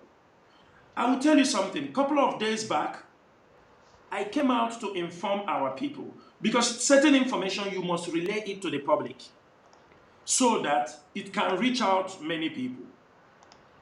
Few days ago, I came out and I alerted our people to be very, because some of our people have now relaxed, thinking things are over. But this is the most dangerous time in this struggle, because IPOB need to be uprooted. The Nigerian government want to uproot IPOB. I came out and I alerted our people. And as I am saying here, most of our people, the coordinators, some of this, they know this thing that happened. And they know these people, we have been looking for them. And we know it is the government that picked them up. Mazi, we have up to maybe 5 or 6 coordinators picked. Within a space of, do you understand me, before they started, they want to do this protest. They did in Aba. Are we going to, because of there is people going to make protests, if we see danger, we cannot alert our people? Because some people want to make protests. We found out that our members, coordinators are being, being adopted by the DSS. And the people can come out, have the audacity to come. You are talking about the people they hold because you don't want people to go to protest. So these people that were kidnapped, they are nobody. We shouldn't raise alarm because some content creators want to make protests for Mazi Nnamdi Kanu. Did we stop anybody not to protest? Did we ask anybody not to protest? But we are talking about principal officers who are serving IPOB, were adopted. And anytime people are adopted, the burden hits on the leadership of this movement. They have families. They have children that goes to school. New expenses have occurred. You wake up in the morning, all you see on your telephone is problem.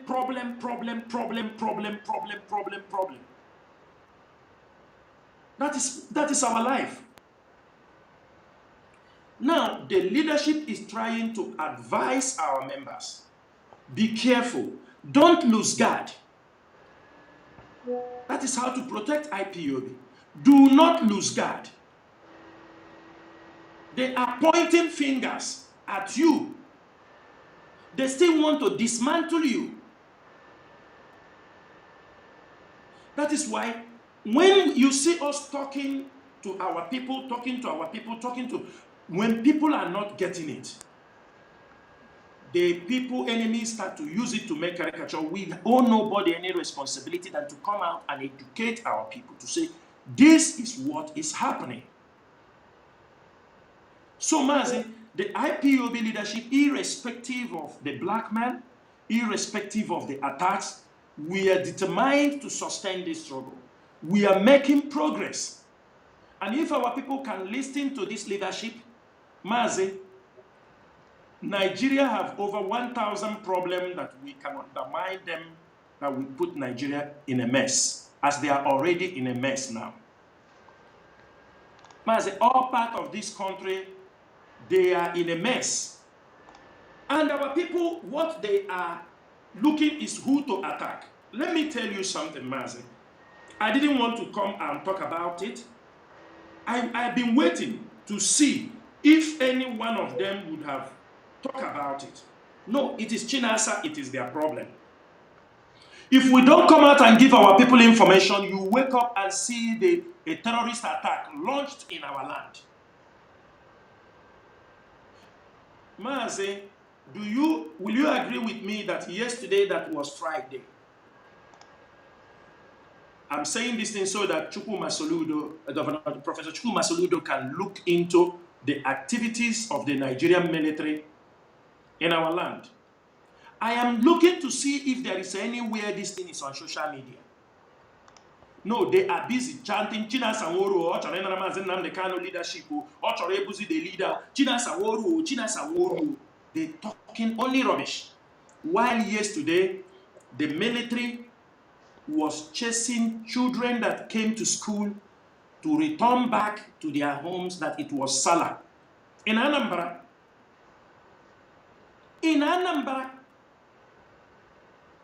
the Nigerian military in the Onitsha, they caused a heavy panic in Onitsha. They warned them that government, it is Salah, and every one of them, they even went to private schools. They were in convoy, in motorcycle, chasing children. That is enforcing Salah holiday. Enforcing Salah holiday in Anambra. I have gone through the social media to see our people. All the people talking about IPOB, nobody has mentioned it. Even the people in IPOB, the people who claim they are fighting for this struggle, fighting for our people, they don't. It is Chinasa Nworu, many of them are fighting. I mean, in Anambra, I didn't tell you in the north. Private schools. If you doubt me, go to Wanziki Awada, Great Rising School Kids School, Ego Foundation School in Awada. All these children were chased from the school. The Nigerian army that is operating from Onitsha Barrack, they enforced Salah holiday on private schools in our own land. Mazi, in our own land. And everywhere is quiet. Everywhere is quiet. So, there is a lot of work for IPOB. The leadership, if you are an IPOB coordinator, let me tell you this. When somebody misbehaves in IPOB, you give him a suspension.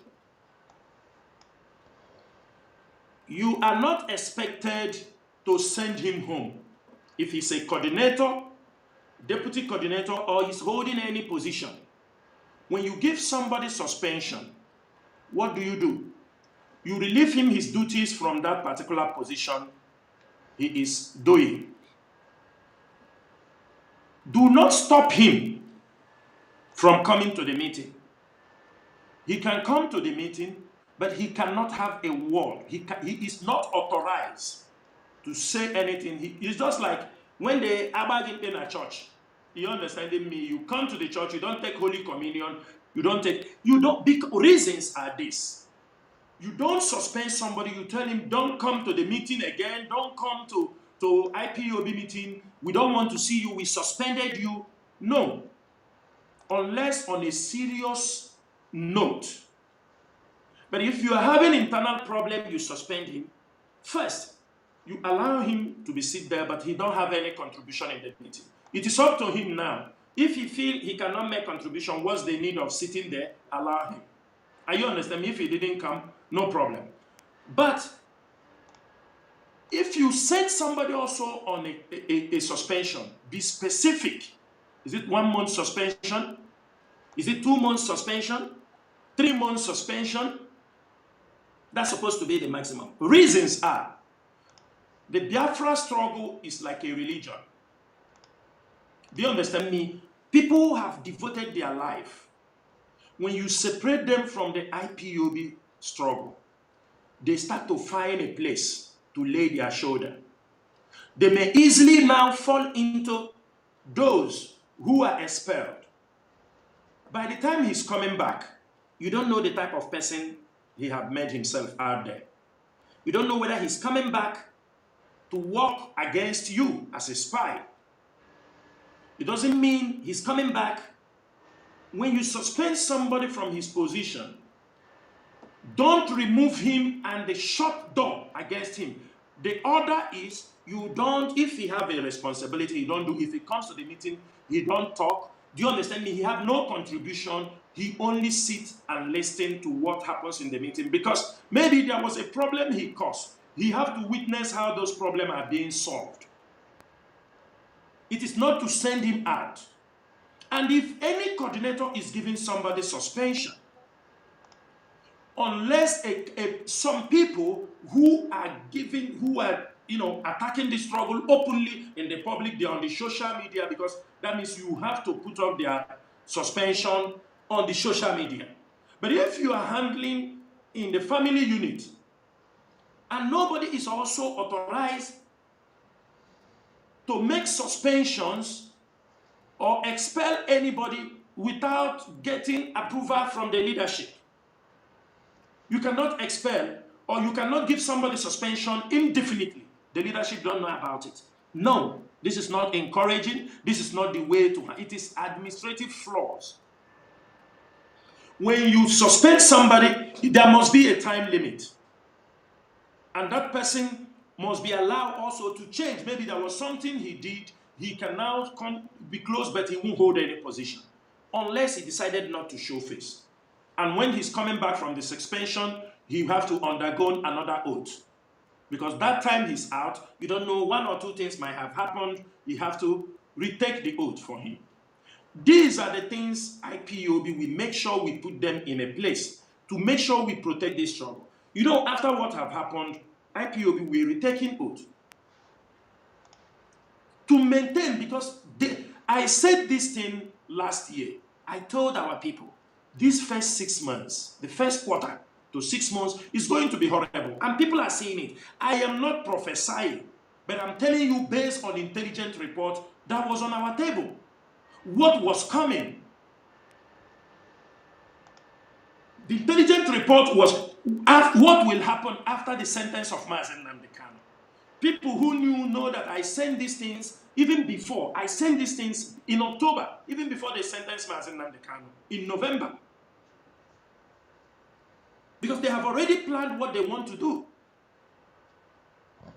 How IPOB will be destroyed. And the one thing is that somebody having belief, confident that I can destroy IPOB. This is what I don't want anybody to have, this confidence. It is a false confidence. Because you cannot.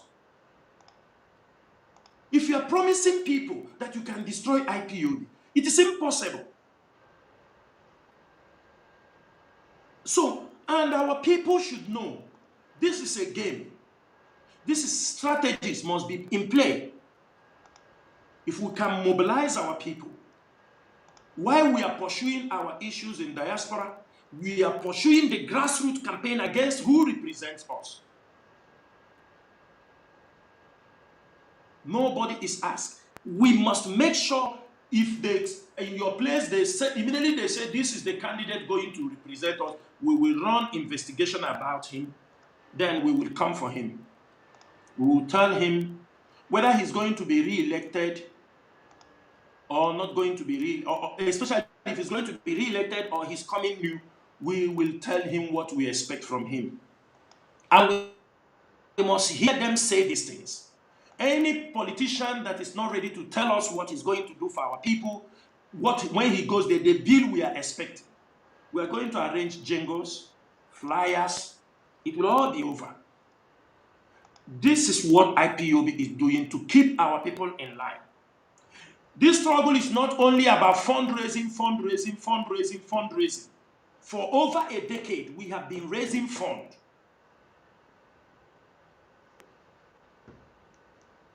We have been raising funds. And what have we done? But people have and the people shouting this fundraising are people who have never paid any dues in IPOB before. They only bring and give to them from IPOB. They take from IPOB and give to them. You take from IPOB, you give to them. And when you are no more giving them, you have become the enemy.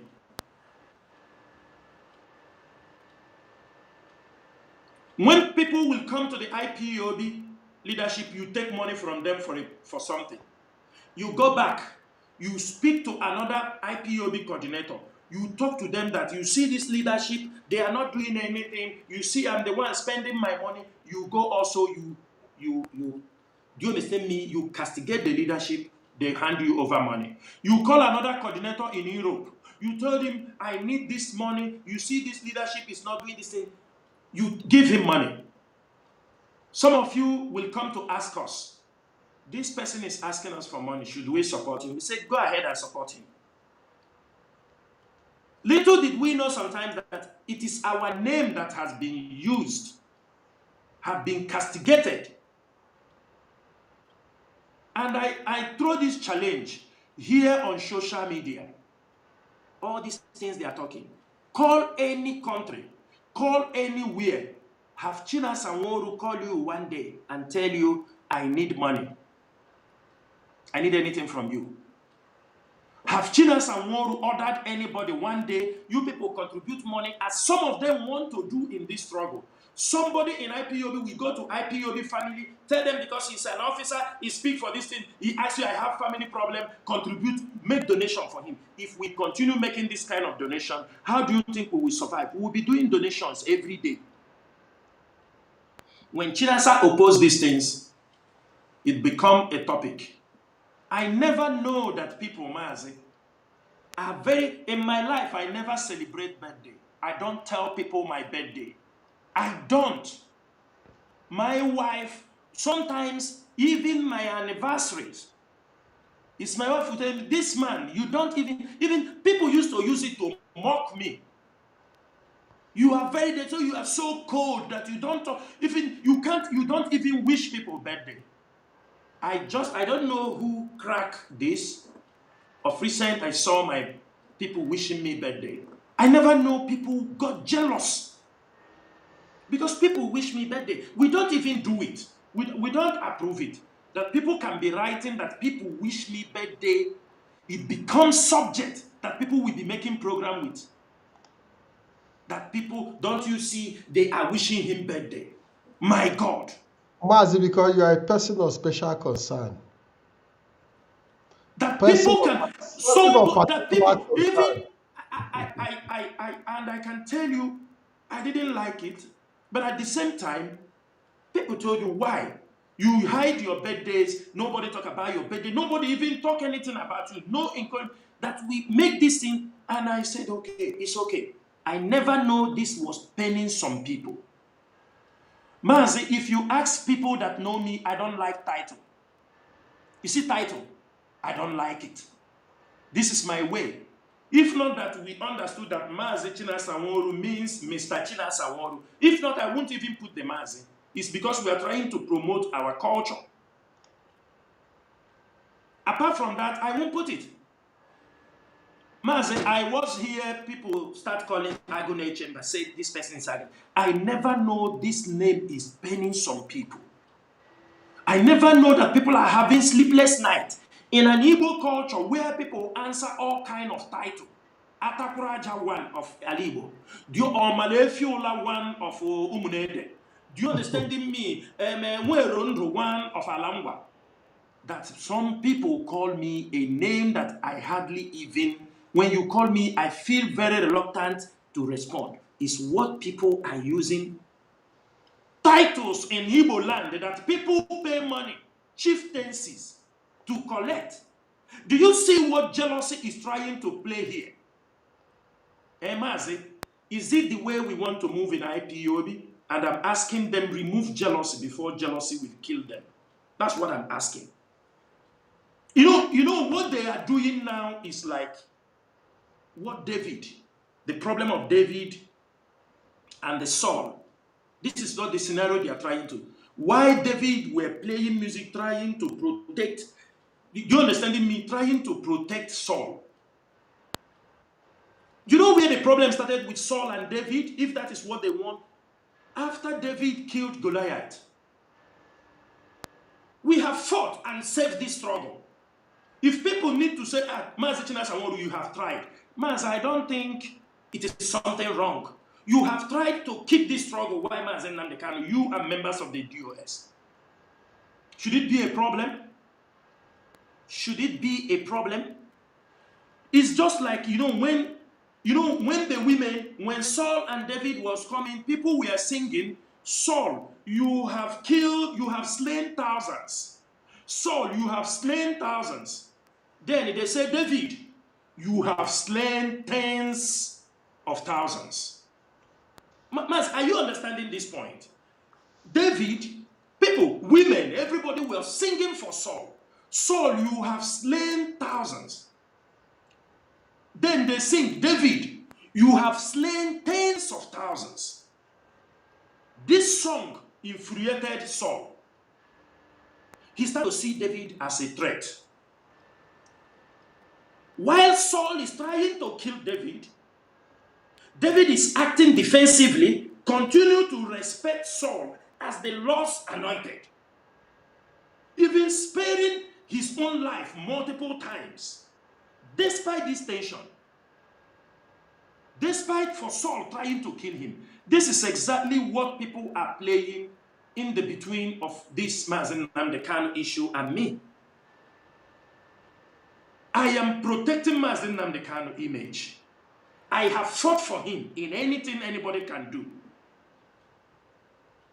I see it as a burden that even though anything, it is my responsibility to protect because of this struggle and people have died. If people say, Chinasa Nworu, you are trying. You have tried for this struggle. It infuriates them that they pass it to Mazi Nnamdi Kanu, that Mazi Nnamdi Kanu see me now as an enemy, as a threat to him. This is what is happening. And I'm telling IPOB members worldwide, I do not have any other thing I came to this struggle than to help restore Biafra. On 25th September 2015, I said it openly on Radio Biafra when Mazi Nnamdi Kanu visited Kuwait, when he was turning around. I told them how I came into this struggle. I told them what I was told in 2005. I don't know what is Biafra struggle. I don't know what is freedom is all about. And that is how it happened. And that is what I see today, fulfilling destiny. I have spent most of my youthful age, I spent my youthful age in this struggle. There is nothing again. Something you have spent nearly 13 years now. What else am I looking for again? I have made up my mind. I said for this struggle, if there is nothing I will build, I will make sure we build integrity, honesty, and standing without wavering. Because the problem we are having in this struggle is when you fly some money in front of some people, they go and cut deal. What is stepping this struggle backward is so much deal being cut in this struggle. Everything is a deal. Every movement IPOB make, some people are cutting deal with it. And this is stepping the struggle backward. We spoke about agricultural. People go to cut deal with agricultural revolution we brought. Some people took heavy money. Some people are writing letter under the agricultural thing to collect money. We talk about election. People go and collect deals. After we shout finish, you don't know deals have been cutted. This is what is drawing the struggle backward. People do not take us serious. Even if you like, be in the back and send people. They know you are the one. You can claim anything you want to claim, but they don't see you serious. And it is also a trap from the government. Because the government is using it to weigh your consistency, to weigh your integrity, what you are talking about.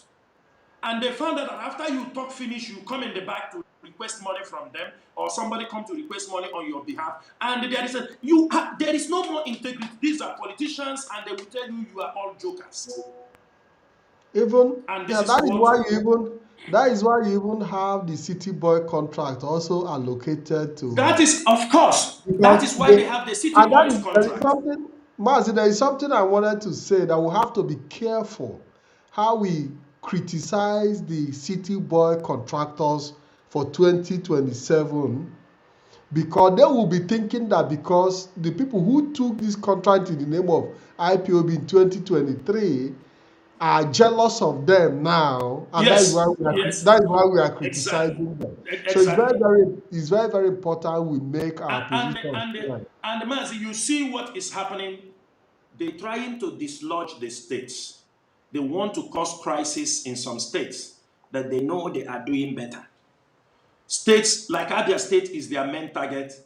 If OT is not giving enough money, they are ready to cause problem there.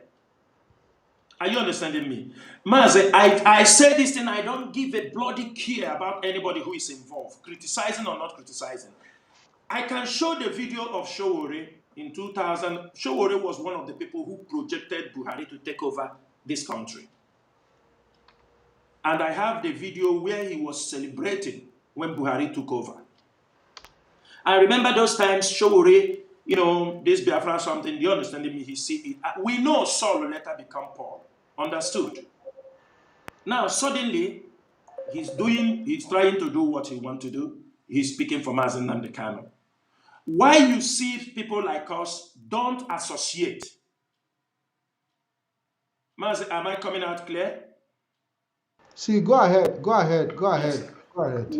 Why you see somebody like us not picking interest in anything Showore does is because we look at his history.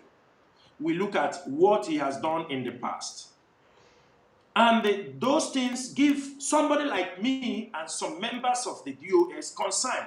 We don't embrace people. Anybody we see, we don't embrace them because of the roles we have seen people have done. Now, there is also one thing people don't understand about Showore. Showore is an investigative journalist. According to them, the Sahara Reporters does this. And also, we look at it that Showore may be part of the people, because tomorrow he changed. Tomorrow can change tomorrow. You can't hold him responsible. We know him for that. We know what he did to Jonathan. We know. We know what he did, how they projected, Buhari put him inside, and now Tinubu have brought him. They will tell you, I'm talking this thing, that. We don't believe those things. Because that is how Mazi Nnamdi Kanu, when people projected him with Sunday Igboho and everything, at the end of the day, Sunday Igboho is walking free. Who is paying the price? It is Mazi Nnamdi Kanu paying the price. But even as at last week, Sunday Boho even criticized Mazi Nnamdi Kanu for enforcing sit at home. Mazi, I think we have to start rounding up. We have to start rounding up because when we continue with this interaction today, we might not end it.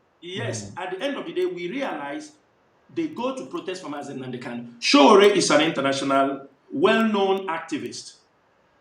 But when he wanted to do this protest for Mazi Nnamdi Kanu, he went inside Ariaria, a business premises. I am sure it's not people in Ariaria that is holding Mazi Nnamdi Kanu. He knows the government agencies that are holding Mazi Nnamdi Kanu. As how he is, his level, with all his does, he went inside the market in Ariaria. Everybody in Ariaria knows that Mazi Nnamdi Kanu is in jail. What with the protest? That is why anything we do, we must be very strategic. Strategic so that people won't see us as fools. People won't see us as anything. And for us, we see it that it is not what intent. We see it as a political rally. We see it, but we only have to wait and let people calm down. And tomorrow, Showore is a journalist. He's an investigative journalist. And when they will go different way, he will also write what he found out inside IPOB, what he found out with Mazi Nnamdi Kanu, the agitation, all this. He will write it on social media and publish it on Sahara Reporters.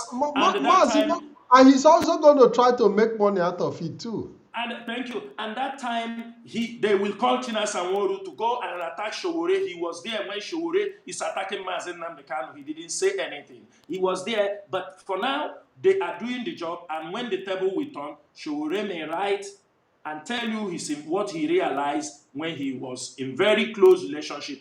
We are IPOB DOS. We are the Directorate of State. We are not fools. We are intelligent men. Whether you like it or not, we have passed a lot of processes to come where we are. Our decisions are made for the interest of this struggle. Our attitude, the way we live our life, is for the protection of this struggle. We are not reckless people. We don't make reckless statements.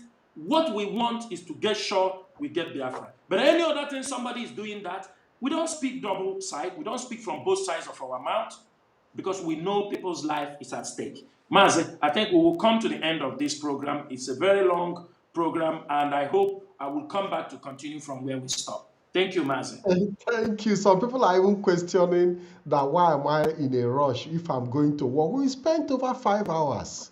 It's You 5 hours, yes. yes, many people Yeah, are just coming in, more people are going out, and we had a yes. very, very extensive views from all the platforms. We have thousands and thousands of views. People followed us on Twitter, on Rapture Media, on BTV Europe, on Radio Biafra. This program was very, very extensive, and I also had a criticism as usual. People who are angry that I blew your steam, that I interfered with your, but it's part of the coordination to be able to give our interaction a kind of a direction and for our audience better understanding. Well structured, I believe. And I really want to thank everybody that have followed us till this moment, because if not that the program is worth it, people wouldn't be following. And I want to thank each and every one of us that have followed us till the end of this program. Mazi Chinasa Nworu, I also want to thank you for your patience. I want to thank you for giving us the opportunity on BTV to hear from you, to address Biafrans through this channel.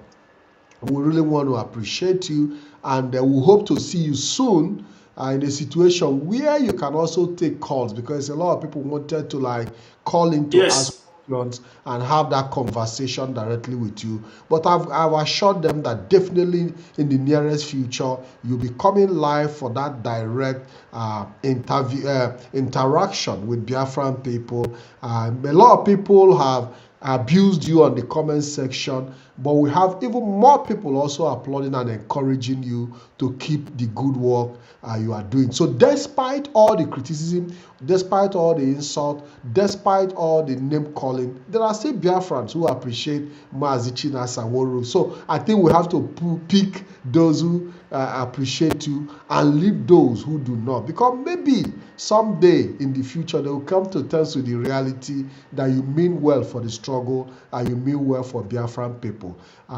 Because sometimes people wake up very late to realize. Yeah. Some of us are also waking up late to understand that there were some people who also fell out in this struggle, who were treated unjustly, even with their best intention for us. It happens all the time. So I want people to understand that, like Mazi Chinasa Nworu said, that he's not struggling for position, because this obsession about position and leadership have to stop. Everybody have their duties cut out for them, and I believe that we are not here by accident.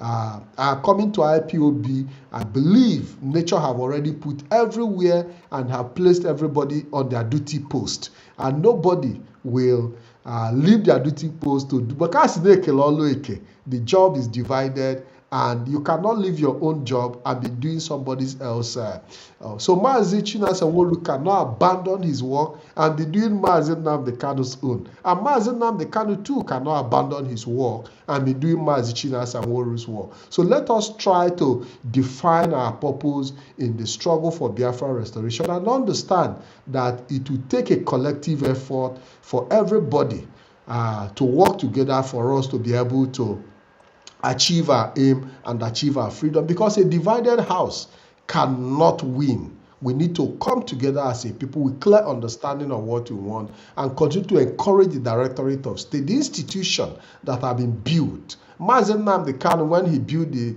institution of the Directorate of State, had a very clear intention to make sure that this institution lasts the test of time. Even if tomorrow he says, oh, I no longer believe in the Directorate of State, well, he might change his mind. It is part of human nature. But I believe that him setting out the structure, understand clearly that he needs the structure to move the Biafra struggle forward and in the right direction. Because if it was for Mazi Nnamdi Kanu alone, if it was within his power as an individual, to give us Biafra. He wouldn't need the Directorate of State. He would have given us Biafra even without constituting a shadow government that can run the affairs of the Biafran people. And one thing again I also want to send across to Mazi Chinasa Nworu, our leader, is that we didn't join Biafra because of your handsome face. We didn't join Biafra because of how eloquent you sounded, but because in that eloquence we found substance in your message, and backing it up with a structure which is the DOS gave us the conviction that you are on the right path. And we want you to understand that it is because your message resonated with us. That is why we are here, and we want to believe that you are standing on the message that you once preached on this platform, and will continue to support you to make sure that you regain your freedom as soon as possible. Biafran people stand with you, our leader, and we hope that you continue to reevaluate situations and reconnect yourself to the source of your energy and power, because when you leave your source, you are going to definitely have issues. And like I was discussing with somebody a few days ago, that each time Mazi Chinasa Nworu leaves the source, he gets even into deeper hole. And that is where we are today. Leaving the source have put him deeper in the hole. And I believe that it's not too late for him to reconnect back, so that we'll be able to find a way so he can be free from the detention and the imprisonment where he has found himself. Mazi Chinasa Nworu, I want to say thank you very much for this wonderful occasion. I want to say a shout out to every Biafran. I want to say have a wonderful weekend to everybody, and good night from here. Thank you very much, and God bless you all. I will not watch this thing alone. Please, I want you to listen to this. I couldn't believe it. Please listen to this. Pay attention to it. Thank you. Are Nigerians parasites? In almost every country on earth, there is a Nigerian prisoner. However, no one wants to go to Nigeria. Moving abroad is the top 5 career categories in Nigeria. They have ruined their country so terribly that it has become uninhabitable. Police stations look like pigsties, whilst government buildings look like building sites. Corruption in Nigeria is no longer frowned upon. Instead, it is praised. Criminality is celebrated in every echelon of society. The people themselves do not elect decent Nigerians. They elect criminals. You know, a country celebrates corruption and crime when it is 99% corrupt, but never has any top government official ever been convicted and imprisoned. In Nigeria, communication is conducted through screaming, hand gestures, and sometimes the fist way. You'd see diplomats, police, and military men fighting in public. Tens of thousands of fist fights should be recorded in Nigeria every day. Every building has a generator, some with up to 10, all running at the same time, forging a megapoly of noise of epic proportions. Nigerian motorists communicate with their horns. An average Nigerian motorist beeps their horn 100 times per day. Imagine the noise pollution. In Nigeria, the pastor is corrupt. The doctor is corrupt. The engineer, the teacher, the professor, the custom officials, the police, the passport official, the teller, the banker, the ministers, the president, and everyone is corrupt. I'm not sure you understood. I will elaborate. You can get to the Nigerian border with explosives, bribe the officials, and they'll let you in. You can bribe your way through your professors to give you the best grade. Bribe the passport officials to delete your name from the system and create a new identity for you. Or pay the police to arrest someone who annoys you. Nigeria is a complete shithole. Now imagine people raised under such chaotic system coming into your country. From the day they were born, they bribed their way through the authorities, school, and even employment. When a government job opening becomes available, the person in charge sells it to the highest bidder. You see, This is not talked about enough. I have given this a serious thought before making this video, and it breaks my heart that I have to make it. A Nigerian have no sense of queue, keeping the street clean, respect authority, law and order, or the faintest idea of customer service. There is only one thing on the mind of a Nigerian: make money and buy respect. They have succeeded in creating nations within their country. The Hausa, Yoruba, and Igbo effectively have quasi-nations within Nigeria. You should see them bashing, fighting, hating, and disparaging each other instead of working together to fix up the world's greatest human shithole ever put together, called Nigeria. Let me take you around the world. There are Nigerian prisoners in South Africa, Namibia, Botswana, Kenya, Angola, Gabon, Cameroon, Ghana, Cote d'Ivoire, Senegal, Indonesia, the UAE, Qatar, Pakistan, India, Thailand, Malaysia, Singapore, Vietnam, China, Hong Kong, Japan, South Korea, Russia, Ukraine, Poland, Germany, Italy, Switzerland, Norway, the Netherlands, Spain, Canada, the USA, Colombia, Brazil, and even countries as poor as Chad, Congo, and Mali. Their conviction typically surrounds around drug trafficking, pimping or pandering, 419 fraud, which includes dating scams, credit card fraud, and other fraudulent activities. The world has every reason to scrutinize Nigerians 5 times more, or even ban them altogether. Nigerians give black Africans a bad name. I bet you Namibians, Botswana, Kenyans, Angolans, Senegalese, Burkinabes, South Sudanese, or South Africans commit the least crime of all Africans who live in the West, South America, and East Asia. Botswana, Namibians, South Africans, and Kenyans don't leave their countries like Nigerians do. When they do so legally, and when they are in your countries, they are 10 times more likely to abide by the law of the land and stay away from crimes. In contrast, Nigerians would fight in public at every opportunity. They have one of the lowest levels of etiquette in the world. 7 out of 10 Nigerians have been involved in public fighting in their lives, as this is our Nigerian way of resolving dispute. Now imagine letting someone who doesn't understand law and order not to litter, not to urinate in public, how to dialogue instead of yelling and using their fists in your country. What do you think will happen? They don't get along with their neighbors or other African countries. How do you think they'll get along with the world's most evolved and developed societies of the West and East Asia? The Nigerian sees the humane laws of your country as a weakness to exploit. As with everything, nothing is 100%. I know this. There are some good Nigerians, but almost every Nigerian is infested with that corrupt mindset. Living in Nigeria, I have tried to find something good to sell to the world, but unfortunately, there are scarce. It is a land absent from progress. The Nigerian system is broken. Nigeria is not even a country. A Hausa person hates the Igbo person to the extent that they can wipe them out. The Igbo hate the Hausa in the same way.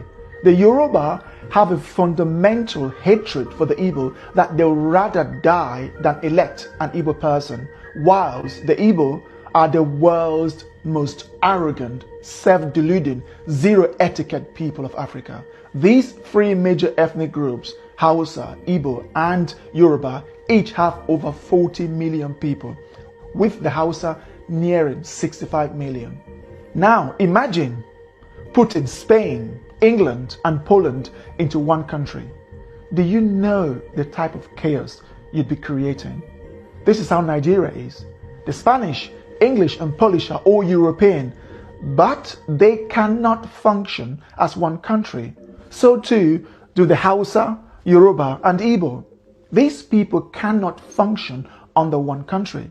When government ministerial positions are declared, they often have to reflect the Hausa, Yoruba, and Igbo shares before the other minority ethnic groups receive their own share.